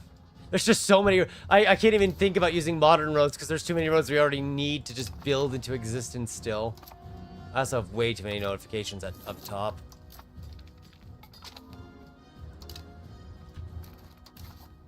What's going on over here? Why did it suddenly depopulate? Die to soldiers. Well, I can't solve that. I probably could. It's probably winter attrition, but who's counting? Let's see. Sorry, parents were texting me, and I had to make sure I replied to them. Yeah, I could build it more. I'm just thinking, because we confirmed the Pomor outpost isn't destroyed, and I think the devs should let this stay, because it's hilariously funny, and you are denied from building it. Ah, there it is. I was wondering if the disaster would trigger before we could get to 50 Absolutism, because now our requirements have changed. To either last out of it for 20 years and... Oh, God. You know that this used to get minus 25% estate satisfaction? Absolutely terrible. So I get, minus 50 stability or minus 25 legitimacy. Oh, I see. That's right. They moved it to absolute influences in the government to give you another minus 15 temporarily, which is very fun. I'm having so much fun with that. The good news is that our burghers, despite that, will still be happy as long as alongside the clergy. Everyone else is going to have to get a tax break, I'm afraid, which means our budget is about to get a lot worse. Yeah, there it goes. Good news, though, the scientific revolution is here, just in time to cripple our stability even further. I know we're researching pistoliers, but the scientific revolution is here, and I really want my literacy. Also, modern roads, even though we haven't finished expanding out to all the paved roads. Oh, no, I never did switch to that. You're right. Thank you for pointing that out. I totally forgot about that law. I've been focused on so many different little things. I totally forgot about that. Yep, we know about absolute rulership game. Thank you. I mean, if it fails, it fails, I guess. It's not gonna kill us. It'll just be annoying. But yeah, we want to go scientific revolution right away because there's a lot of literacy you can get out of this. The printing press is good too. You can either do free press, which does give you less crown power, but 10 literacy, or things like state press or censored press. We might go censored press to get the halfway point for the literacy. Also, because I don't feel like Russia would ever have a free press law through its historical timeline. That's just me, though. I also really want to get integrate area, and there's, 0.1 prestige? Ooh, there's a lot of good techs over here. Economic policy. There are so many techs over here I want to grab, actually. Like, way too many. There's also measuring the world for 5% proximity cost reduction. Ostrog. Oh, right. It's the, So an Ostrog can only be built in the capital of a country. Only in a rural settlement. In the age of absolutism. I don't understand the point of this building. Like, I don't understand the point. I feel like it's meant for a nation that isn't us. So normally I would rush modern roads here because modern roads are good. But considering we're struggling to get our paved roads out still, I think we just kind of rush for literacy technologies as well as government reforms. Ooh, 100% iron. I think let's rush down to integrate area because we have a lot of areas to integrate. Then maybe down to economic policy because I really love the provisio. Raw material output, but mainly the monthly development it will provide. Oh, embrace the economic theory gives you bank interest rate reduction. I have to remember that later for my other game. That is good to know. Legitimacy. I love being Orthodox, man. There's so much good stuff down here. And they even nerfed some of it. Yep, there's the monthly development one we have over here too. But I think what we'll do is we'll finish one side of the tree. Actually, I kind of want to grab medical school because I am scarred from a bubonic plague late game that slaughtered my country. Except, I'm not going to get it as Russia, but I do want the literacy. And so we're going to do it for that. Because, I want to see if we can use the cabinet action to just nuke it anyway and ignore it. It'd be really funny if we could. We are going to grab that in the end, though. I'm thinking. I'm going to very slowly think my way through it all. We'll eventually get it. It's just, you can't grab all of it at once. Some of it will take time, and that's just how it is.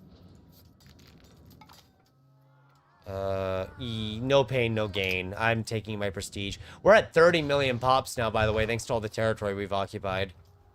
Also, the earlier pop growth we had helped too, of course. I really don't want to contain manufactories. I'd rather for that to finish spreading, so I'm just going to take the hit. Otherwise, it's going to be several months before it's after here. Yeah, modern roads would be very good to grab. And we are going to grab it, but I'm not going to rush grab it.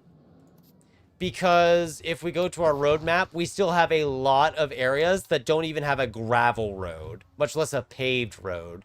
And modern roads are going to be even more expensive. I do want to get them, and we will get them to upgrade. We just have so many areas to attend to that we genuinely can't attend to at all.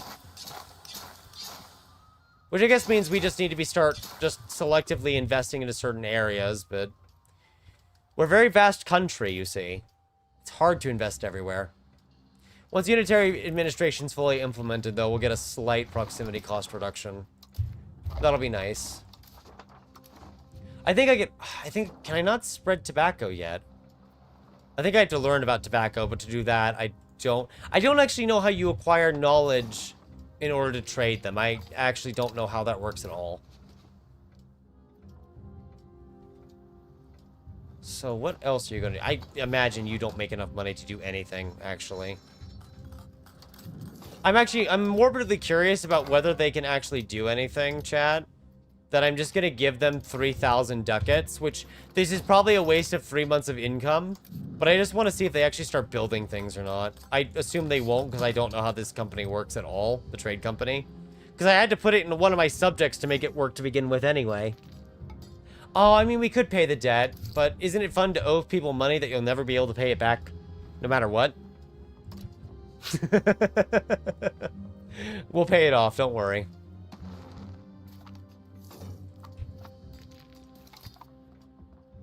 Slowly pay them off, because how much crown power are we losing right now to that? 4.49%.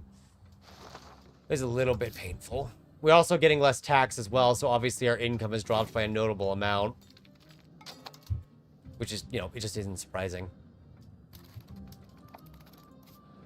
I think our Chile is done upgrading. Oh, sorry, I was like, why is it only 8? It's the wrong Chile outpost. Oh, shoot, no, the Homeward building is empty now. So, let's quickly fix that. Encourage urbanization. It's just because it employed so many laborers that they all got thrown into the RGO, and it just needs a quick injection. It'll be fine. Yeah, there we go. It's already halfway recovered. It'll take a month tick for it to register that change. Chili Mania will save us. It might save us or collapse everything.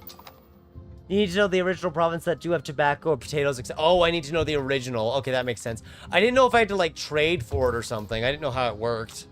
Because I haven't really done exploration to the New World yet. I've been mostly playing in, like, Eastern Europe and Anatolia. So I didn't really know how that worked. In that case, let's steal a new map. North Atlantic current's gonna be up here.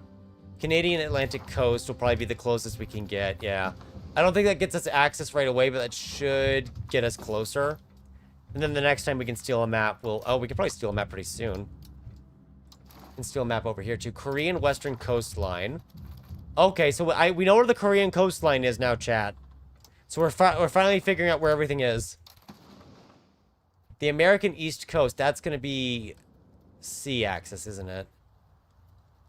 Yeah, it's going to be sea zones. Let's explore Maine instead. We know where Maine is, which has all that stuff. Not particularly helpful. Is Sweden over here? Sweden's over here, chat. How unexpected. The colony of Delaware. Maybe we should take it from Sweden and have a Russian colony. The rebels. Don't worry about the rebels. Yeah, we might have to worry about the rebels, actually. Yeah, but it's all just over here in the area that we're trying to integrate. No, I actually want the clergy to stay happy, please. Thank you very much. Maybe if we integrate it fast enough, we can stop the rebellions from happening in the first place. Actually, I have an idea. We could stop some of these rebellions just by sending armies over. Alright, and we're of course going to get disaster events that help us push towards either liberalism or absolutism, depending on how we use them. They are going to come with their own respective costs, which means we might need to mass invest into stability soon. In fact, actually, considering the disaster we're in, chat, I am going to hard invest into stability. Because going negative at all is just going to make the equilibrium even worse for us.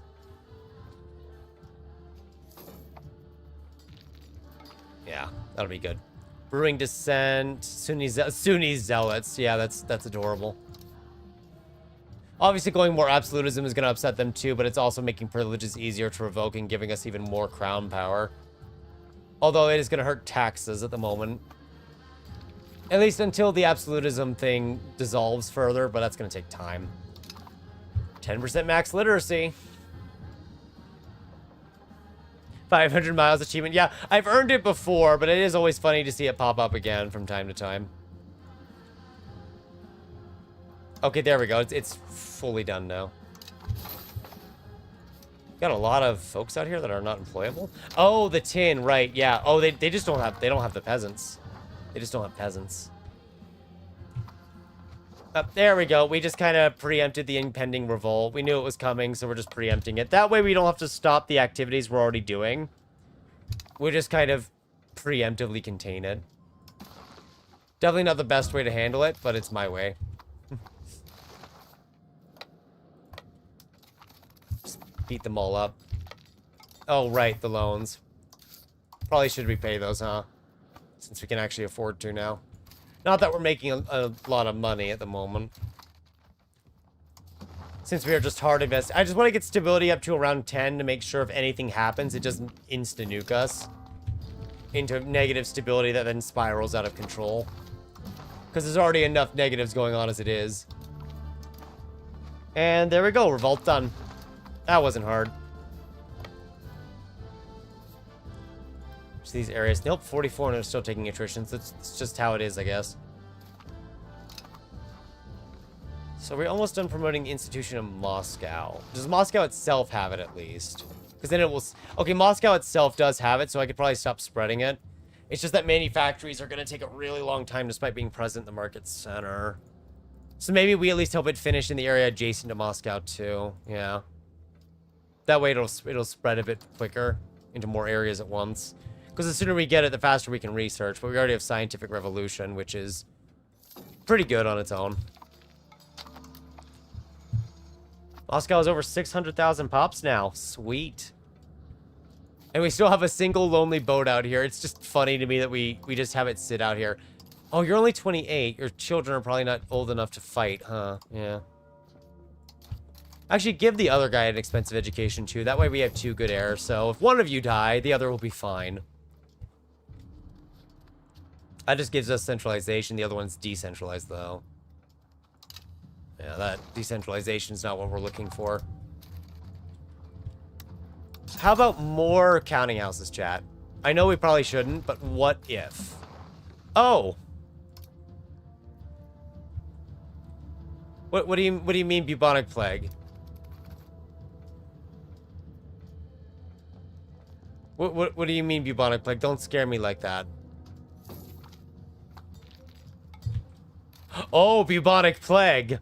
The bubonic plague is back and it's broken out in Anatolia. Or something like that. Actually, I don't know if it'll spread to us, chat, but we're going to try to keep a close eye on it. Technically, the warning's coming up, but I don't know if it's actually spreaded somewhere. Because I'm not seeing it anywhere. I think it's more like it's spreading, or unless it's in Europe. No. I mean, I'm grateful for the warning, but I don't think it's going to reach us. It looks like it's dying out. Yeah, I think it's dying out. Apparently, there was a second outbreak at some point in 1633, chat, which I guess never reached us. This actually might be the tail end of that outbreak. Oh yeah, it was in like Mali and Majapahit and Punjab. So it hit like India, it hit Egypt in Africa and Anatolia. It actually hit France for only 51,000. It looks like it didn't hit us at all though, because the death toll is still relatively the same. Oh, it's in Georgia and it's a neighbor nation because it's the bubonic plague. Right, okay, that makes sense. Obviously, we definitely want to keep an eye on this because if it does start to reach us, we kind of need to hit the... Actually, you know what? We could just hit the button now, couldn't we? But I'd rather keep doing other things until it either reaches us and we kill it instantly, just to confirm the test or something else. Who knows? Egypt has been proclaimed the naval hegemon. How long will that last? No one knows. Oh, yep, just do the marriage. So, of course, Chile is getting a bit cheap now in the Russian Tsardom because we have a very high supply of it. But it also means we can do a lot of exports for it. Oh, the money is... Actually, it's gold. It's mostly gold. Well, not mostly gold, but gold is up there. So is Novgorod and Bursa for the Chile, though. Chile is making us a good amount of money. Our money probably went up because our crown power... No, that's not it either. I guess we're just making more trade is all. We actually could do more trade. You know what? Our stability's positive, so I'm going to drop this down to whatever's neutral. Actually, wow, that's still 0.2. Yeah, sure. Just drop it down to that then. There we go. We're making money again. I actually like that it warns you when it's in a neighboring nation for the bubonic plague. That is nice. If it didn't do that, we would definitely suffer a lot sooner. Oh, England, I am in need of more maps. I guess Quebec. I don't know where all the, oh, you know what? Tobacco is going to be further south. I need to explore further south. Actually, is this, Delaware? I should infiltrate you, because you're going to have lots of maps, too. Oh, no, you're a subject, so it doesn't matter. Okay. Sweden probably knows. Oh, but they're subjects out of our range. Right. There you go. Problem solved. So, no, chili is good. It's just that we're producing so much chili in one location. Its full tax base is 225. It's good. The price just fell because we don't have enough demand. We need more demand, and the only way to increase demand would be to have more pops demand it or export it. But effective demand from exports isn't great.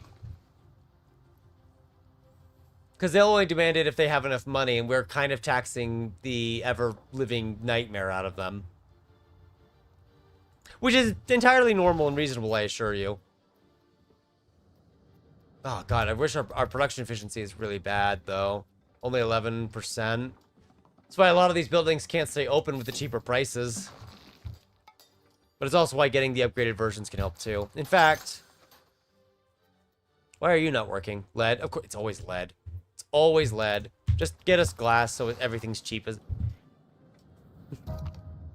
That false pretender rebel is still technically there. Huh. Maybe he'll be gone soon. Let's do this. Still tracking Kerba for fun here. It's got 20 levels of wheat. Or fish, not wheat. So, I really do want to do free press chat because I want 10% max literacy. Because literacy is great. But, I really don't want to lose the crown power. And we are trying to max out absolutism here for the event. Although the real issue is I just don't want to lose crown power right now.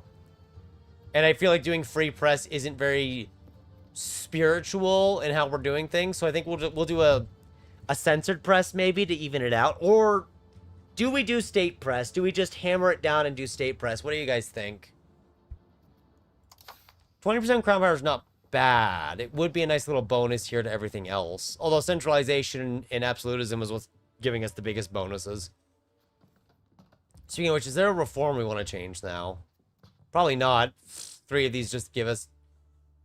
Oh yeah, that one's literally just free too. There's no reason to change any of these. And then 5% literacy. I'm kind of leaning towards censored press to make sure of literacy for faster research and qualifications. I think we'll do that. I can always change it later, but I think censored press serves us better. That way we can get the higher literacy rates here for faster research.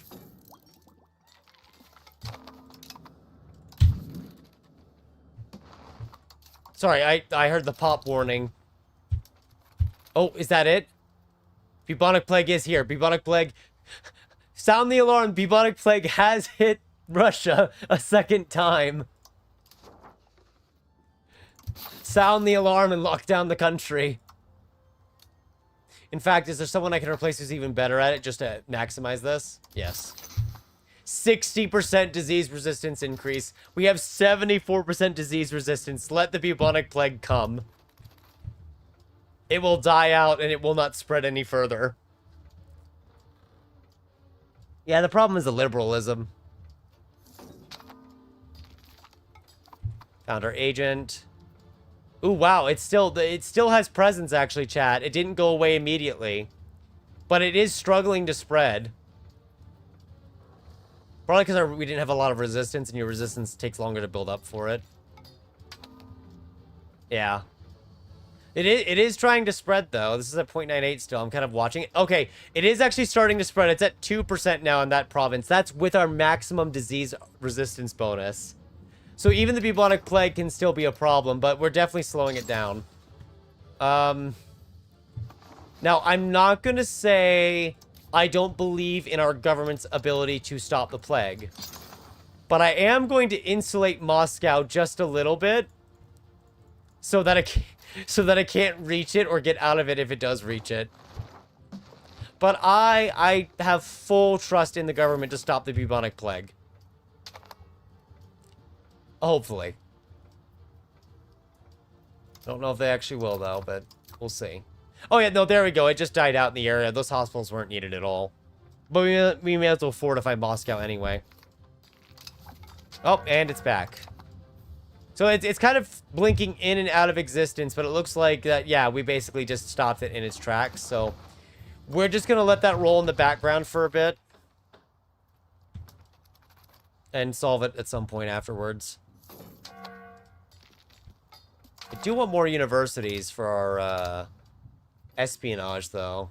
That would be good. Also more book demand, because why not?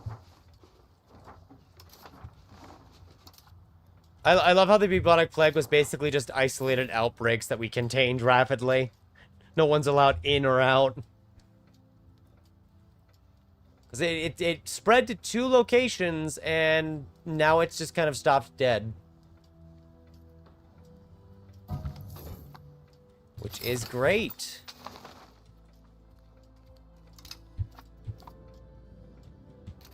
Where are these rebels? I think if I just put the army there, I could actually just stop it cold before it actually does anything.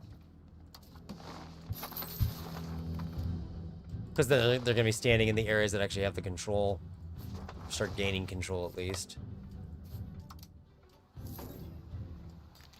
Yeah, that'll start weakening it. And it'll probably contain itself. Yeah, it only killed a couple hundred people.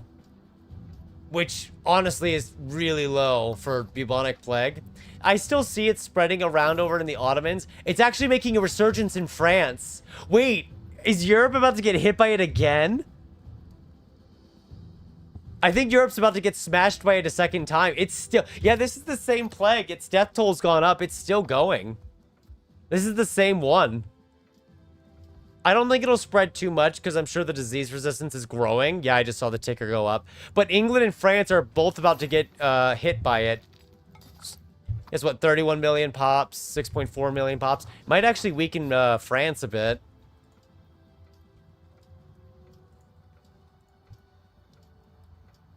That'll be nice for us. Who insulted us? Who are you? You're an insignificant tribe of unimportance. Who would join you? Oh, you're protected by Georgia. That's why you insulted us. They insulted us because they know Georgia will protect them. Yeah, I think until this plague has actually died out, we're going to keep our disease resistance active because I don't want to risk, because this is the disease that has scarred me. I don't want to risk the chance that it spreads like wildfire in Russia and kills everyone, or at least kills a lot of people. Because there's a good chance that could happen. So rather than risk it, we're just going to dig our heels in and wait it out. Government reform, and we can have an autocratic parliament if we so choose. You can technically change your parliament style. I usually don't because it costs 50 legitimacy. We actually will probably switch to autocratic parliament, though, because it gives us 25% crown power. It will nuke our legitimacy, which we are going to be spending a lot of money to build back up. But that is going to immediately give us 25% crown power on the next tick. So we're at 44.37 right now. And we're just going to wait for it to kind of tick over to the next level. This is still going to revolt. So we are now at 45.47. It pretty much gave us about a 1% increase. Which is, you know, it's good. And debt's paid off too now. I love how, like, selling iron to ourselves is more profitable than selling chili. Because we just burn through so much iron. Honestly, we really need the upgrade for iron production, which I know we can grab. And we'll get it eventually. It's not critical, it's just something on our agenda to grab. Yeah, the constitutional one is good too, but I figured in the spirit of what we're doing, we should just stick with the autocratic one. Arguably, it'd be better to go for the constitutional one, because you'll get 5% estate satisfaction, and you need less support to pass things in Parliament. But it would be more kind of in the style of what we're doing to stick with the autocratic one. They are both good in their own right, which is important. So how much more money are you making? Basically nothing. I don't even know why I spent 7,000 ducats on you. Oh well, it was a good experiment. Maybe I just don't understand how to make it work yet. Yeah, there's been a couple 100,000 pops were lost in England. I think that's it, though. No, or, sorry, France. They still have it going, though. Like, it's not spiking and murdering everything, but it's refusing to die out. And in fact, it had hit France earlier from what we had read here, because France already had a death toll from it. Now they have another death toll. It hit Bohemia for 27 kills. Or casualties. Kills. So we can either just wait this out through 20 years, or we need to get 60% crown power and revoke a lot of privileges. And the issue is revoking a lot of privileges means revoking some privileges that we actually like having. There are some I actually do want to revoke, but there are some that are good. The plutocratic one from Formal Guilds can be revoked without an issue at this point, actually. We could dump it into RGOs. Yeah, let me just look through here to see if there's... See, if I revoke anything for the nobility right now, they're going to pay less taxes. They're paying a nice sum. And I don't want to upset the clergy because it's the clergy. We could revoke one from the burghers, but... Again, most of theirs are actually good and beneficial in various ways. I guess we could revoke formal guilds to weaken them, but they're not the ones that have the biggest strength. It's the nobility that do. It's a tough decision. It's a very tough decision.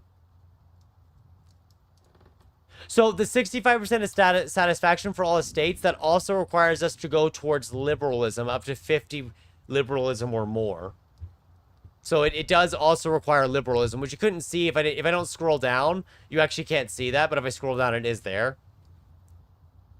So we're gonna just stick with our guns here. We could just wait it out for an X number of years, and it'll be fine then.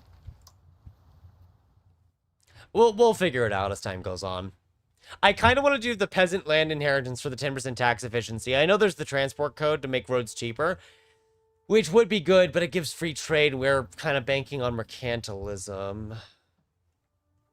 I mean, they're both good in their own right. You can't go wrong with either one. Mining communities is nice.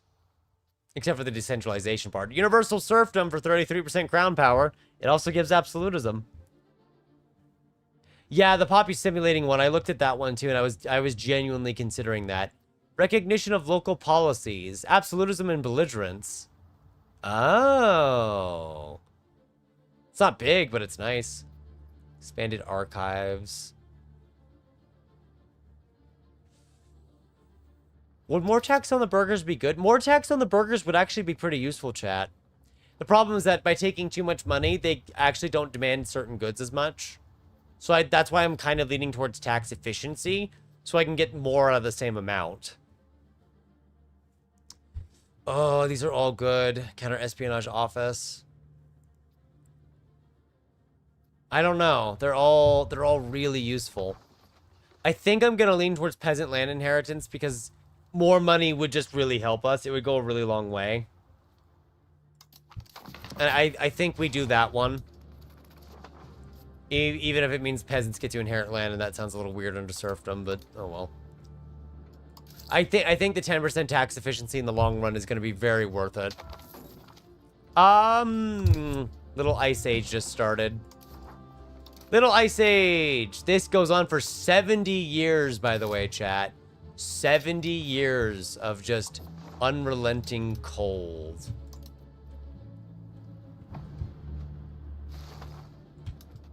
Good news is that a lot of the RGOs we're expanding give us food, so we might not starve. I don't know if that'll be the case, though. We're actually in winter right now, but I don't think it's fully taken effect. Yeah, there it is. Yep, there. Nope, there it is. Ooh. Where is it? Where is it? Do I already have it? I might already have it enacted. There should be a reform that reduces peasant consumption of food. Yeah, we already have the -10 active. Okay. And they're under serfdom, so they're getting +10 food consumption. So that just equals out, I guess. There is an emergency reform I could do to make 20% more food productivity.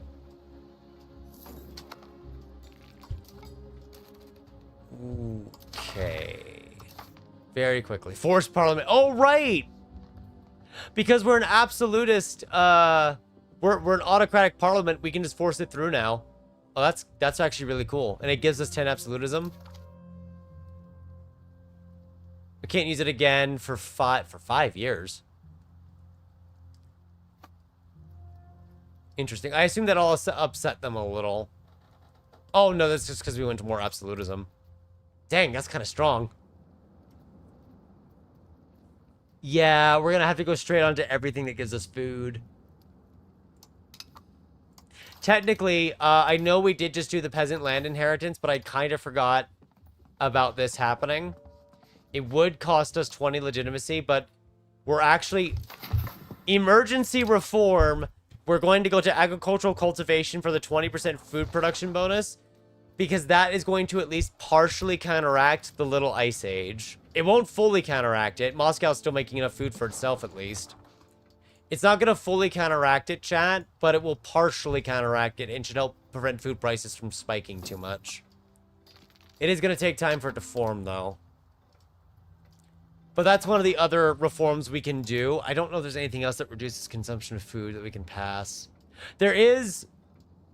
So, partial yield. If we can't maintain the current food situation, we can go to partial yield and lose some... Oh, but we would lose RGO size. And that could delete some of the Pomor outposts for our Chile, which would be really bad. Let's see if agricultural cultivation and the mass expansion of RGOs that make food, like this wheat one over here, let's see if those solve it before we take more drastic measures. Integrate area. I assume I can... Oh, that's a nice size. I like that. That's a good amount. What is an area that's, like, poorly integrated? All of that. And, like, all the red ones, I assume, right? Or is it all the green ones? It could be all the green ones. Like, yeah, like that Azov is not really integrated, I believe, right? Yeah. Oh, it'd be better if I do it like this. Yeah, let's just do that. That's the whole zone. Make it all integrated territory. Yeah, Don't worry, there's just the Reformation, the Columbian Exchange, the War of Religions, Court and Country, and the Little Ice Age. Everything is fine. Nothing is going to go wrong.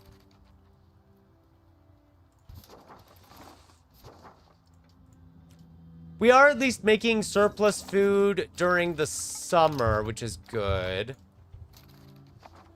You know what? Expanding all those fish RGOs might have really paid off. Even if they're not going to get a bonus in fish production from the Pomer outpost, they can at least be exported, which is useful.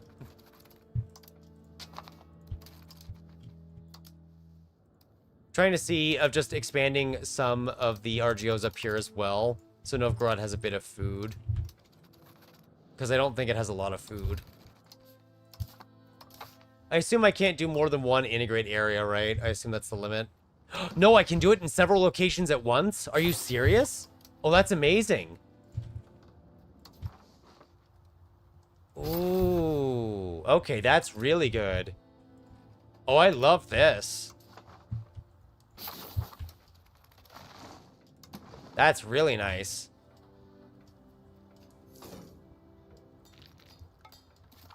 Yeah, we could go full on farming villages if it doesn't look good.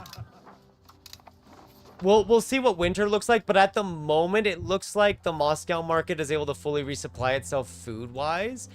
If the areas are able to fully resupply themselves with food by the time the next ice age or the next winter hits, I'm not that concerned. Oh, the revolt happened. Yeah, I mean, we were expecting this revolt, so that doesn't really change anything. We knew it was coming.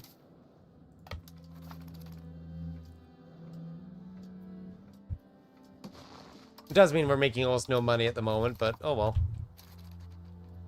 Oh, did they find all of our spy networks? They did. Not all of them, but they found most of them. It's too recent. When can I do it again? Next year. Okay. Steal maps. Oh, that's so many maps to steal. I need one that's closer down south. Do I do north of... No. American East Coast, that's going to get us downwards the most towards where tobacco will be. Yeah. That'll be the best way to do this. Then quickly maritime. Not maritime, territory. That way we can keep... Oh, we're negative. Why are we negative? Because people are upset and taxes are dropping, and because we're investing into court. Let's just drop that a bit so we can make money again. Yeah. Oh, no, the automated exploration focus is already active. I have it active entirely. So it's doing any explorations that we can. I think the issue is that this is just outside of our range because of where our nearest port is all the way over here. I think this is outside our naval range, and so we can't watch it. Like, or naval or exploration range, so we can't go investigate it. We're just kind of stuck. Ooh. Yes, I'll take that.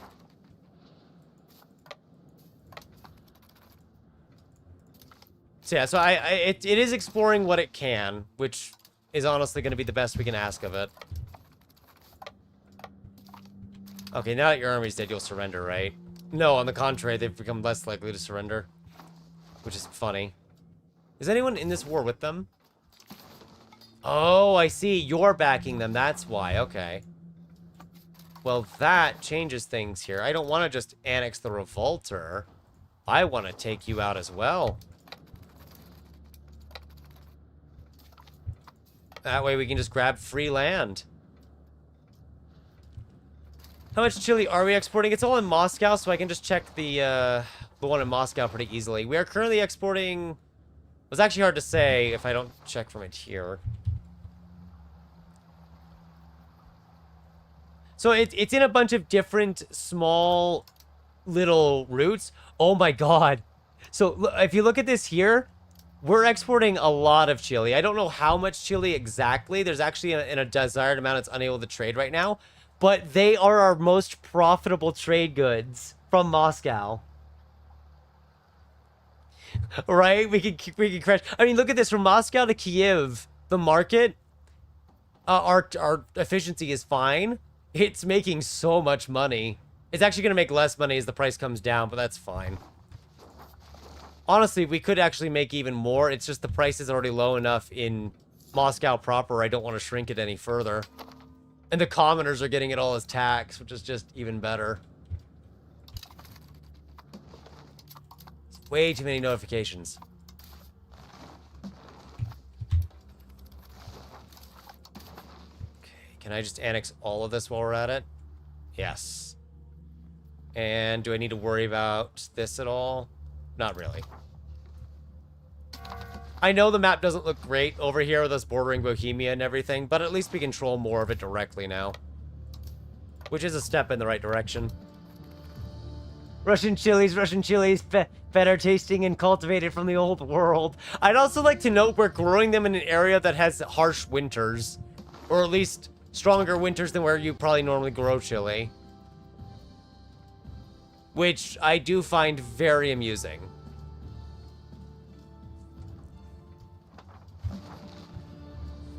But I guess we might as well just do it again, huh?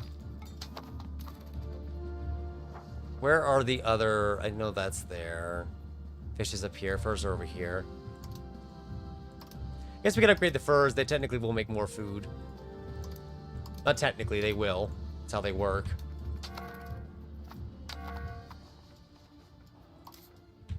Okay, back up to 0.51 stability. Because there's technically still 2 institutions we need to embrace. So I do actually need to crank up the spending for stability.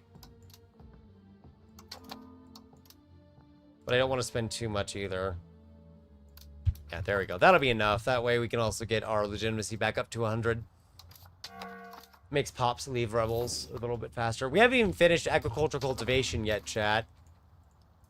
Yeah, it looks like with agricultural cultivation and all of the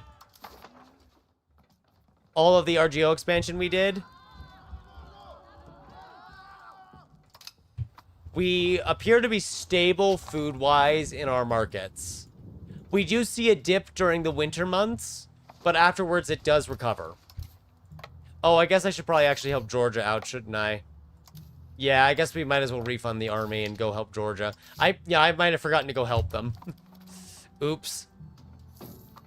They did ask nicely for our help. And I forgot about the synod for a while there. But that's okay. 10% research, 5 power projection. Straight to the economic law. Russian's also at 74% language power now. It is getting up there. Bulgaria and Serbia are both using Russian, which I think we already knew, but I wanted to point it out anyway because it's amusing. I'm gonna say, because you're Lubeck. Lubeck probably already has it all, and it does, yeah. I don't think that's going to help it spread any faster. I think at this point we're just waiting for it to spread beyond where it already is. And while more towns having more libraries would help, we're kind of stuck beyond that point. That being said, there are a lot of libraries we can build. And I think there are temples that we haven't built because we built the towns and then we never kind of came back to the whole thing. Yep, sure enough there is. Especially up here. Oh, that's a lot of green now. It's very nice. Still sad in various areas, but it's not as bad as it was before, so... Oh well.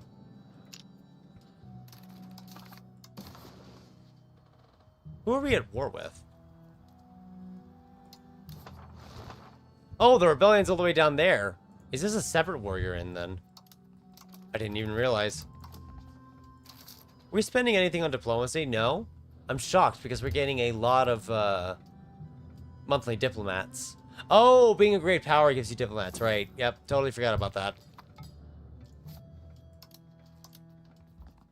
Probably would have made more sense. Ooh.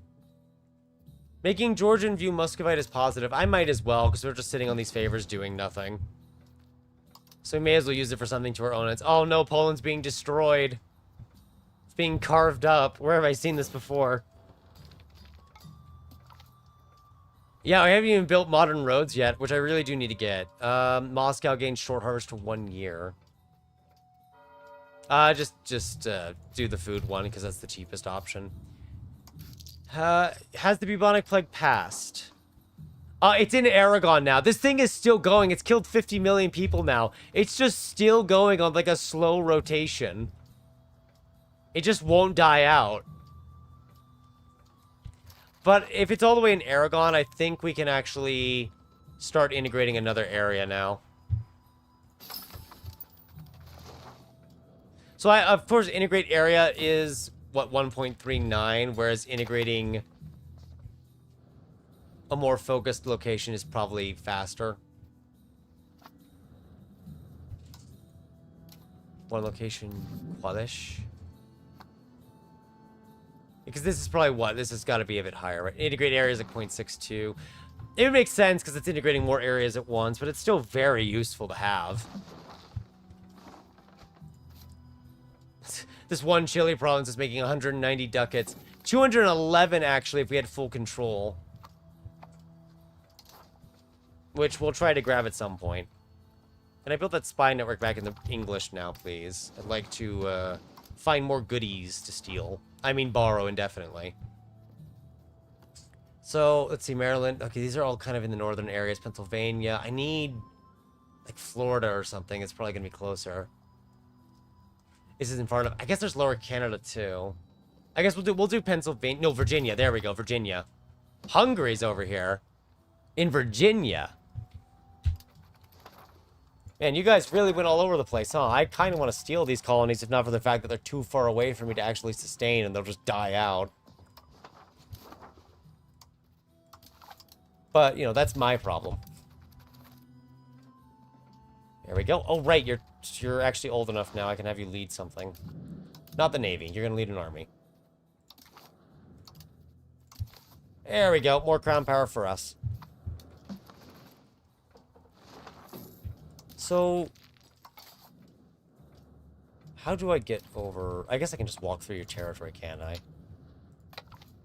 No, I can't even get over there through territory? Oh, right. Winter. I totally forgot. Winter. Yeah, that's how that works.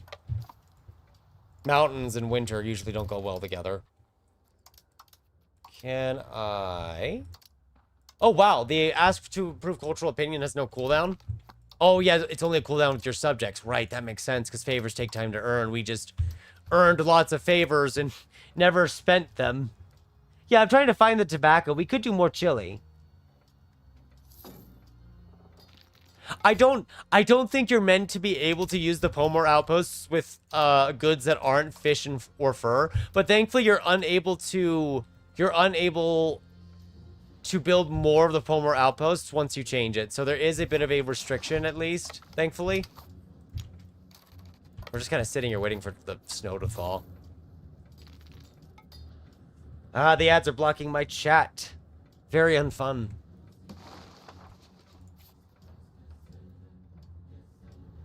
Yeah, because at this point, I don't want to make more chili because the target price is already below its line point, like its base price point. No, don't. It can't be. The bubonic plague is back? Smallpox. But where? We have such a massive border now, I don't even know where. Oh, there it is. Yeah, it's starting to spread. The second we let our guard down. The second we let our guard down, and it's just coming right back to us. We can't allow it to get a foothold in here, chat. We need to let our pops keep growing. We're getting 12,000 a month. Okay, snow's finally melted. We can cross the mountains. Probably, I really should build a fleet, and I keep saying it, and I never do it because we just don't need one. I feel like that's the Russian experience up until they finally had areas well beyond their interest points where they actually did need a fleet, or else things would just go really awry.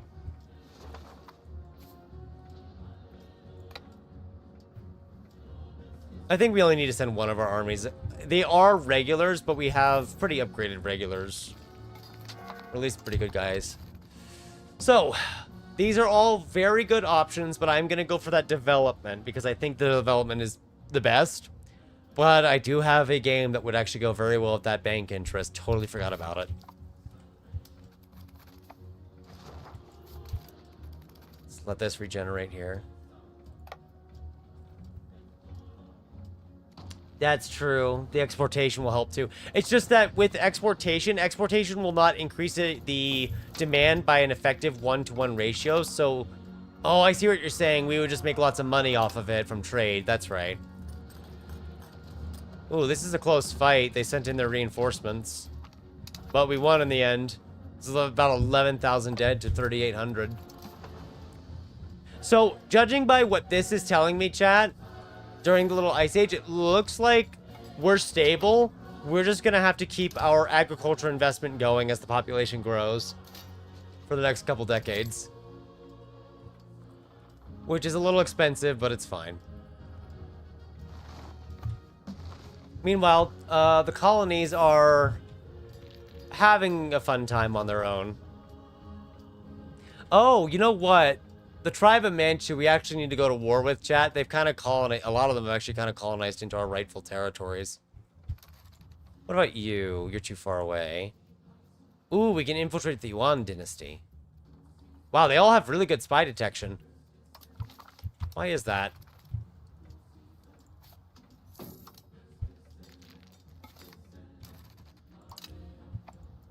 I am actually curious. I don't know if anyone knows, but does anyone know how you join the Middle Kingdom?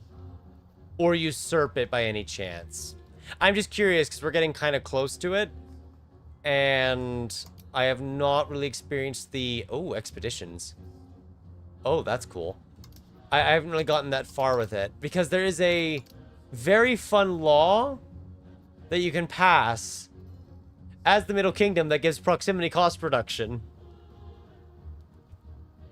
We need so many roads. It really is unreal. I really wish I'd actually gone for the... oh, wow, over 6,000 tax space. I really wish I'd gone for the road cost reduction instead. But with the winter coming down on us, we really did need to... We really did need to invest into something that would keep everyone alive. Because if we didn't, we'd probably have a lot of starving pops, and that's going to be a problem very fast. At least we have a nice blue area in the center of Moscow. Could be worse.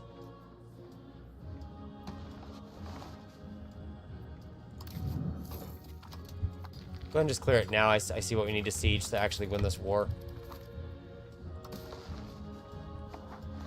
Our rebellions are still growing, but they're growing at such a glacial pace that I've just been ignoring them for a good while now. Oh, is it mountains? Yeah, it is.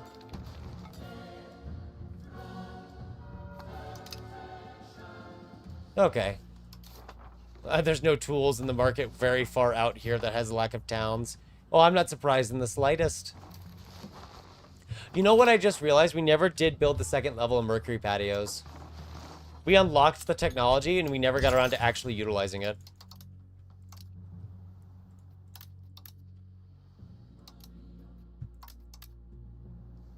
There's actually more gold that we found, too, further into the east. Oh, wow, there's basically no one here. Like, we can't even use the silver. There's just no one up here. I'll still expand it, though. Might as well. Just so it's there later. And then the gold here is hilariously cheap. Maybe we'll just expand it again. So much to do and not enough time to do it, it feels like, in a way. Even though there's probably plenty of time if you just play past the end date. Who needs to end your games? See, there's New Jersey, Massachusetts, Maryland, Georgia. There we are. It really feels like maize and cotton, which is not particularly what we're looking for. Oh, we can spread coca. The problem is that, unfortunately, chat, chocolate does not do a good job of growing up in the north. We'd have to be really far south. We're way too far in the north for it. Which I'm very sad about, because I'd like to grow a lot of that. 1936? Oh, we actually lost. I wasn't really paying attention to our army there. Supplied Cossacks for 15 years? Sure. Guess we shouldn't let them starve. Yeah, I'm pretty confident that we survived the Ice Age at this point without any major issues. How is Moscow's development? Moscow is at 72 development now. It's going up 0.0122. Oh, birthplace of military revolution gives you permanent development growth? What else does it give? Just that? I mean, that's still good. I like it. It is more development than we had a minute ago.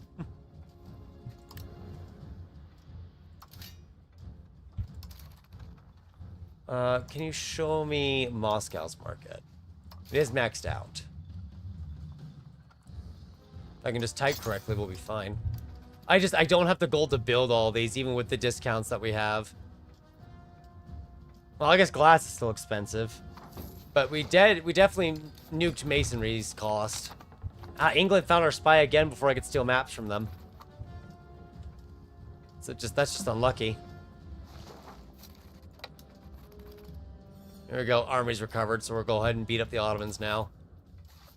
Probably should have sent the other armies down here to expedite it, but I didn't want to deal with the food crisis that might occur if I sent 80 to 90,000 men down to one location at once. I feel like that wouldn't go well.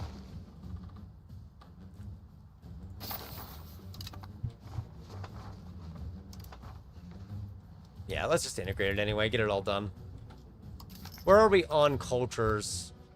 Still very close to our cap. Right, because of what we switched off. Right, we made a simulation faster. I forgot about that. And then we didn't really use a simulation at all, which is funny. Okay, we got medical schools going, which tells me that we are researching towards another 10% literacy next, which is good.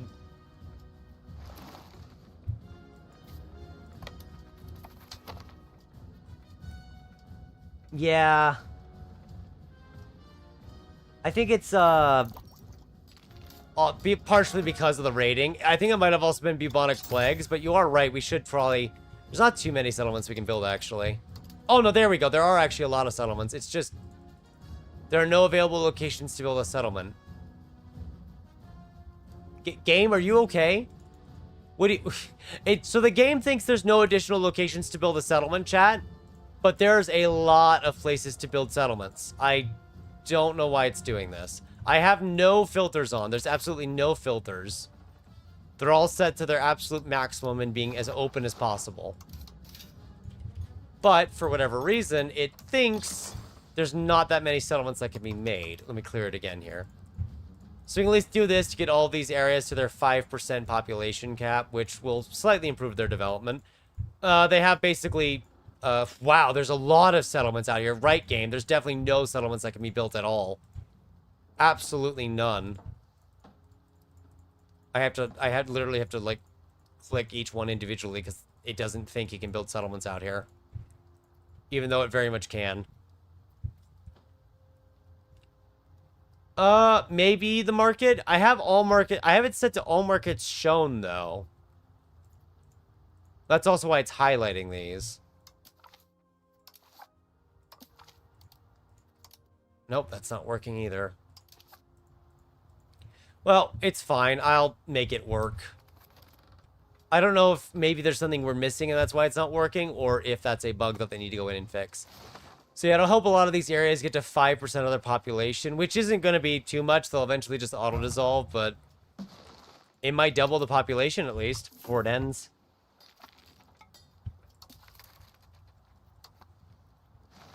Oh, refusing that actually cost me -10 stability, really? I'm surprised.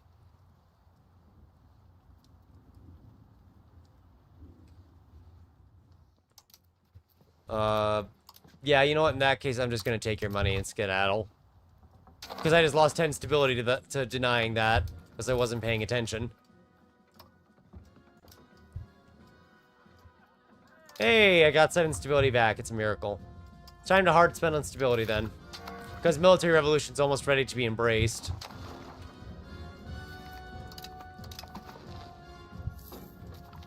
We're slowly discovering more areas over time. Very slowly.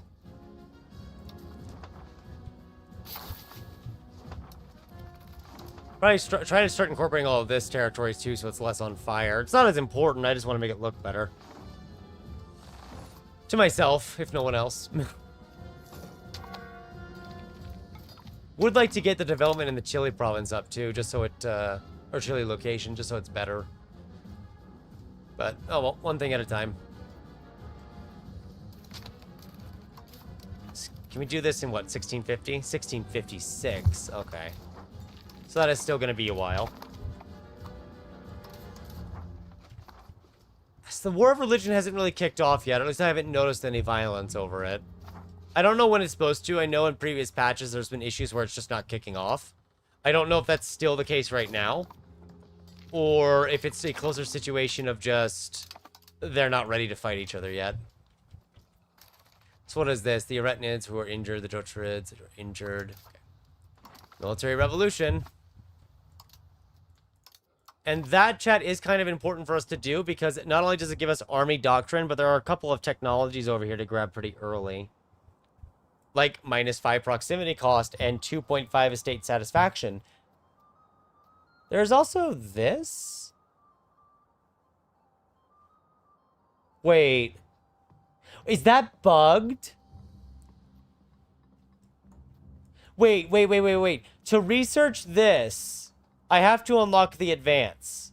But to unlock the advance, I have to research it.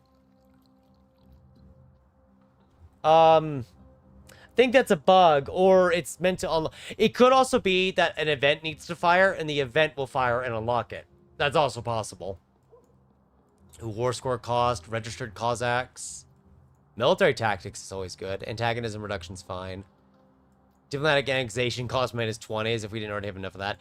Heirs of Rome expected court cost. I definitely want to get over here and upgrade. I think... where are we on this? Literacy finishes, and then we are going to do paper and printing. So we could do paper and printing, chat, but what I really want to do quickly is I just want to go over here and grab the proximity cost and the estate satisfaction. Happy estates means more tax. Proximity is self-explanatory. The army doctrine is just a bonus.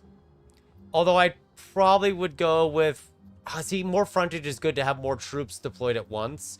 But I think I'd just go for more higher quality.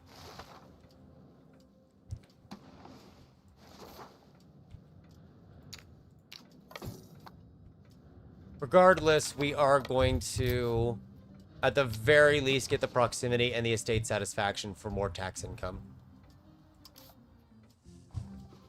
Manufactories has some good stuff too, the second unlocks. That's the one downside is once you start getting all the institutions, they all have good things you want to just reach out and grab as soon as possible for anything else. Because, for example, by then going over to that, we're not getting the monthly development as soon. They actually did nerf that. I think that used to be a 0.002. It's 0.001 now. So, obviously, we're not getting modern roads yet either, but we haven't even gotten our paid roads spread out. But it's just one of those things where everything has something good. Because if I go over to manufactories, it gives you RGO size just for researching it. There's 50% crown power, cabinet slot. That's very self-explanatory, I'm sure. Oh, what else? There's certain manufactories you can unlock, like porcelain that you couldn't do before. Absolutist court, which is, again, self-explanatory. It gives you more crown power. There is also the minting office, which, if built in a town or city, straight up gives you 5% max control and 25 local crown power. It's why I've been leaning towards a urbanization-heavy playstyle of trying to get as many towns and cities, because that minting office is another 5% max control, on top of the extra crown power it gives. I really want to get the printing and paper manufactories. I feel like that'd be great for the economy, but, you know what else would be great for the economy is having more control. Oh, it's just people dying of being in the military. I keep forgetting about that. I hear the death sound of Pops dying, and I panic thinking a plague's broken out, and I'm losing everyone. Only to realize that's not what's happening. Well, no, this time at least.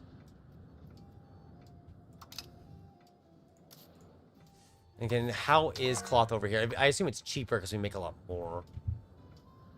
Kind of cheaper. It's 2.6 here, and then it's, what, 3 in Novgorod? Because there is benefits to having different markets here and there. Yeah, it's 3 in Novgorod. Just wondering. Can we steal more maps yet? Not quite. England keeps finding the spies, too, which doesn't help. What is it at? 11.3? If we try to steal from Spain, it's a 27% chance to be caught every year. Once we're at 25 or more for the network. I guess we'll spy in France, too. We have enough diplomats per year. Month, really. I just wanted to say year instead. How's our little Chile location doing? 90% control. Really got to get you more at some point. There we go. 10% max literacy. So in our capital, for example, they can get 94% literacy there now, chat. Granted, that is because it is getting 5% from printing press. If you go to a regular town or city, we're getting 89% literacy. Oh, we could get another 5% if we change the law. Which I'm honestly tempted to do. Yeah, actually finished integrating Karelia now. All those forts up there. Never did get around to destroying the Baltic Order like we planned. Way too many people on their side. Hopefully that changes. So what CBs can we make on you? Religious conflict, religious piracy. It's something to consider. Are there any new colonies we can make? I haven't checked that in a bit. There are 2 new colonies we can make, yes. Whatever to expand our reach further. There's lead out here, chat. In the Far East, there's lead. We're saved.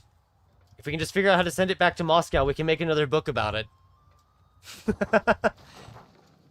About how we found lead.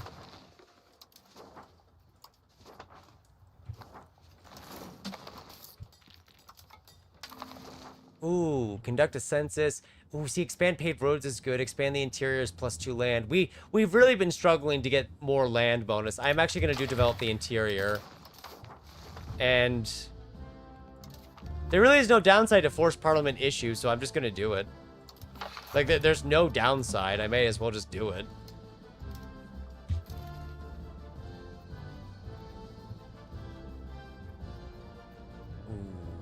I think there's not much laws to change at the moment. I mean, we could change by blood to by tradition, but that would slow our integration, and I really don't want to do that. Even if it leads to more taxes, I really... Oh, wow. Oh, right, because our legitimacy went negative. That'll fix itself shortly, don't worry.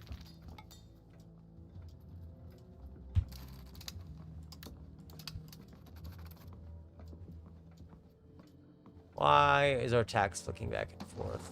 Probably just something that's causing it to go negative and then positive again.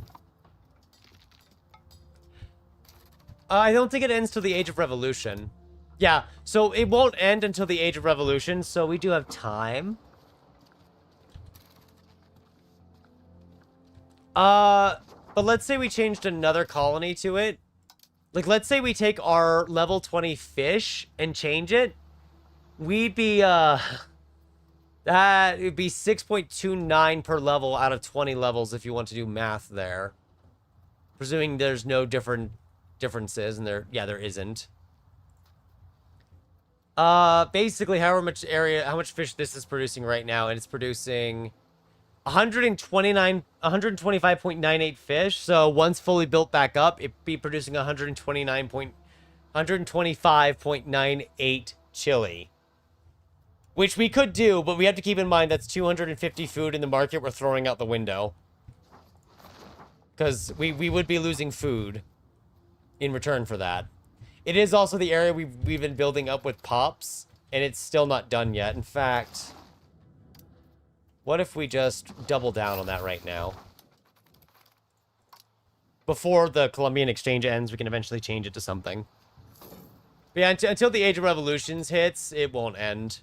So we actually have a couple of decades still. A lot of decades, actually. Alright, Sweden. I need you to give me a new map. Ideally one that is further to the south than the last one. I mean, Prince Edward Island is probably south somewhere, but I don't think it's the kind of south I'm considering. Is there no Florida yet? I mean, they might not even know what Florida is now that I think about it. I might need to do the South Equilateral at this point to get an idea. Yeah, let's do the sea here, because I think that'll give us the outline. Then we can steal it from someone else, hopefully. Maybe it exposes us to the idea?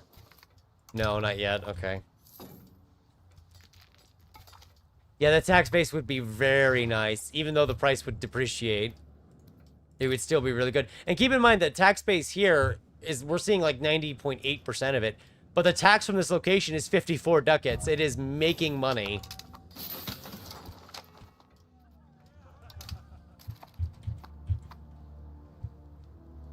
Oh no, not more smallpox. Every time I think we can stop doing it, there's another outbreak. So I'm just going to assign someone else to do it, because I don't need as many people doing integrations now, since we can integrate by area, which definitely makes this easier compared to other times. I do need to get these areas integrated too still. I'm just kind of grabbing everything, I guess.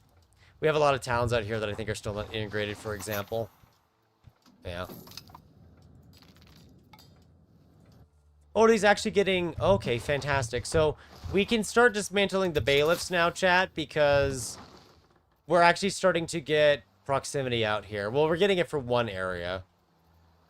But some of them are starting to actually get it, so we can start dismantling some of the bailiffs. Actually, let's just dismantle them all in the gold spots, so the... Yeah, there we go. It'll just use the next area's proximity instead. Not great, but it is an improvement.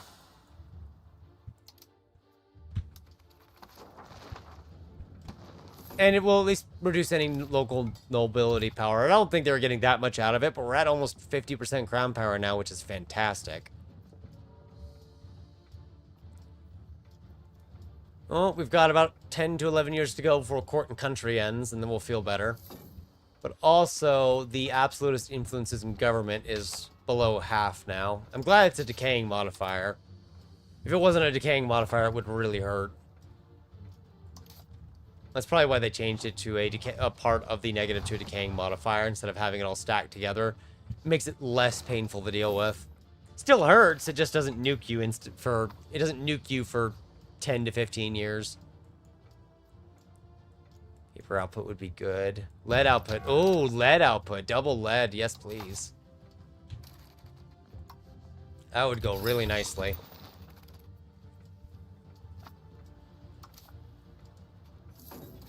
Oh, right. We're still paying the army, aren't we? We should probably stop doing that.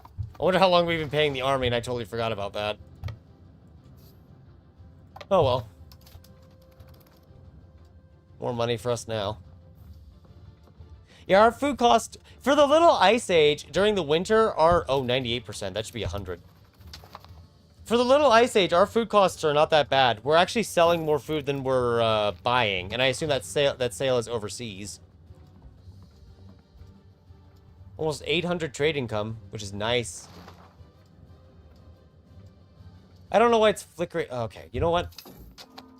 I don't know what's going on with the tax system here. It's bugging out, and it's like flipping back and forth. So I'm just gonna turn it off and go manual with it for now, because something's going on with it.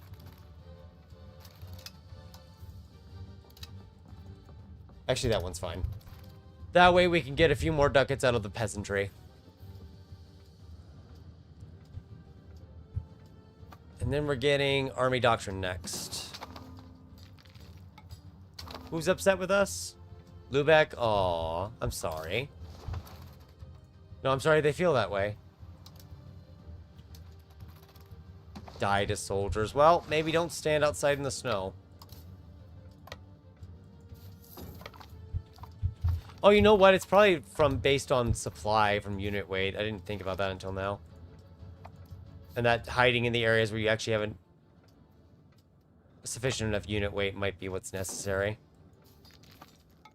Hadn't considered that until now. Maybe that's why they suffer attrition. Masonry, I'm sorry, in what market? They're way too... I might have to destroy a market or two. These are really spread out. Okay, they can't even trade with each other. Alright, manufactories has unlocked, and that should push us to 3%. I am going to let the research finish for proximity cost and estate satisfaction. But I think then we go to manufactories. I think we just kind of rush to minting office, don't we? Or maybe crown power. They're both good. Cabinet seat. Rush cabinet seat. That's what we want. I knew there was something we wanted before anything else. There's the stock exchange. That's just your next building of market attraction. Some porcelain might actually go really well, though. It'd probably make a lot of money. I've seen the pictures. Iron Foundry would be good, too. Sweden found our agent. Well, it's nice while it lasted in stealing maps. Seeing a map stealing, we can steal some for the east now. Get the East China coastline. Oh, we actually have a lot of Indonesian coastline too now. That's good. Ah, there we go. I can see Florida now. Lower Canada. Can we get Texas, maybe? No, we can get Tennessee, though. Let's get Florida for now, then. Gulf of Mexico. Still haven't found new sources yet. I don't remember exactly. Actually, I don't even know where chocolate is anymore. Fantastic. We've forgotten what chocolate is. Yeah, the development proximity cost what I want too. Oh, historical event. So, artistic encouragement for 10 years. Western influences. I guess just be a true patron of the arts and let them do whatever. We could never get that last bit of innovation out so far. Bohemia's spending money for military access. Why is that? Oh, they're at war with England. Or they're at war with England? On England's side, I guess? I don't know. I'll take their money regardless. I don't particularly care where they're going. I just care about getting paid. What they do is none of my concern. There we are. We found Cuba. I don't think that gave us anything. It may have restored... No, I still can't see chocolate now on the Columbian exchange. Even though we actually know where it is.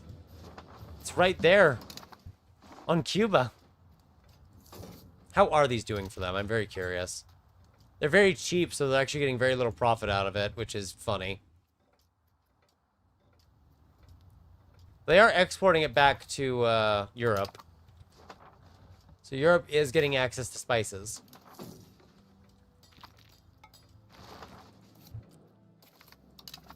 Let's see.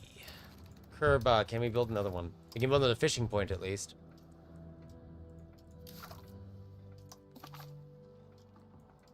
Our research progress is now at 3.1% as well, which is really nice. It's not like lightning quick because it is going to take... I think, how much is the expense? It's 40 research points, so it does take more than a year to get one done still. But we should get another Orthodox Synod. Yeah, in May, we can get 10 points out of that. That'll speed us up slightly.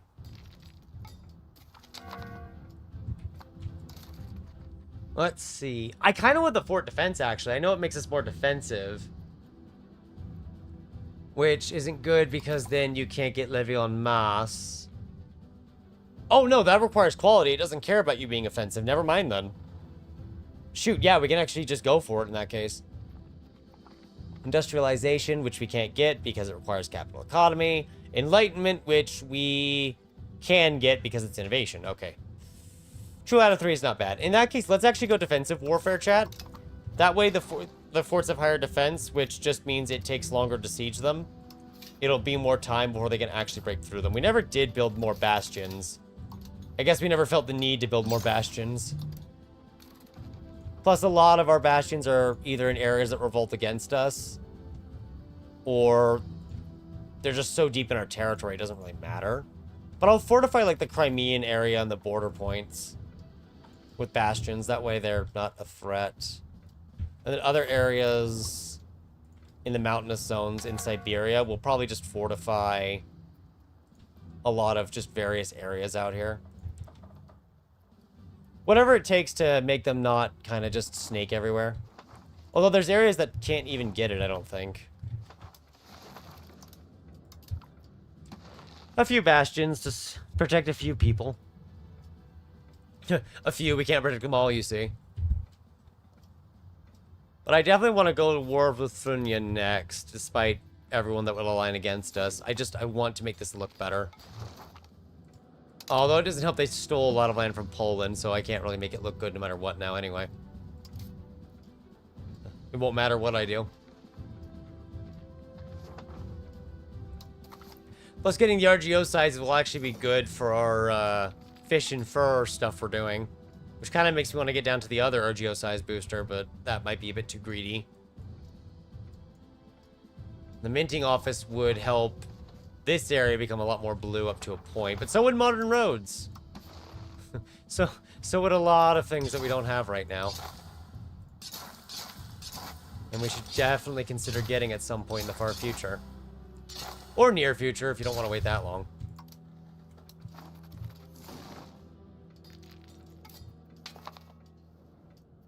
I love how Moscow's making a surplus of 1,300 food during the little ice age.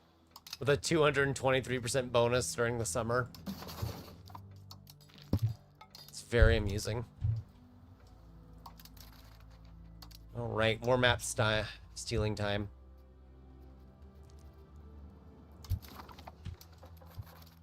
There we are. Hello. Oh, wow, you guys have really been fighting over this area, haven't you? It's an absolute mess down here.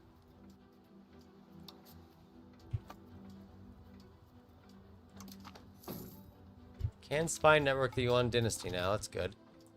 Okay, hang on. Some stuff's happening. Absolutism event. Good advice. Oh, we get a new policy? Oh, it's a new legal code policy. Ooh, really? It's a new legal code? And our current one is just what? Estate satisfaction 5, regular satisfaction 1? I see. And what does it do for enforcing it? Centralization, serfdom, nobles, and clergy are happier? I see. I wonder if this will bring up another event down the line. I don't know, though. It gives us more. Yeah, the Chile one gives us more than Moscow. It's great. So we'd still maintain the noble state satisfaction. Clergy would gain 4. We gain centralization and serfdom, which is good. It's just the others would lose 1 point. So, honestly, that's fine. I don't mind.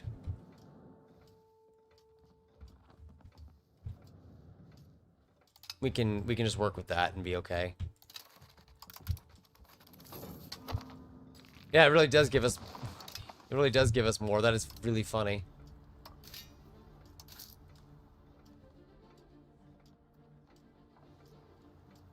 Okay, once our stability's back to 0, I'm gonna just cut spending on it heavily. We've just been hard spending in order to have the stability to embrace institutions. I wish we had that other proximity cost reduction, but it just isn't here anymore.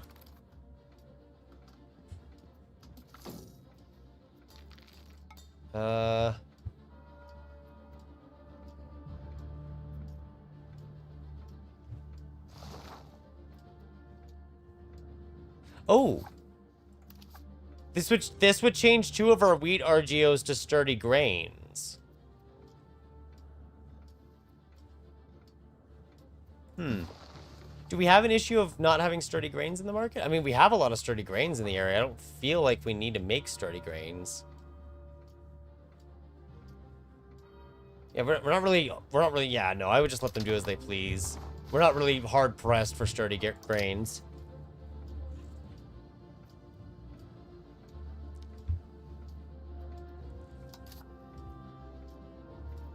Let's see. There's a Calvinist preacher somewhere in the nation chat. Probably just from an area that we took. Yeah, in Riga. That's funny. Let's get rid of him. Oh, this is the wrong tab. Hang on. Oh, it costs 5 stability. You can stay then. I don't care. Actually, wait. Yes, I do. I don't care that much, though. Like, I care, but I don't care that much.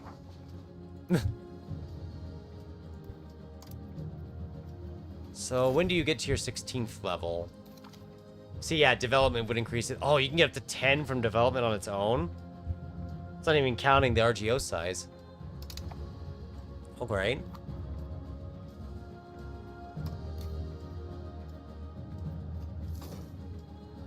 Slightly concerned about all the revolts that are near actually succeeding.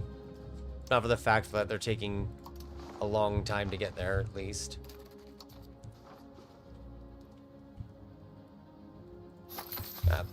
This area is not completely fully assimilated, but it's simulated enough to where it's probably fine. We get to start focusing elsewhere for now. There we are, minus 5% proximity cost. And that seems to have done a lot, actually. Wow, minus 5% proximity cost did a lot, because these areas are going up all the way in the Siberian provinces. Around the Urals are going up a good about 10% proximity, or control. And the areas around Moscow get a bit better. I think we would have had more blue areas sooner if not for the obvious loss we suffered from the changes they made. But that's okay. I'm just glad to see that a lot of these numbers are about to go up by a couple of points everywhere. Which means our tax base of 6,100 is probably about to balloon a little. Not by too much, but it's definitely about to get better. And it should help the integrated areas deal with revolts a little more. Obviously, if it's not integrated, they're still going to struggle. But the integrated regions should do a bit better. The funny thing is that proximity cost reduction benefits the areas that are further away more than the others. Just because of the amount of numbers it's reducing at once. Oh, yeah, the coming of age characters will have to marry them eventually. Actually, how many children do we have?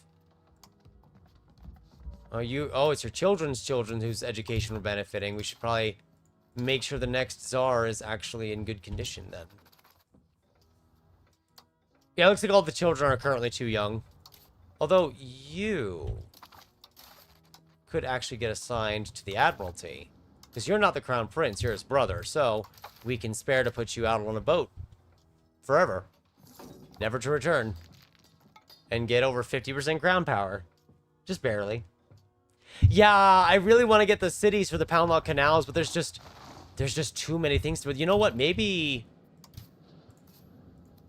we should start building... Oh, wow, it killed 4 of the wheat RGOs here. I wasn't paying attention. Maybe it's time to start building some of those canals. Unfortunately, I can't look at the river map mode now, so I have to use the control map mode to actually figure out how this is pathing. And it actually seems to be pathing in a way that suggests the Pound Lock Canal is not needed. Interesting. So it's actually saying that we don't want the Pound Lock Canal, which I don't believe in the slightest. But I guess it's not wrong? I have no idea. At this point, building more towns might be better, because at least that's 10% for that one area. Riverboat ride. Well, I'm glad he's having fun, at least. Someone should. Well, we can at least build up all these lumber areas and livestock. Who needs that anyway? Unless it's got fur, in which case we're not building it up at all. Oh, wait, that is fur. That's... Almost messed that up pretty quickly. And then some of these areas can't do it because they don't even have enough people, which is kind of sad to say. Ooh, that has a lot of horses, actually. I might leave this one alone because it has a lot of horses. I do want to make it a town like everything else. With the amount of horses there, I don't think we have a lot of other locations that make horses. But a lot of things like wool, sturdy grains, we actually have a decent amount of sand finally. Those are all produced well enough in a large enough quantity that I'm not worried. I just really need a button to just like mass click where I can just well, I guess I wouldn't really know what the RGO is there then, huh? I build over a lot of furs in that case if I didn't. We can close this area up then. There we go. It's a lot of towns already. Still do more, but I'm gonna let it tick in the background a bit. Because, I mean, we're in the little ice age and urbanization isn't killing us. So there's not much reason not to do it, except for preserving the rural areas pop growth indefinitely, but I'm not gonna nitpick over that too hard. Not when control means more money. And more literacy once you build the library. Which is obviously good.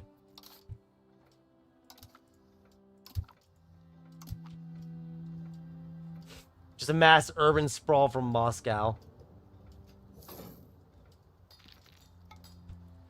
Yeah, we never really do stop building up as Russia. There's just too much to constantly, endlessly build.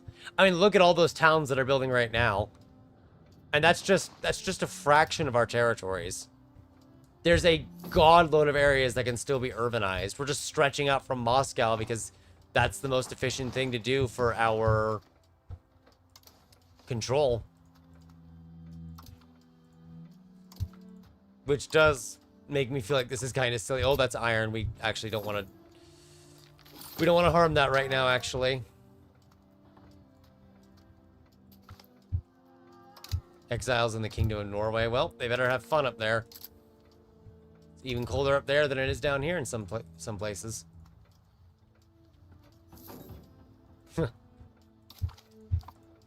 I don't think, with all the towns we can still build, I don't think we're ever going to get to the Pound Lock Canals.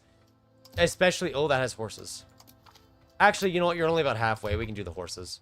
Oh, wow. You know what? We have lots of horses. Maybe I don't need to avoid upgrading that area then. Hang on. Where is it? You know what? I just learned that we actually have access to lots of horses, so I changed my mind. You are being upgraded to a town. We'll just have to upgrade the other horse areas as well. Yeah, because there's a bunch of them over here. Just make all of those towns. And I do see the river here as well, which is good for them. You know, if we could ever upgrade them to cities, half of them don't even have the population for it. And they probably won't have it in time at all. Because most of this is just into the steppe region, which is now being urbanized en masse. Yeah, the fish RGO's got 100,000 people and just letting it fill up because it can go up to about 170,000 with its current development. Obviously, that could change if we got the development up further. But even at what it's currently at, it's holding a lot of people up to, what, 173,000? With mass irrigation, too. It actually just got access to its level 16 Pomer outpost. So now it's going to have another 33% production. This thing single-handedly supplies all of our fishing needs. We can't export it. Yeah, that is true. Towns and rivers is more dev speed, at least. Speaking of...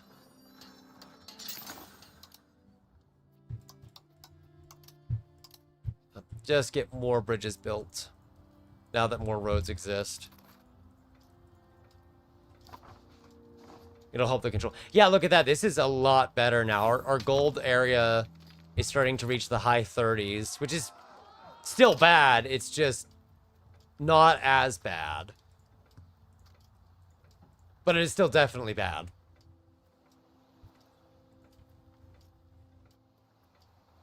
Oh well, at least it gets exported. It's actually gotten cheaper, the gold over there, which is kind of funny to think about. And look at all these areas that are 95 or higher. If we got the minting office built in them, they'd all go to 100. Presuming they're urbanized, obviously.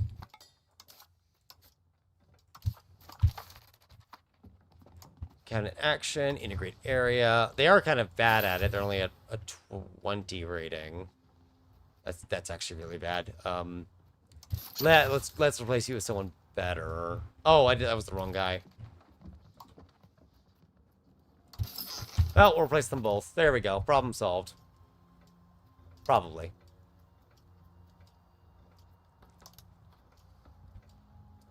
It's at 111,000 pops now.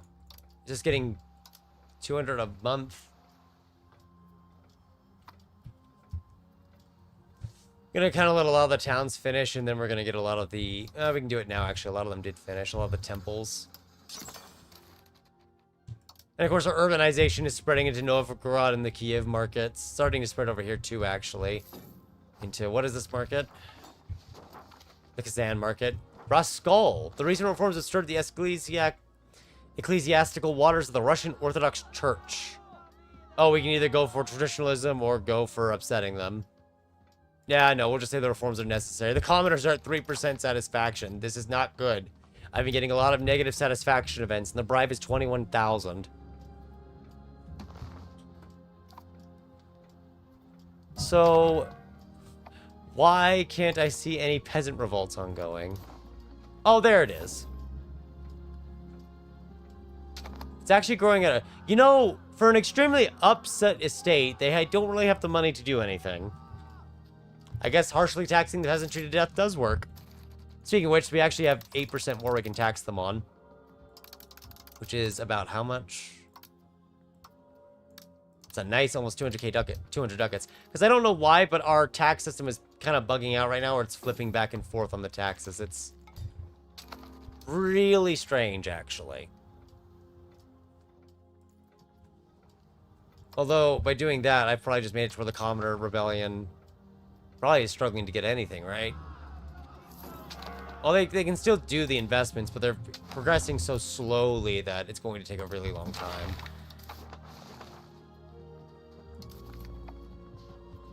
Alright, there we go. Just automatic 100. Are you still a part of the Horde? You are. And where's the Horde's new capital? Because thanks to Georgia, their capital's been moved. Oh, this is the nobles. This is a revolt against them? Oh, good. A revolt, so we can't even target their capital if we wanted to. If we target the Baltic Order, that doesn't really change it at this point, does it? And it kind of changes who's involved, but only to a small point. I feel like I should build a 4th army now, just from how vast our lands are and how many armies people can call up. But Sweden is mostly conscripts. Yeah, like 48,000. The amount of actual levies they have is not that many. I don't want to fight Bohemia, though, because they do have an actual, genuinely, decently sized army. My only hope is that their economy collapses underneath them later. It probably won't. I guess we just conquer a lot of these territories for the rivers and the Amber. I almost called it Sapphire. Although I guess that wouldn't be bad. There's also fish and furs to build on. But I am kind of thinking of targeting the Baltic Order just because borders. It looks awful with them still existing. And I'd rather they just didn't. Milan, but why are you all the way over here? I'm just trying to decide who to do this on. Righteous, that's very good. Very good trait. It's laws, CB. I guess, because if I target you, the Baltic Order, I can also invade Sweden. But I wouldn't be able to target Ruthunia because they're not going to join. Since they're a tributary.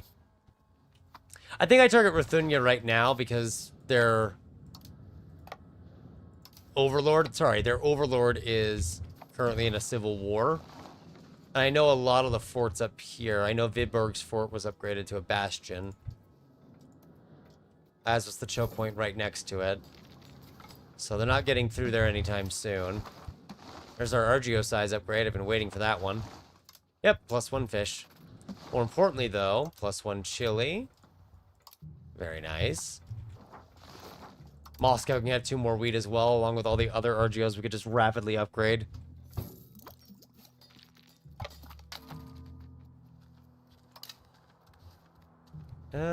Yeah, rest the leaders, because the alternative is not good.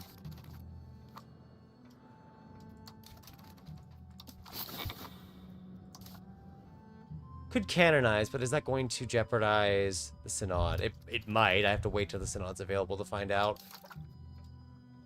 Ooh, our liturgical language is maxed out? Yes, our liturgical language is now at 100%. It's not the strongest language, but it's a very strong language. So our research speed is now at 3.13. Very nice. It's copper, iron, copper, stone, tin, 50% crown power, cabinet seat. Those are all very good.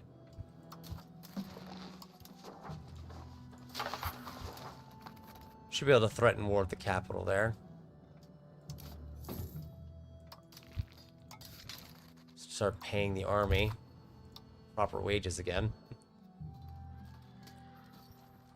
Do have some baggage trains. Let's train 5 more of each for them. I have so many areas I can train up armies now. I'm gonna do that to expand their armies, actually. And we do have heavy lancers, which are too expensive. Got it. All right, we'll just stick with that for now then. Because I do think I need to upgrade the current armies a bit. We'll form a 4th army eventually as well, but we probably need to bolster our current armies so they can survive in their own fights without issue. That does make us the military hegemon, which is going to increase cost to court by 1%, painfully. It's almost a 20%. Oh, God. And if we add trade, our economic base is over 10,000. Plus the population we have and the institutions we've embraced, of course. Oh. Alright, well, stability's at 16%, so I can cut that down. Hey, we're ranking over 2,000 ducats now that I'm not caring about stability. All you had to do was let everything collapse. Who would have thought? That's all you have to do.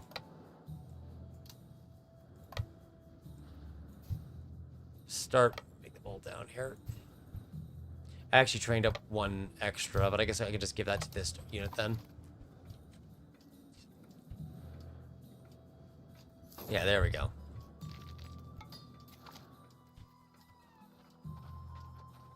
Charge them additional fees? No, it's fine. They're converting pops to our religion at no cost to us. Just let it happen. No reason to rock that boat when it's working just fine.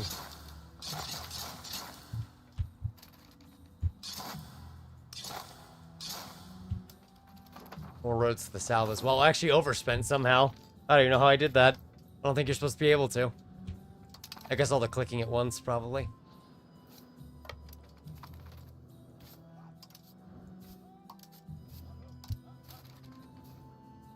Then we've got about 5 more supply wagons for each group. Baggage trains. Each one holds, what, only 30 food? Dang, okay. I'm gonna have to probably triple the amount of those that I make, because we're not even getting a month's worth of food out of these. I mean, it doesn't help that we're over our supply limit in various areas, of course, but oh well. I mean, we can barely store a month of food, so I've got to, like, quadruple the amount of those that I'm making. I usually don't use baggage trains that much. I feel like I can stomach the losses. I probably should use them, but for whatever reason, I don't use them as often as I should. I guess it's like sacrificing them for something else. Getting more coastline so we can get a better grasp of what the world looks like.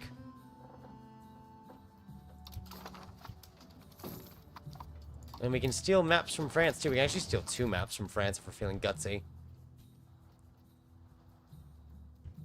I need kind of... You know what? Alabama will do, yeah. Oh, I found cotton, at least. Not that I can use that. Right? I need so much money to build the roads, too. There's just not enough money. No matter what I do, there's just never enough.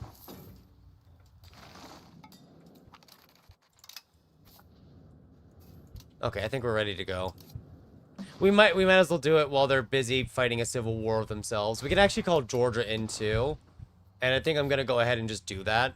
Actually, I need to do it in a different way as soon as I can get my diplomats back. It's gonna be a few more months. I don't want to spend more money. Oh, we finally learned what tobacco is. Ah, we finally learned what tobacco is, but I can't build it in Russia. Uh-oh. But I can do it in West Siberia. I see. Okay. So I'd have to pick one of these areas and really hard develop it with the Pomor outpost. Or just replace all the fur with tobacco. That is true. There is also the Baltic. I did notice that one. Which definitely has higher base levels. Now, obviously, if we wanted to maximize this, we would want to get a lot of pops out here. Those pops would then increase the RGO size. But that might be a bit too greedy. It might be better to just max build the Pomor outposts and see where it stands. And then just replace a bunch of these with tobacco. Because think about several of them operating with level 10 Pomor outposts. That's insane. Yeah, so I think we might replace this into... We might make this a giant tobacco plantation. The Baltic Tobacco Corporation.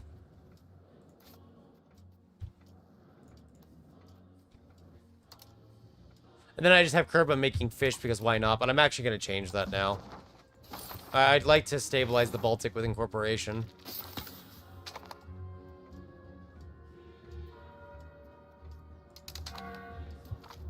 Divine Plague. Uh-huh.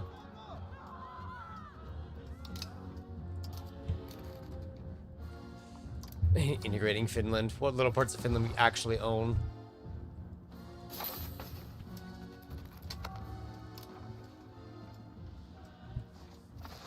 Don't mind the debt. It's fine. Everything's okay. Business as usual. They will be huge. The problem is that they're only integrated areas. We don't control a lot of it. We need to either assimilate it or start accepting pops here. But our ability to accept is not great.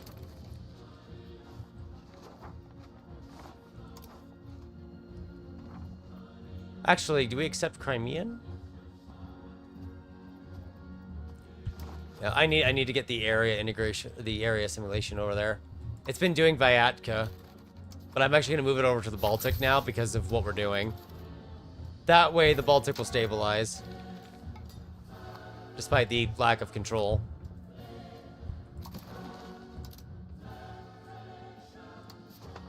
Yep, there it is. Oh, we can use the Synod again? Oh, yeah, it is 1656. It is that time.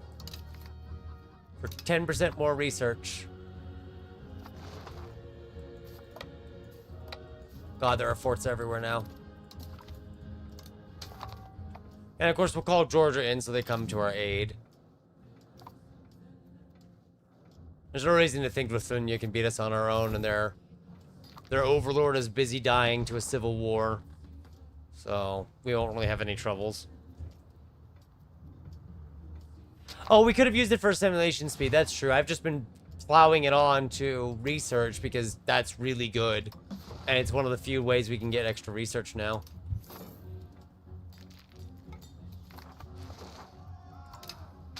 I think the real issue is just lack of control up there, but that goes back to the issues we've been discussing with the roads and stuff. It's really nothing new. Well, like just an endless problem. But we can try to get some out there at least. Oh, you know what? I should have checked this. Their forts weren't fully manned. We actually could have just assaulted these and moved to the next line of forts before they were even ready. But now they're going to be pretty much stocked up. That's fine, though. We'll make a sacrifice or two on some of these forts to speed it up. Ooh. Ooh. Oh, wow. They lost big. Yeah, the good news is that their forts are still castles. I noticed that they weren't paying for their forts maintenance, although we weren't either. But I think the AI doesn't have the money to afford upgrading them. I don't think they can do it, because they'll go bankrupt if they do.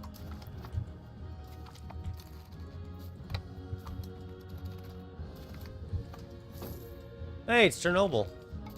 What a great place. The first poet. What an interesting titled event. The Greek-Latin Academy. If the...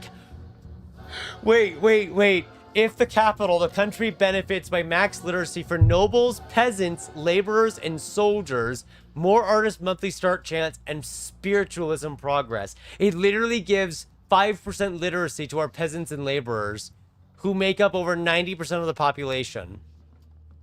Or it can get 10 innovation. Ooh. I've got to go for that extra literacy. I can't say no to that. That is really nice.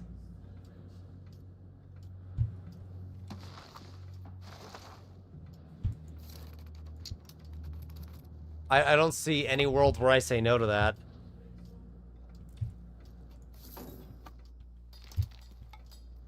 Okay, we're just gonna hurry these along since, as pointed out before, they don't have... These are just regular castle forts. They're not upgraded bastions. We can just nuke them with our troops. We trained out thousands of additional soldiers. We may as well bleed through it. And we get 12,000 pops a month, so you know what? If a few of them die to speed up the war, so be it.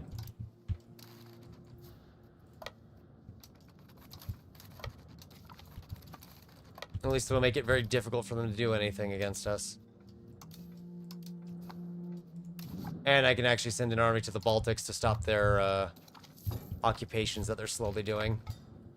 And I do mean slowly.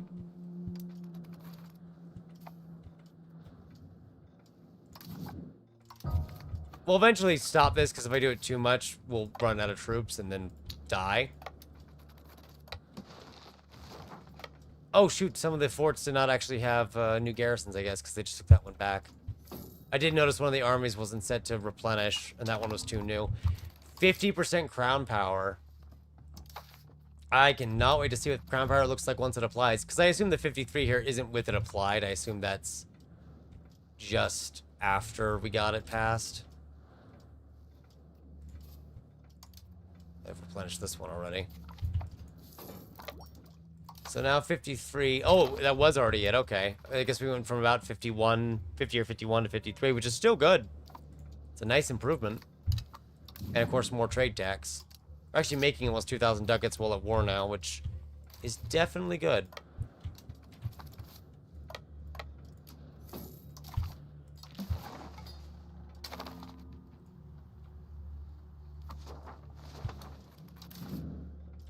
Try to knock out the Baltic.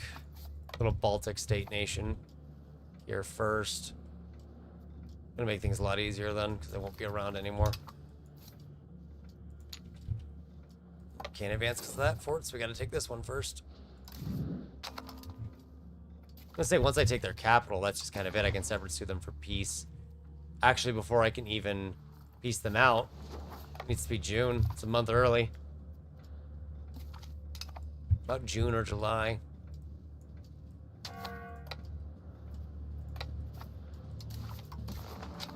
Oh, nope, that's all of them. I need separate. Yeah, June 8th, and they'll just be gone.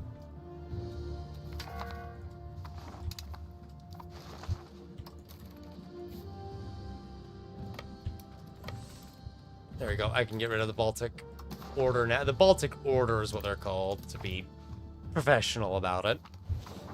There we go. That looks so much better already. A nice smooth border with nothing in the way. 38, because enthusiasm? It's because of enthusiasm. And the fact we've only been at war for a few months at most.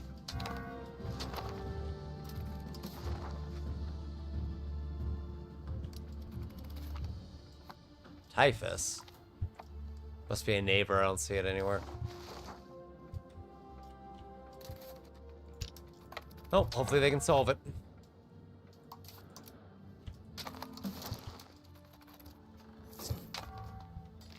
Oh, I am actually getting deaths from typhus. I just saw the number go up by about 10. But I don't know where. Look, if the typhus is not near the mainland, I don't care. Yeah, it'll be fine. Oh, that wasn't the fort. That's next to the fort. Silly me.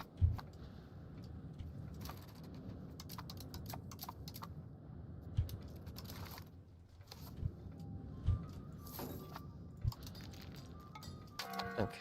I'm trying to just focus a little on the war here while we let the cash build up. Other cabinet slot's gonna be very nice.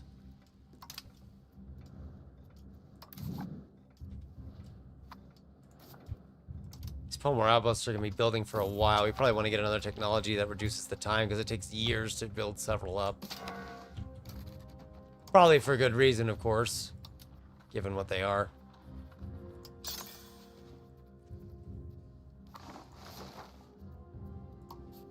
Why does that make so much money? Oh, because it's expensive, I see. Okay.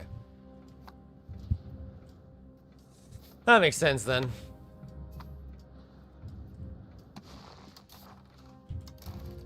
And we've lost tobacco. It's like it's appearing and disappearing. Oh, the English are in a civil war. Cool. For us, I guess. Not really cool for them. They probably hate it.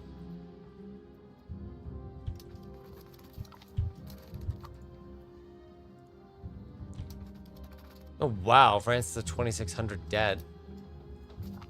The Bohemians have an 11k dead. My god. I mean, that makes sense given their potential power size. We're 3 hegemons now. I just noticed. We're also the greatest power in the world. Hooray. Everyone will hate us indefinitely now because we are powerful and they are not. It's a great time for us, I assure you. What's your enthusiasm at now? It's actually starting to go positive. Just needs to be crushed a little more. Just a little more and then they'll break.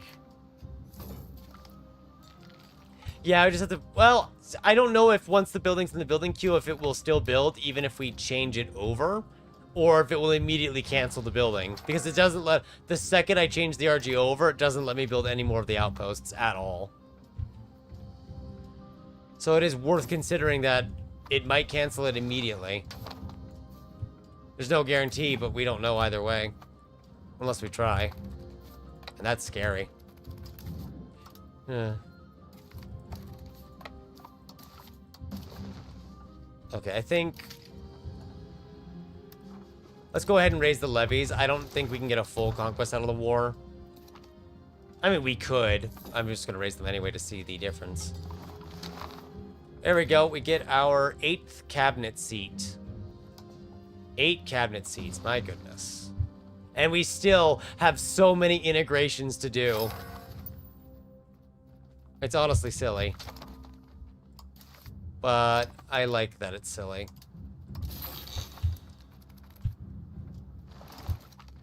Oh, 8.55 proximity cost reduction is so good for us.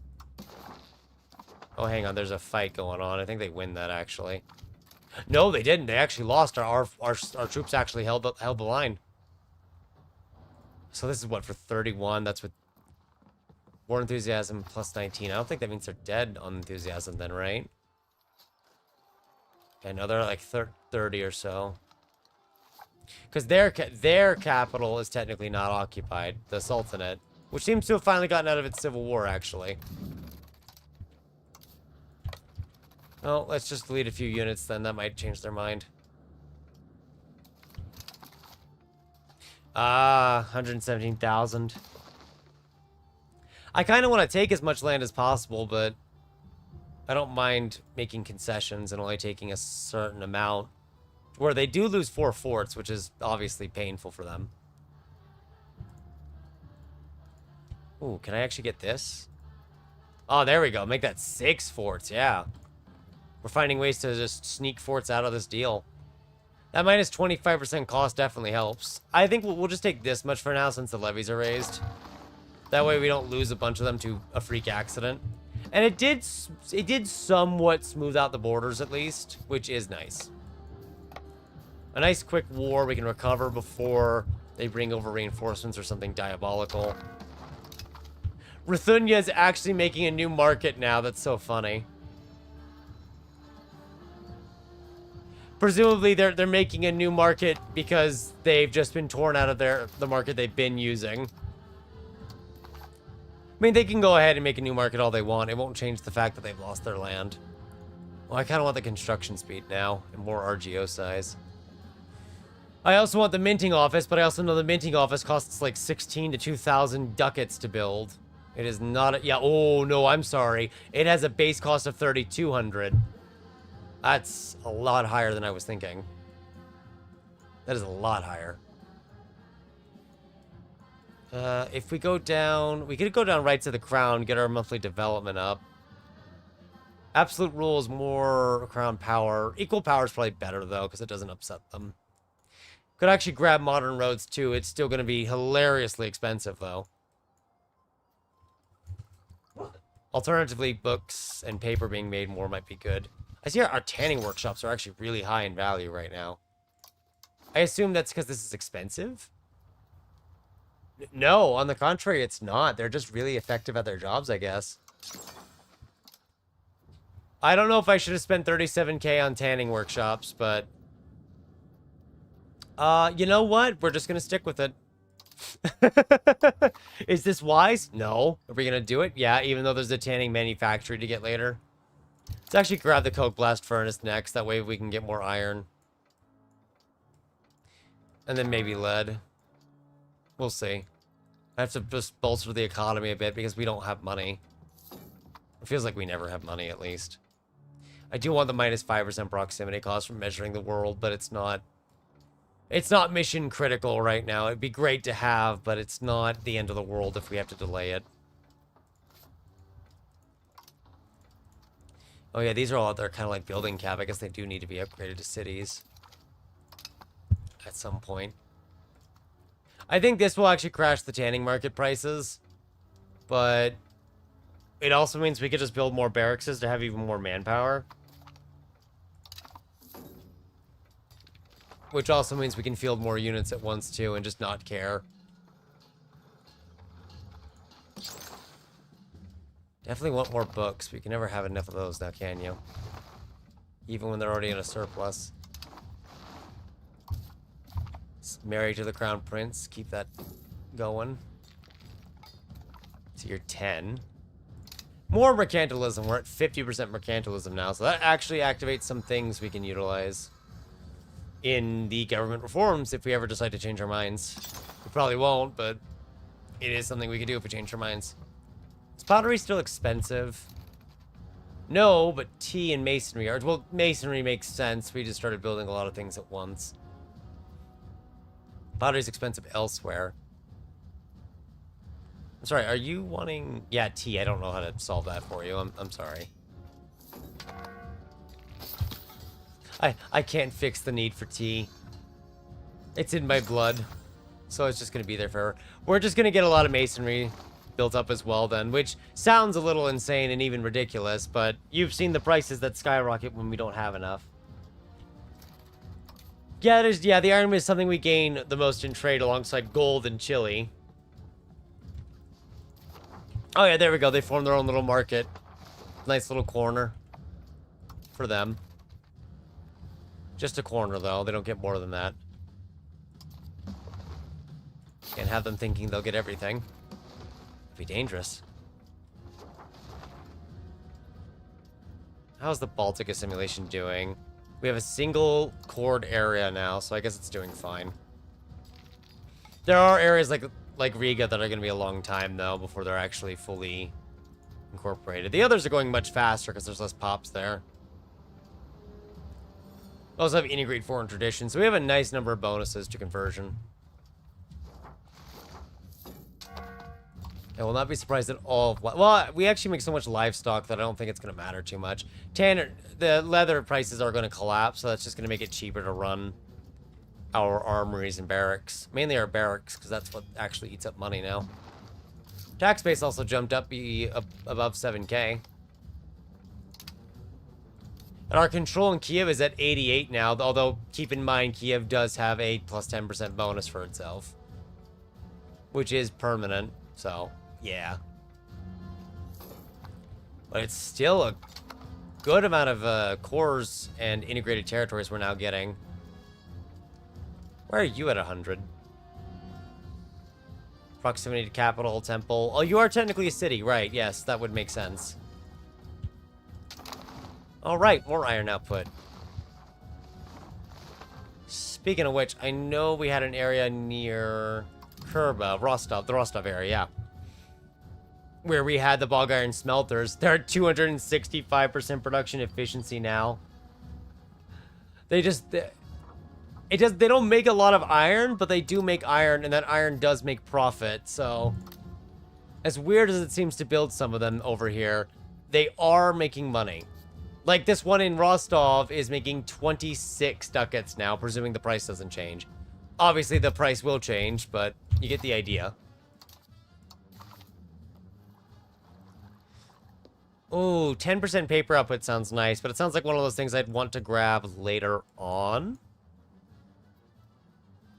Like, I could get it now, but I could afford to get it later after I get the other more important upgrades. Just checking things here. Conversion. See, 0.1 prestige is nice. Printing and paper. What do these use, actually? Oh, right. The printing manufactory combines it all into one new production method. Almost double our paper output. This would demand even more lead. Fantastic. It's something I do not have. I want thousands of them. We'll grab it, and then I think we'll grab modern roads, grab our development, and then we'll go for our proximity cost. That's 11 techs right there. We'll get that queued up. That'll be our priority order.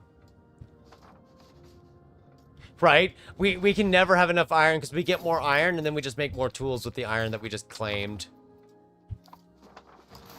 Speaking of which, marketplace. What about Novgorod? How's Novgorod doing? Novgorod needs a lot of new towns, actually, because it does not. It really does not have the headquarters. So actually, give me Novgorod's market. I want to make sure this all gets spent on Novgorod specifically. There we go. I wanted to spend on their market with the merchant quarters before I started spending it everywhere again. That way it'll get some more trade capacity. It can export more iron to Moscow, or Moscow can just import it, I guess. Although Chile exports still remain some of the top profitability. It has fallen, presumably because Chile prices are falling slowly, which is fine. It happens. So when is this again? 1666, and we need 75. The Saint costs 150. So we'll wait and see. I'm not going to canonize it right away. I could. Although I don't really need the prestige at the moment. We could kind of hold on to it till we need the prestige. Oh, we can steal technology from someone? Who? Really? We can steal technology. You, at rank 257, have technology we can steal. Alright. I'll take it. Yeah, Chile price being low is good for export. I'm not complaining about it. I'm just noting that the price has changed since we last checked. Which isn't necessarily bad.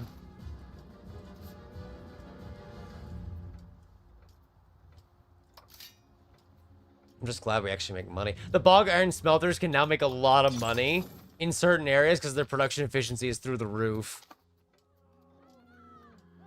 But that's specifically in the market regions where they just lack iron. The areas that have iron, they're not very productive. Which isn't that surprising, actually. So the Mason guilds, we've actually made so many of them now that they're starting to struggle for profitability, which I find funny. There's also a shortage of clay, so let's just RGO size those. Because apparently there's now a massive clay shortage from all the masonry. Which is hilarious. Yep. If iron ever gets cheap, because as soon as we get more iron, we just make more of everything. The charcoal kiln, we could make more of. I just don't know if we should. Kerber actually has a level 14 one that can be expanded. Actually, wow, yeah, this can be expanded twice. Why is... Oh! You know, for a rural location, this actually now has too many buildings, despite its development. That's actually really funny. Workers of lumber RGOs in the aforementioned locations may suffer fatal accidents or shift their occupations. Well, I guess we don't need that then. Claim throne CB on Georgia. So that did work. So we could expand Georgia to be into the Russian Union. Which would be very amusing. But we're not going to do that right this second. Where are all the locations? Carpathia, Baltic. And then I love how West Siberia is technically an option. I don't know if that's on purpose. What about Chile? Chile is way more open in where it can be. Which I find very funny. Yeah, there's a lot of areas where it's very available. So what we'll probably do is take a lot of these locations and just... Once the outposts hit level 10 or higher, we'll just build it. I want to play maximization to get as much out of it as possible, but that's silly. Because we're just gonna make ourselves sit here forever then, never getting it done. Almost 3,000 ducats in gold. Oh, we're actually making almost 90 ducats from buildings abroad, which I can only assume is that trade company that was established. I don't know if it actually is making that much money, though. If it is, that's great, but I have no idea. It does say tax base to owner 20% and tax base to building overlord 50%. Oh, we're literally just getting half of Lübeck's tax base for having that exist. I see. That's pretty neat. That also sounds really silly. But I'm just going to take it as something entertaining. And leave it at that. because it's at least somewhat funny. Oh man, iron is really high. You know what? Just mass expand the iron energios. I don't even care anymore if they're rule or not. We need so much iron that it's better to just mass expand them now than to think about it. Yeah, once those are integrated, they should be incorporated pretty fast. We're starting to get some cores up in the Baltics as well, which will push them all the way up to 50% control. So that's very good. Printing manufactory. Now that we have some more accessible routes too for the roads, it's just a tad better. A tad. There's still so many roads that don't even exist. It just doesn't feel real to have this many roads that we still need. And then if I just do upgrade, boom, already gone. All that money. Just for paved roads. Right? Just being able to build it. Yeah, it is arguably better. Eventually, if we ever get to a point, we could maximize it. Oh, now I get the paved road network after I establish the roads. Well, it's a bit late for that. Take your integration bonus instead. And the communal values.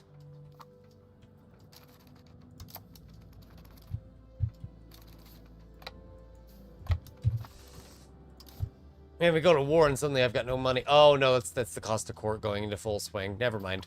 Parliament being in session and all that. Gained cores in Moldavia.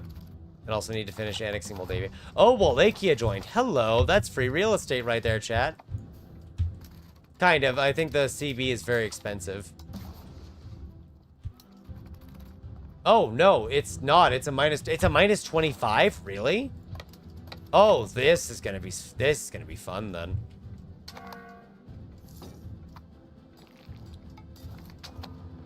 Wallachia they're basically asking us to walk in and assume control of their administration.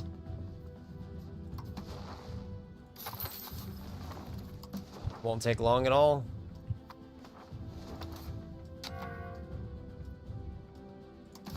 Ah, culture, there it is. That's what I was looking for.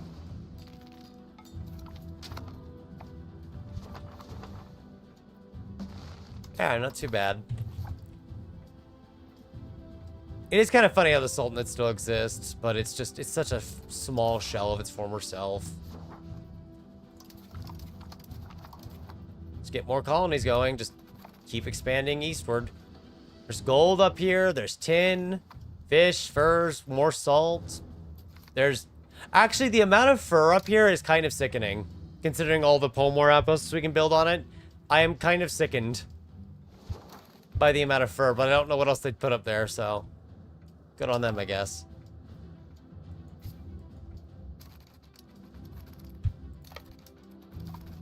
Just recover morale here before we go fight 16,000 men. No art worth patronizing. Is there ever? Seems like there never is, according to the game. I'm sure there is somewhere in the world.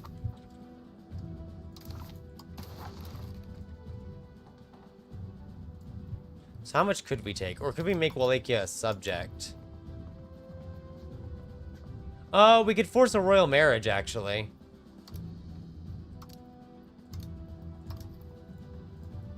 You know what? I might take the royal marriage option. Just, like, take some territory, but then do a royal marriage. Yeah, like, this would look good. What are we looking at? Who's getting the most upset? Those people are already upset. Munster gets upset. The Retinids get upset again. That's not really bad, honestly. True, we could try to export it to China if we have the range. I don't know if we do, though. It wouldn't hurt to check. There we go. Problem solved. That's not a bad border. It's not the best border, but it's not a bad border. Because Moscow actually can't reach it. But we could daisy chain it between markets that we have a presence in. That is something we would be capable of doing, is daisy chaining it. Or, as maybe one might point out, just make it up here and then export it down there. Even though there's not really a lot of people up here to actually make it to begin with. Which I find to be very funny. And sad. Very sad, actually. Oh, yes, amber. I would love to have more of that. Usually it's a very good export.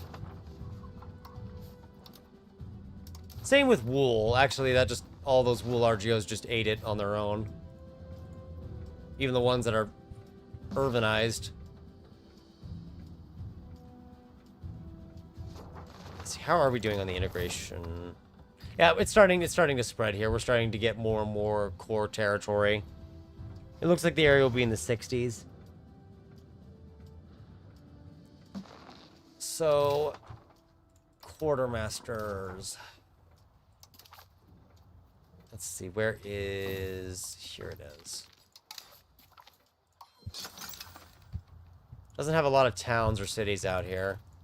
So they can't really trade much to begin with. Most of their trade is just used to send gold back to Moscow, actually. Oh, look at that, though. Kazan is getting chili. So the chili that's being exported to Kazan is then being exported elsewhere. So the AI is actually daisy-chaining it a little bit themselves. Which is cool. It's like this black hole where a market probably is, because we don't know what's there still. Oh, that English Civil War is still ongoing. Yeah. It's not good for them. It's great for us, though, because we don't care.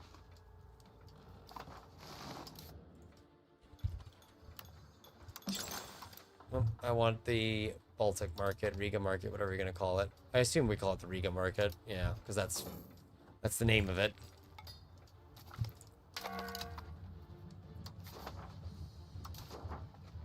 I just want to make sure these are maxed out here.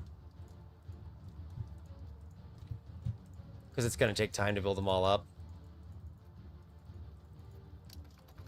Yeah, there are some here that are reaching 12 levels. And I think that is when it would be perfect to just switch it out with tobacco. Because 12 is already really high. I feel like trying to go for more of them and delaying it would just be greedy. Because, I mean, we have a level 11 one, and it's already insane in how much it's making. So I figure just make what we can make. Speaking of making things... more paper, good sir. And it makes sense that Novgorod's getting the paper, because it has access to lead at a much more readily available rate. Novgorod has 260,000 people, actually. Oh, wait, you don't need lead here. I'm sorry. I'm misremembering. It does have fiber crops, though, which is obviously helpful. Oh, it is making some in Moscow, too. It's probably just doing it by control levels. And it's really just upgrading the buildings we already have access to, which is good. Probably do it in Moscow itself, too, just to see how that looks. Integrate area. Actually, that area is very small. It doesn't have a lot of stuff. I would rather integrate something else that we have ideally full control over, like the Omsk area. Right, demand already surpassed. We probably do, yeah, I guess we could make more chili, couldn't we? Although a lot of that demand for chili is actually us just exporting chili. Most of it is, in fact, exports, which I don't mind.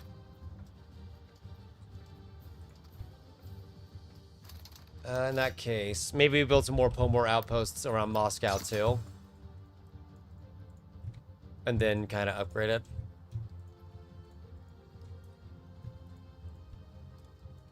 I mean, there are some over here that are going to, like, level 12. There's a level 14 one that's going to level 15. And 19 furs is what I can have. That's insane. Okay, so since it ended in a inconclusive manner, we just lose 5 stability. But the crisis is now over, which is perhaps the most important part.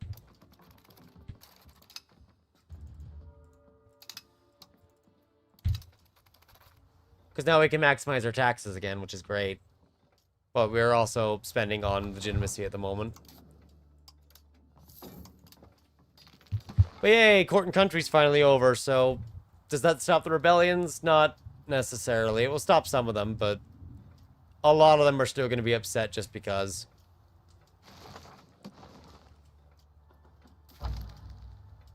Yeah, the funny thing is that if we keep the chilies monopolized in Moscow, we can just keep exporting it to our other markets and just make money off ourselves, which is really funny. This might be why they had to nerf trade by increasing maintenance costs. There's actually a good chance that's why they did it.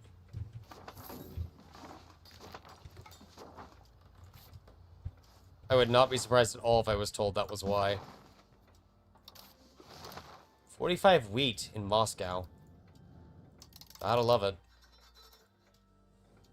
Oh man, you're getting... This is going up to 12 and it's got such good control.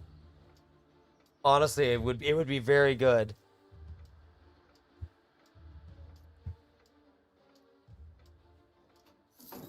Yeah, that is true. Sorry, I was reading it there. That's why I went silent. I was reading that they don't have as many towns because we've been building a lot of the towns as propagating from Moscow proper.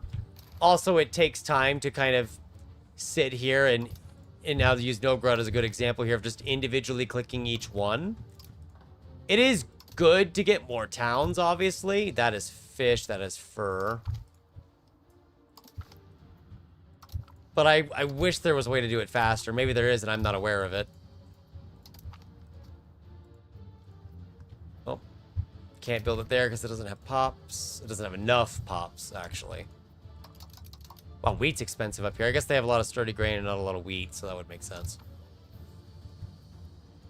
And then, of course, there's all the fur areas that we're refusing to build up because it's fur, and we want to build a little outpost instead. Although, we are slowly entering the other market zones, which is helpful. To some extent. Like, Kazan's market, we have been pushing it into. Especially around the rivers. I am not sending 29... Wait. 2,900 gold or 12 stability. I'd rather lose the 12 stability in the several levels. That'll be cheaper anyway in the long run than spending over 20,000 gold and going into debt for it. I'm just following what appears to be one or several rivers in this direction. Which is fine. It is going to help... Ooh, look at all these horses. It will help slowly expand our control and give Kazan here, which we're now surrounding, more capacity to trade with, which we don't even have this area fully cored. It's only integrated, I just noticed. Or lumber. I have so much gold now to build towns too. I really do need some kind of macro clicker for that. And then it would build up on all the fish and furs and ruin our plans. And then I'd stop using it. That's probably how it would go.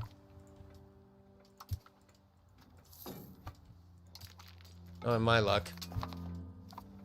Ooh, exploration progress. That's not bad. It's not what we focused our research on for. It's just what we ran into on the way to some other technology that we actually want.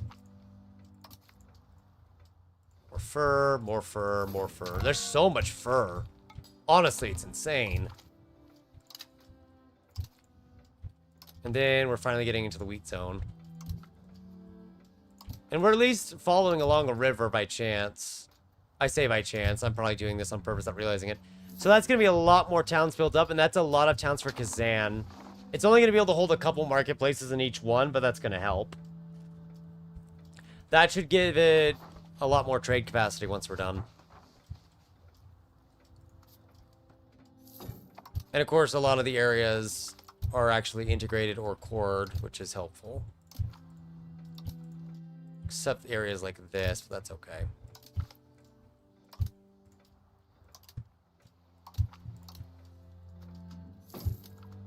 Kind of just trying to see the control zones now instead here. It kind of makes it clear which ones are incorporated and which ones are only integrated. So our towns have finally reached the Ural Mountains at least, so we have that going for us. No, I'll take the communalism, please. Thank you. Still won't have enough range to make it very nice and heavily controlled, but at least we have these towns. Oh, nope, fur, don't do it. I have to, like, pay attention or else I'm gonna overrun so many fur locations very fast. Like, very, very quickly. Free prestige. And these areas literally don't have enough people to found a town, which is unfortunate for them. Perm can't even be a town, which sucks, because I was going to make it a town for fun. Needs at least 5,000 people. Actually, I just realized they're running out of masonry because they're building so many towns now. They're actually going to have to import masonry if they can. We could probably automate buildings at this point for the money, yeah. Although we're also just spam clicking too. Either one would probably work out pretty well for us at this point. Like upgrading all of the paper mills to paper manufactories would obviously be very helpful. Just because their input-output ratios are generally better now. And if, to give an example, we have, what, 40 of them here making 46 ducats? Where is the singular one? The singular one is making 2 ducats of profit. They're making 46 ducats of profit. Well, I guess that's because they also have 7.8% production efficiency from stacking. But yeah, we're making almost 4K gold. Okay. Well, we have another... The peasant empire has risen up. I was wondering which revolt would come next because I haven't been paying attention to it almost on purpose at this point. Because all the revolts are in, like, our hinterlands that don't matter as much compared to the other areas. This is slowly spreading outward. It's getting better. Slowly kind of getting there as development creeps upward. Novgorod's all the way at 95% maximum control now. And if you go all the way to Neva, it's 76. If you're going all the way out to kind of where Perm roughly is, you're looking at about 55% when it's a core. So yeah, our control map's getting healthier over time. It's still got issues, but it's getting there. And we're still missing at least 5% proximity bonus, or proximity cost reduction research, which is definitely going to help, along with modern roads. Yeah, Novgorod can have level 23 livestock. That's really just funny. Honestly, I'm actually curious. Can we... No, right, Novgorod we can't. Probably Chile, though, right? We could be funny and change the livestock in Novgorod to Chile. So then it's 23 levels of Chile instead of livestock. It would probably make a lot more money, but then we wouldn't be making a profit in exporting it to Novgorod, which we currently make 22 ducats on after crown power and everything. Anyway, I think this is a great place to leave it off because we have been doing this for over 6 hours now. And I've noticed that there's been a lot of you here today. Well over 30, easily over 40 for a while. So I'm glad you've all been enjoying watching this and listening to me yammer for hours. We have gotten very far... Oh, there's peasants here too. Yuan peasants, weird. We've gotten very far over into Siberia. We're starting to use New World stuff with Chile. I cannot wait to turn the Baltics into just a massive tobacco plantation to then mass export. We're probably going to need to build a lot of towns out here, actually, in order to do that, too. So that's going to be on the agenda. I can't wait to get the minting and make this map look a lot bluer, because all those areas you see 96, 97, we can make those blue with it. It'll be very good. This has been very enjoyable. I'm enjoying the beta so far, too. And I kind of can't wait to keep going further into it. We're over 8,000 in tax space now. I really don't have much else to say. Thank you all for coming very much. I appreciate all of your time. I hope you all had a very good time watching this, and I will see you next time.